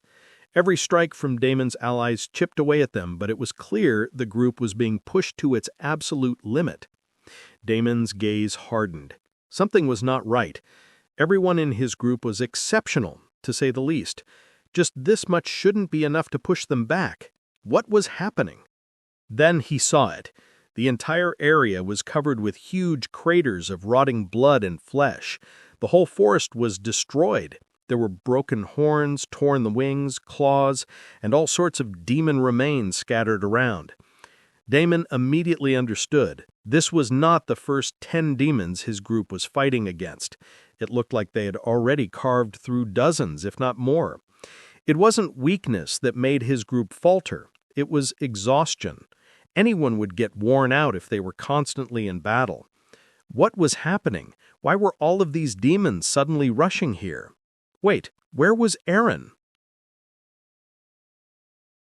His gaze landed on a rock on the side where a heavily injured serpent was lying, its once glorious scales cracked and dulled, venomous blood leaking sluggishly from deep gouges along the body. Aaron was injured? He couldn't believe it. Something strong enough to tact them to injure Aaron? It was impossible. This area was on the outskirts, and there shouldn't be any strong demons around. The murder of crows was an exception. There was no way there would be other strong demons here. There was no time to think now. Damon decided to first give a hand to the group and deal with these 10 demons before worrying about what was going on. His figure blurred as he appeared behind the first demon with an enormous burning crimson lance. He shoved the lance directly into the throat of the humanoid demon. The muscular, demonic creature barely had time to register the strike before the blood-forged lance tore straight through its throat. The crimson spearhead erupted out of the back of its neck in a spray of gore, carrying with it a burst of golden fire that seared the wound shut as it ripped the demon apart. The hulking creature choked, claws raking at the weapon, impaling it, but Damon didn't give it a chance. His hand twisted, and the lance detonated in a blossom of blood and flame, blowing the monster's head clean off. Its body toppled like a felled mountain, crashing into the ground with an earth-shaking thud. Blood essence flowed freely into Damon, as all eyes, friend and foe alike, snapped to him. Mark paused mid-swing, his knuckles dripping Titan-forged power, and barked out a savage laugh. "About damn time!" Kate's chest rose and fell, exhaustion pulling at her features, but her lips trembled into a small, relieved smile. The 6 blood globes hovering behind her brightened, as though reinvigorated just by Damon's return. But the demons, however, did not falter. 9 pairs of blazing amber eyes fixed on Damon, their killing intent spiking, howls echoing like war drums. Their claws curled and wings spread wide, as though they understood instinctively the tide of the battle had shifted, and he was the axis upon which everything turned. Chains of blood uncoiled from Damon's body, slamming into the ground with whip-like cracks that sent dust spiraling upward. "I am right here, bitches. Come and get me."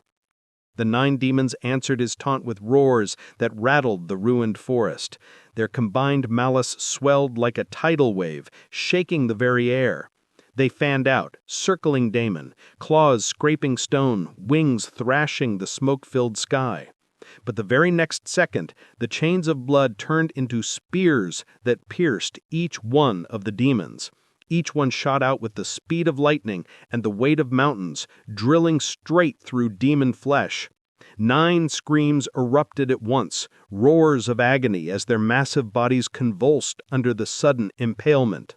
Black blood gushed in fountains, sizzling against the already ruined earth. Their claws swiped wildly, wings flailing in desperation, but every movement only drove the spears deeper. The demons writhed, but Damon's chains twisted like drill heads, shredding their insides to pulp. With a single clenched fist, he commanded the blood spears to erupt in bursts of golden crimson light. The forest shook with the simultaneous explosions, and when the dust settled, nothing remained of the 9 but scattered gore and twitching limbs. Damon exhaled slowly, lowering his arm. His eyes widened in shock. Unlike the abyssal monsters, the demons were completely susceptible to his poisonous blood, and they folded in no time. This was not the shocking part. The shocking part was the control he had over bloodline manipulation and poison manipulation. Both had increased significantly. He had only been thinking about his bloodline instability and, in general, his body's fucked-up condition. But now he realized that the bloodline purification, or whatever the hell that happened to him, actually managed to give him a huge power boost in a silent way. He wanted to see what other things he had gained in the process, but that could wait. First things first. He tossed more healing potions and recovery potions to the group and personally went over to Erin to assist with her healing. Damon crouched beside the serpent, observing her. Her scales were fractured, her breathing ragged, blood still leaking from deep gouges. The sight made his jaw tighten. For Aaron to be reduced to this state, whatever had struck her was not an ordinary demon. "My lord, he will come back. I have injured him, but he will be back. My lord, I need to protect my lord." Aaron was continuously muttering, even though she was on the verge of losing her consciousness. She was forcing herself to heal faster, to recover sooner, just to make sure that she could fight another demon. Damon sighed.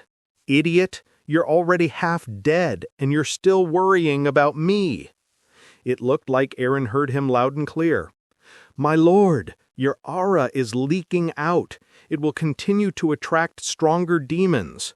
They are all coming for you, my lord. I need to protect you at all costs. I cannot allow these mongrels to disturb your evolution."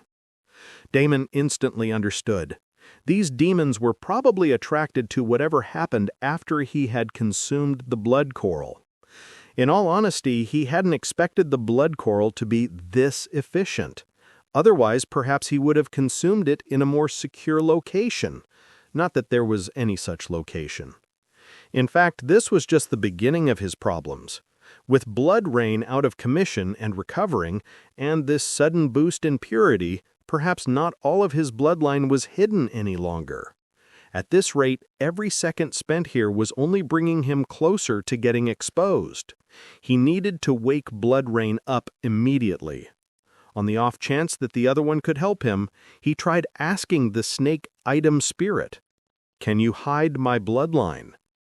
Damon waited for a moment, but there was no response. Fuck! He inwardly cursed the useless item spirit and was about to move on when the indifferent voice sounded in his mind. "There is no need. You cannot hide forever. You are a mere imitation who possesses only a fraction of an ancient god's bloodline. There is no need for you to hide. You should stand tall and face your tribulation. If you survive, then you will become all the more powerful for it. If you fail, then that is your fate." Damon's face twitched. "Let Jesus take the wheel. Sure, why not? Right after I roll over and let Aiden fuck me again." He sneered and ignored the woman's condescending remark. Damon silently helped Aaron drink one health potion after another until he could finally see her flesh knitting together and her scales regaining their luster. Elora also cast some sort of healing skill on her. After a while, everyone somewhat recovered, except for Aaron, who fell into a deep sleep. "Thank you for guarding me." Damon sincerely thanked the group. Kate lowered her staff and let out a shaky breath, exhaustion etched across her face. She didn't look directly at Damon, but allowed the faintest smile to slip through before she leaned against Mark's massive frame. Mark simply grunted in response, folding his arms. They only did what Damon would have done for them, and there was no need for any gratitude or apology between them. Cale Thorne and Elora both bowed and nodded. Ribbon was missing, and it looked like he was knocked out somewhere. Damon smiled. "Why don't you guys take a break for now? I am here, and I got this. You can join me after you rest for a while." Even though everyone's wounds were now healed, the mental exhaustion part was still there, and it mattered a lot. There was no need to push anyone any more than I had already had. Cale Thorne and Elora obeyed the order without saying anything, but Mark and Kate firmly shook their heads. "I will be right here. I am not going anywhere," Mark grumbled and walked away to find another rock to lie down on. "I am not logging out either. I am not leaving you alone," Kate also declared. Damon kissed her forehead and hugged her. Kate then followed Mark's lead and lay down on another spot, taking a small shut-eye break. Damon also walked over and exchanged a few words with the merpeople, asking them to rest as well. Finally, he sat down and closed his eyes. However, he did not go to sleep or meditate. Instead, this time he focused on his senses. He wanted to see just how much his primordial senses had improved after the blood coral. Damon's eyes slid shut, and the world bled away into sensation. His heartbeat slowed as his primordial senses expanded. At first it was not noticeable. It was the usual cacophony of the world noises, of anything and everything that was happening around him. It was way too much for his brain to handle, and Damon was very close to shutting it down. But then something clicked. Like identifying a needle in a haystack, he was able to pick out the strong demonic aura in the distance. Damon forced himself to endure the flood of information threatening to split his skull apart. His temples throbbed, his fangs ground together, and for a moment he thought he might drown in the storm of sound, scent, and aura pressing in on him from every direction. But he continued to focus on that single demonic aura. The noise filtered, the chaos settled, and what had been an unbearable blur crystallized into clarity. He could feel every living thing within a 1-kilometer radius, their auras lighting up like markers on his mental map. Damon's eyes widened in shock. This was something that stretched beyond what a simple high perception could give him. He had never experienced anything like this before. The merfolk's pulses were soft and steady. Kate's aura was weak and chaotic, clearly from the overuse of magic. Mark's Titan-forged aura was as strong as ever. And then further out, something else. A tide of demonic auras, dozens, no hundreds, rolling toward them like a tsunami. The cat was out of the bag, and it was indeed very difficult to put it back in. He couldn't undo what he did, but he could always make good use of it. Damon had yet to check the notifications of all his gains from the 10 demonic creatures, but that could wait. A savage grin crept across his lips, his fangs glinting in the dim light. So the Bloodlands want to feed me themselves, huh? How thoughtful, how nice. The demonic tide wasn't hiding its intent. Their killing intent surged like a rising sea, crashing against his sharpened senses in waves. He could feel the ground quivering even before their bodies appeared, the trees bowing under the weight of their approach. He had to respond in kind to this sort of welcome. A searing pain forced him to shut down his expanded sense. He had the ability, but it seemed his mind was not strong enough to handle the fatigue of using something so powerful. Damon wondered if repeatedly using his enhanced senses would become a sort of mental training. With a sigh, he shrugged. He would have to keep using it again and again to test the theory. Saving the thought for later, he hurriedly shot forward using a series of blinks and shadow steps. The horde was coming from the eastern side, while the much stronger demonic aura was standing still on the west. If he was not mistaken, then this should be the beast or monster that even Aaron struggled to fight against. Damon paused for a split second. He then directly headed over to the demonic tide. He wanted to reach the demonic tide before the creature showed up in his outpost and made a mess of everything. Besides, out here, he could freely use his poison without any restraint. Soon the first wave broke into sight, horned brutes, eyes burning with malice, claws like obsidian scythes. Damon didn't slow. The poison in his veins flared, and his chains of blood unfurled mid-step, writhing around him in a perfect storm. From within, hundreds of poisonous needles emerged. The demons rushed forward, killing intent crashing against him like a tidal wave. He welcomed it. Go! With a single mental command, all the needles detonated outward in a hurricane of venom and blood. The air itself screamed as hundreds of tiny blood-forged needles streaked through the horde, each one trailing a faint mist of black poison. At first, the horned demons sneered, baring their jagged teeth as the tiny needles peppered their hides.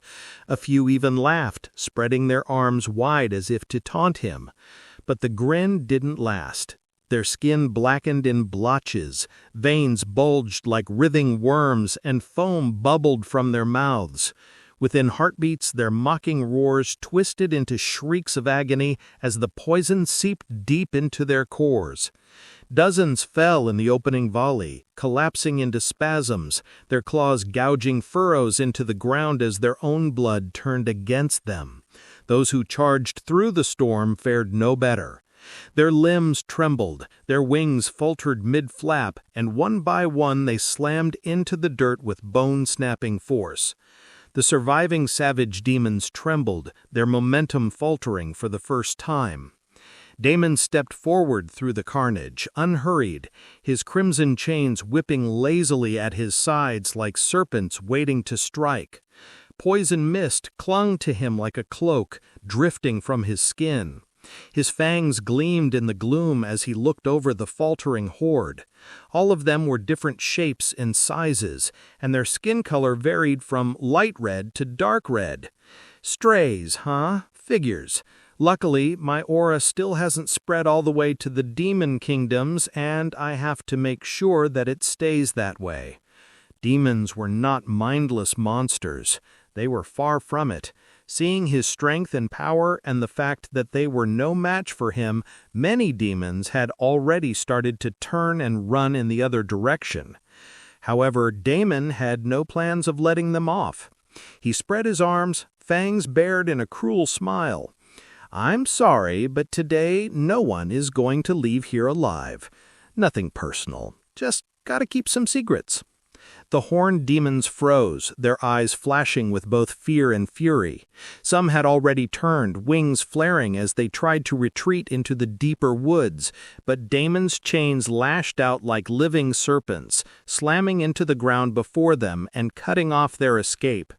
Another wave of needles appeared and swirled around Damon, humming with deadly energy.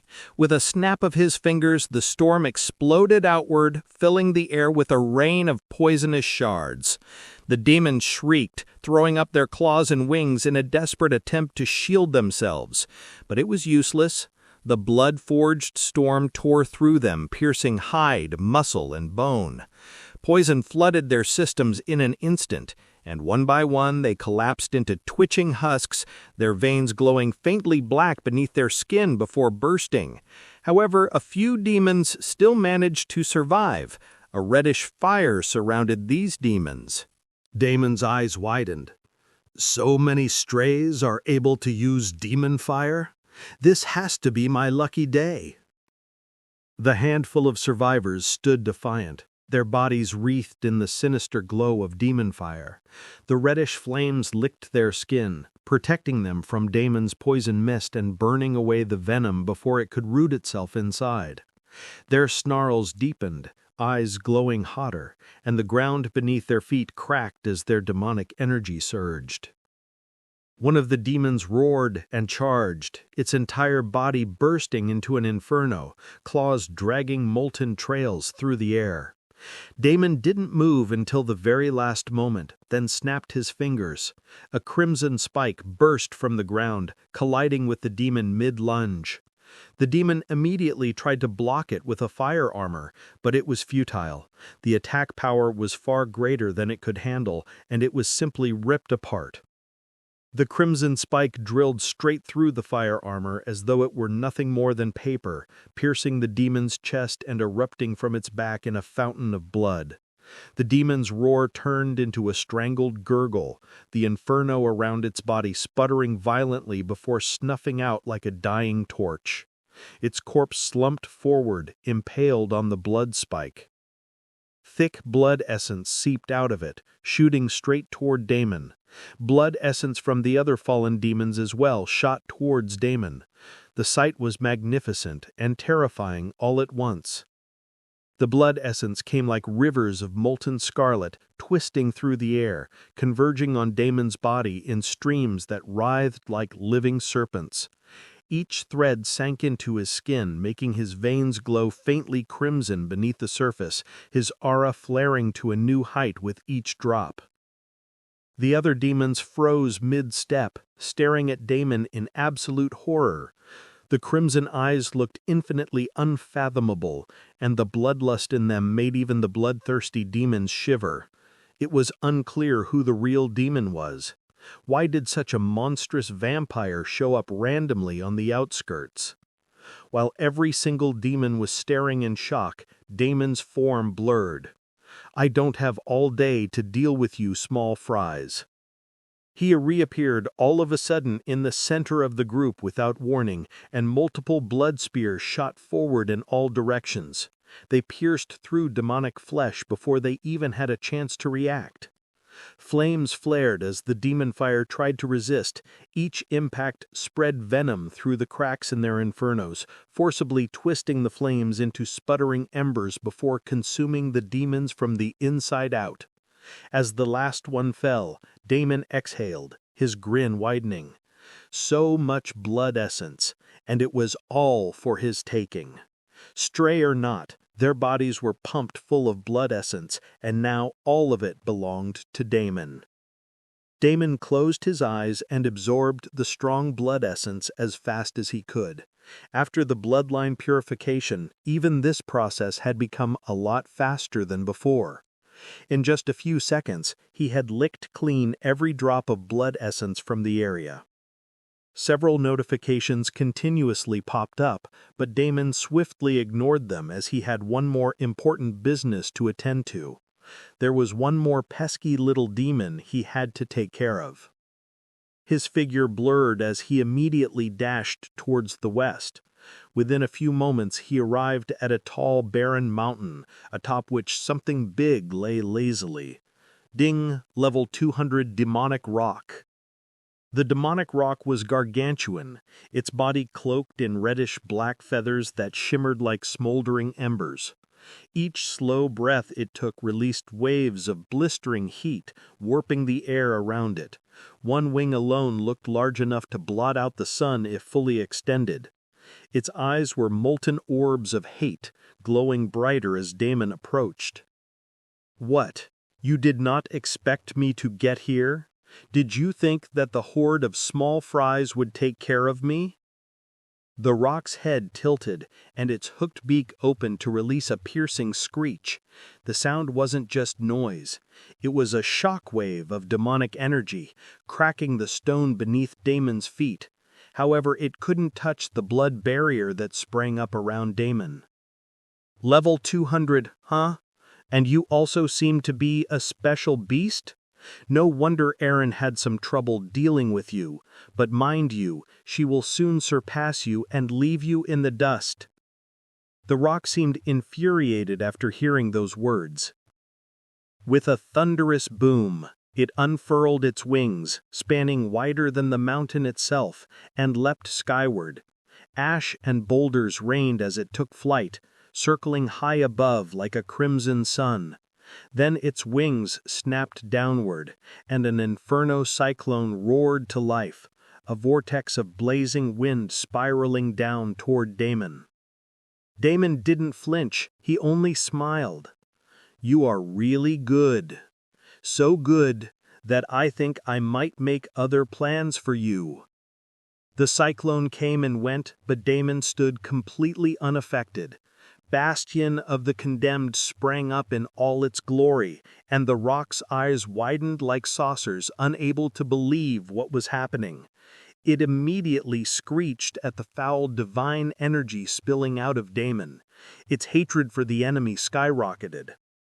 The rock screeched again, beating its wings furiously, unleashing a storm of demon fire feathers that rained down like molten meteors, but suddenly Damon was nowhere to be found. The next second, he silently appeared right on the bird's back. The rock's molten eyes bulged in disbelief. "You have got quite the view up here," Damon smiled, his claw already digging into the crimson-black feathers beneath him.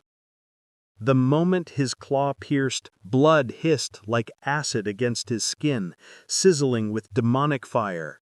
The rock wasted no time in creating a demonic fire domain around it, showing its power and weight as a C-rank beast. A blazing sphere appeared around it that devoured the very air, turning the sky into a molten furnace. But instead of recoiling, Damon inhaled deeply, savoring it. Spicy. but not nearly enough to burn me. Unfortunately for the rock, Damon's fire affinity and resistance was now high enough that something like this wasn't even enough to make him sweat. The rock's screech tore through the heavens, its domain blazing hotter, every beat of its wings stoking the furnace into an inferno. The beast poured everything into smothering the intruder on its back. But Damon only laughed. "Not bad, but let me show you what real fire tastes like." Lethal poison seeped in from his claw and began to spread all over the rock's body. The rock was not like the other demons. It was a peak C-rank beast and possessed a strong and sturdy physique innately. Damon's poison wasn't enough to simply take it out in one hit, but it was more than enough to make the bird beast feel some real pain. The rock thrashed violently, its colossal frame blotting out the sky as it tried to shake him off. Demon fire rippled over its feathers in desperate waves, but the poison was already sinking deep. Wherever Damon's claw had pierced, blackened veins began to crawl outward. The mighty beast's screeches turned from fury to pain, each beat of its wings less steady than the last. Damon smiled. "You don't have to struggle so much. I can offer you a way out. Tame." He immediately activated his taming skill. The rock's infernal domain wavered, flames dimming, collapsing inward as its body betrayed it. It was truly suffering from the effects of the poison. Still, its eyes burned with refusal, molten hatred glaring back at the parasite riding its spine. It looked like the rock would tear itself apart before ever submitting. Its wings cut the sky with hurricane force, and its molten eyes were defiant with the sheer pride of a beast that had never bowed to anything. "Ding! Tame has failed to activate." Damon smiled. Then the poison inside the rock flared again. The infernal blaze sputtered, its screeches faltered into guttural croaks, and its body shuddered under him, flight growing clumsy and uneven. "Submit," he commanded. "There is nothing wrong in submitting yourself to someone stronger than you, or do you prefer to die?" The rock screeched defiantly. It definitely did not agree with him. Damon only laughed at that. Yes, I'm being a hypocrite. I probably would not submit to someone else either. But then again, I also wouldn't want to die. You could always become my tamed beast and, down the line, find ways to stab me in the back and take me down, you know. I think that's what I would do. The rock once again screeched in defiance. Damon let out a sigh. He took out a healing potion and shoved it in the rock's mouth. The bird seemed surprised at the sudden burst of energy, but before it could make sense of it, the relief turned into dread. Another round of torture began. "Ding! You have successfully tamed demonic rock level 200. After 1 whole hour, the damn beast finally relented. Damon sat cross-legged on the beast's back, calm and unbothered, as if he'd been patiently waiting for this outcome all along. "Good bird," he muttered with a satisfied grin, patting the molten feathers that no longer burned him. Its molten eyes, still filled with grudging hatred, nevertheless lowered with reluctant obedience. "All right. Can you get back to the coast? You wasted an hour of my time, and now I have a lot more work to do." The rock screeched and then started flying. Damon enjoyed the view from atop for a couple of seconds. The rolling landscape, the distant blood clouds, and the endless ocean were all sights to enjoy. But for the real view, he needed to close his eyes and then focus. Damon once again used his primordial senses to see if there were any particularly concerning auras. This time, nothing came up. Except for a couple of demonic creatures here and there, nothing else was within the vicinity. Deal with those two. He patted the rock, and the bird immediately screeched in obedience. It quickly changed the direction, and in no time took care of the two demonic creatures. It did not even have to land. The bird simply swooped down once, wings slicing the air with hurricane force. A barrage of molten feathers rained from its body, cutting through the two demons like a storm of flaming guillotines. The creatures barely had time to shriek before their bodies were reduced to cinders, their blood essence evaporating into crimson mist. Damon extended one hand lazily, and the mist immediately coiled toward him, sinking into his veins with a hiss of satisfaction. The rock screeched triumphantly, banking hard to rise back into the skies. They were once again coast-bound. His crimson eyes gleamed as the outpost came into view with tiny dots of activity. Let's get down here and say hello to everyone. The outpost stirred like kicked anthill the moment the colossal shadow swept over it. Merfolk scrambled, weapons raised, and even Mark's Titan-forged frame stiffened at the sight of the flaming beast. "This is the same one Aaron was fighting against," mumbled Kate as she too prepared herself. Everyone knew that this fight wasn't going to be easy. Even Aaron, who hadn't yet fully recovered, sensed the bird's presence and quickly steadied herself, her massive serpentine form appearing to compete with the enormous bird. In response, the rock screeched, a thunderous cry that rattled the very bones of those below. But the next second, instead of diving to slaughter, it slowed, wings folding in, and descended with deliberate grace. Dust storms exploded outward as its talons crushed into the earth, and it calmly landed. Just as everyone was wondering what was going on, they finally caught sight of Damon sitting casually atop the beast's molten feathers, one leg propped up as though he were lounging on a throne. He leaned forward and gave the creature a lazy pat, as if rewarding a loyal dog. "No need to panic, guys. This one is ours now." Damon casually jumped from the beast's back and gave a thumbs up, flashing his shameless grin. "Why do you all look so shocked? I can tame a couple of beasts. It's not a big deal," Damon chuckled.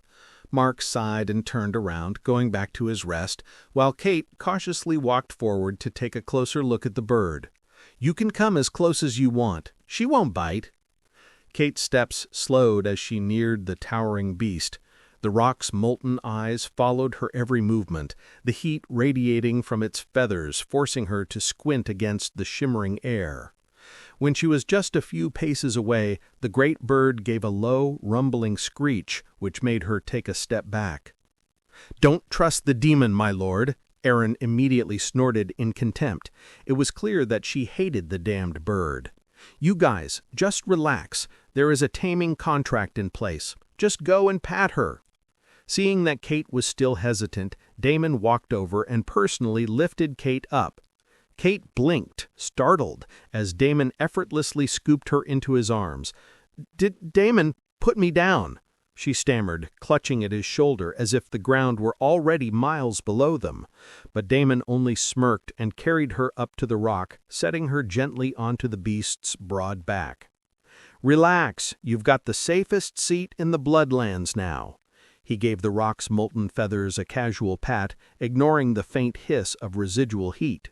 "She won't bite, not unless I tell her to." Kate swallowed hard, her legs stiff as boards, as she sank against the rock's back. "This is insane," she whispered, though her trembling hands slowly brushed against the demon bird's plumage. Surprisingly, the feathers felt smooth and soft, even though everything was hot as hell. Kate was barely able to withstand it. "Can you make it less hot?" Damon smiled wryly, and the rock reluctantly obeyed. Aaron snorted, her serpentine body coiling tighter. "My lord, this is foolish. That foul beast doesn't deserve to carry you and my lady. It will betray you the first chance it gets." The rock gave an indignant screech, molten eyes narrowing at Aaron, as if it understood every word. Sparks of demon fire crackled along its feathers. Damon chuckled, clearly entertained. "Oh, don't be jealous, Aaron. You're still my number one. This one's just transportation." Kate let out a shaky laugh despite herself, gripping onto Damon's arm. Transportation? Damon, this transportation feels like it could turn me into ash if it sneezes wrong. Damon leaned closer, whispering with a teasing grin, "Then you better hold on tight, Kate, because I'm about to tell her to take off." The rock gave a deep, rumbling screech, wings twitching as if impatient to launch skyward. Damon smirked and tapped its molten feathers once. "All right, bird, show her how smooth you can fly." Kate's eyes widened in horror. "Wait, no, no, no! Damon, I'm not ready!" Her protest was drowned out by a thunderous boom as the rock's colossal wings slammed down. The ground split beneath the gust, sending sand, stone, and stray merfolk tumbling back. Then, with a second beat of its wings, the rock leapt skyward like a living catapult, carrying Kate and Damon with it. "Damon!" Kate shrieked, her arms snapping tight around his waist. The wind howled past them, her hair whipping wildly as the outpost below became nothing more than a scattering of tiny dots. Damon threw his head back and laughed, crimson eyes gleaming with exhilaration. "See? Not so bad, is it? Not so bad?" Kate's voice cracked between terror and awe. "We're hundreds of feet in the air. This thing is a flying bonfire. I can't even— Ah!" The rock tilted deliberately, swooping into a wide arc, its molten feathers streaming embers like a comet's tail. Kate screamed again, burying her face into Damon's chest. Down below, Mark sighed heavily, shaking his head. "She's going to murder him once they land." Erin hissed disapprovingly, her tail lashing against the ground. Alora, however, watched with a small smile, her eyes gleaming with something between envy and admiration. High above, Damon leaned close to Kate's ear. "Relax, I've got you. You're safe." He patted the rock's feathers, and the beast steadied into a graceful glide. The view stretched endlessly. Kate dared to peek down and gasped, her terror momentarily forgotten. "It's beautiful." Her grip loosened just slightly, though her other hand still clutched Damon's shirt for dear life. She barely got a couple of seconds to enjoy the view when she felt her clothes loosening and a pair of hands groping her, squeezing her breasts like there was no tomorrow. "Damon, what are you doing? Why don't you just keep enjoying the view? Leave the other things to me." Other things? Who the fuck would want to do these other things when they were hundreds of feet above ground, strapped to a flying bonfire of a bird? Kate rolled her eyes and shook her head, ready to snap at the madman beside her, but she could only let slip a moan as the strong hands squeezed her breasts with desire. "Damon, we have a lot of work to do.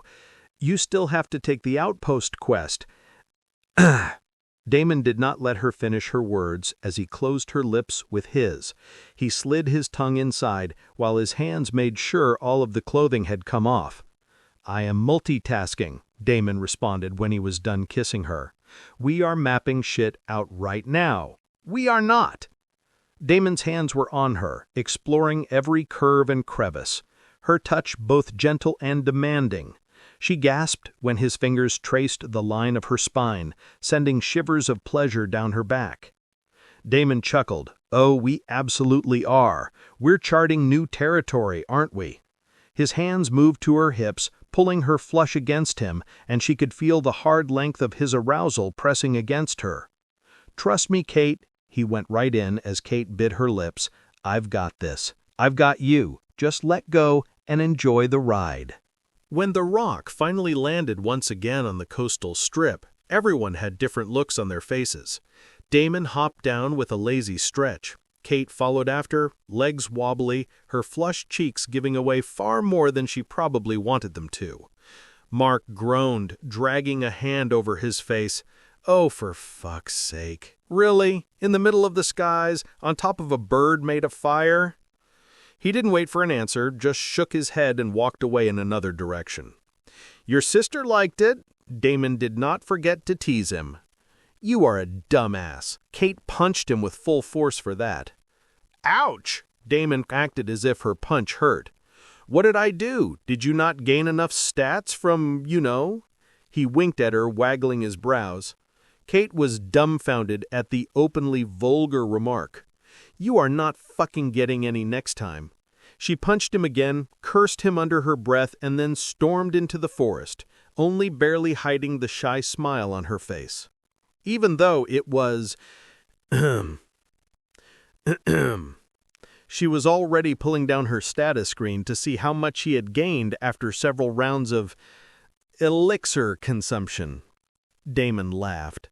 "It's fine. I have heard that make-up sex is great. Can't wait for it." He turned, shifting his attention to the other beast. Aaron was the only one who was still standing indignantly, engaged in a fierce staring contest with the rock. Damon laughed and pulled her away. "Come, I have something I need to discuss with you."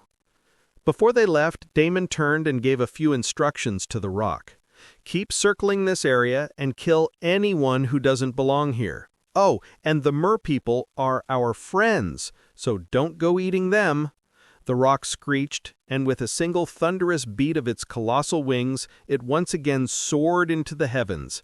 Heat waves shimmered in its wake, molten feathers shedding faint sparks as it climbed higher, circling wide arcs above the coastline. "I should have killed that damned bird when I had the chance," Aaron hissed. Damon smiled and patted the huge serpent, feeling her sharp scales. Aaron immediately switched to her human form, not wanting to inconvenience him.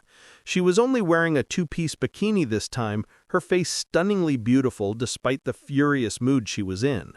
Her chest particularly seemed to have undergone some change, and her boobs were enormous right now, jiggling and glistening like heaven rolled into two fun bags.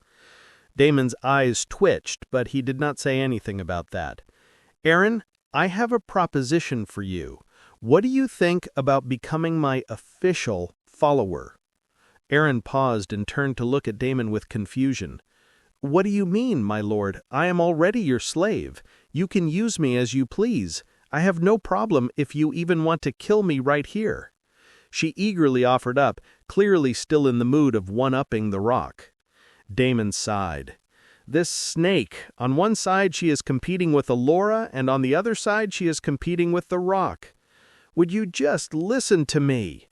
He grabbed her shoulders and shook her to put some sense into her and snap her out of the trance she was in.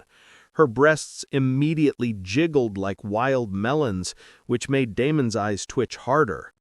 "I am telling you that I don't want you as my slave any longer. You do not have to constantly try and please me with these two." I touched her breasts just to send the information across. Okay, I slightly squeezed them too, but I quickly let them go. "I mean, do it if it pleases you, do whatever you want, but I'm saying I will give you my blood, you can have my true blessing and become my right hand and stand next to me and fight. You do not have to compete with the others anymore. You can stand right by me like Mark and Kate." Aaron gasped. Her lips parted, but no words came out. Instead, her blue-green eyes gazed at Damon yearningly. "My lord, are you saying that I will be able to serve you as your direct blessed?" Damon was not a god yet, and in fact his level was lower than Aaron's, but the snake was way too shocked to think about how something like this could even be possible. She didn't even care how it was possible. As long as she became a direct blessed, then she would truly be the luckiest person in this entire cosmos. Her blue-green eyes became dazed as she stared at Damon longingly. Damon could only sigh at the woman. He had already expected this sort of reaction, so nothing was new. Waiting for her to calm down was simply a waste of time. He nicked his finger and let the blood drain into a vial.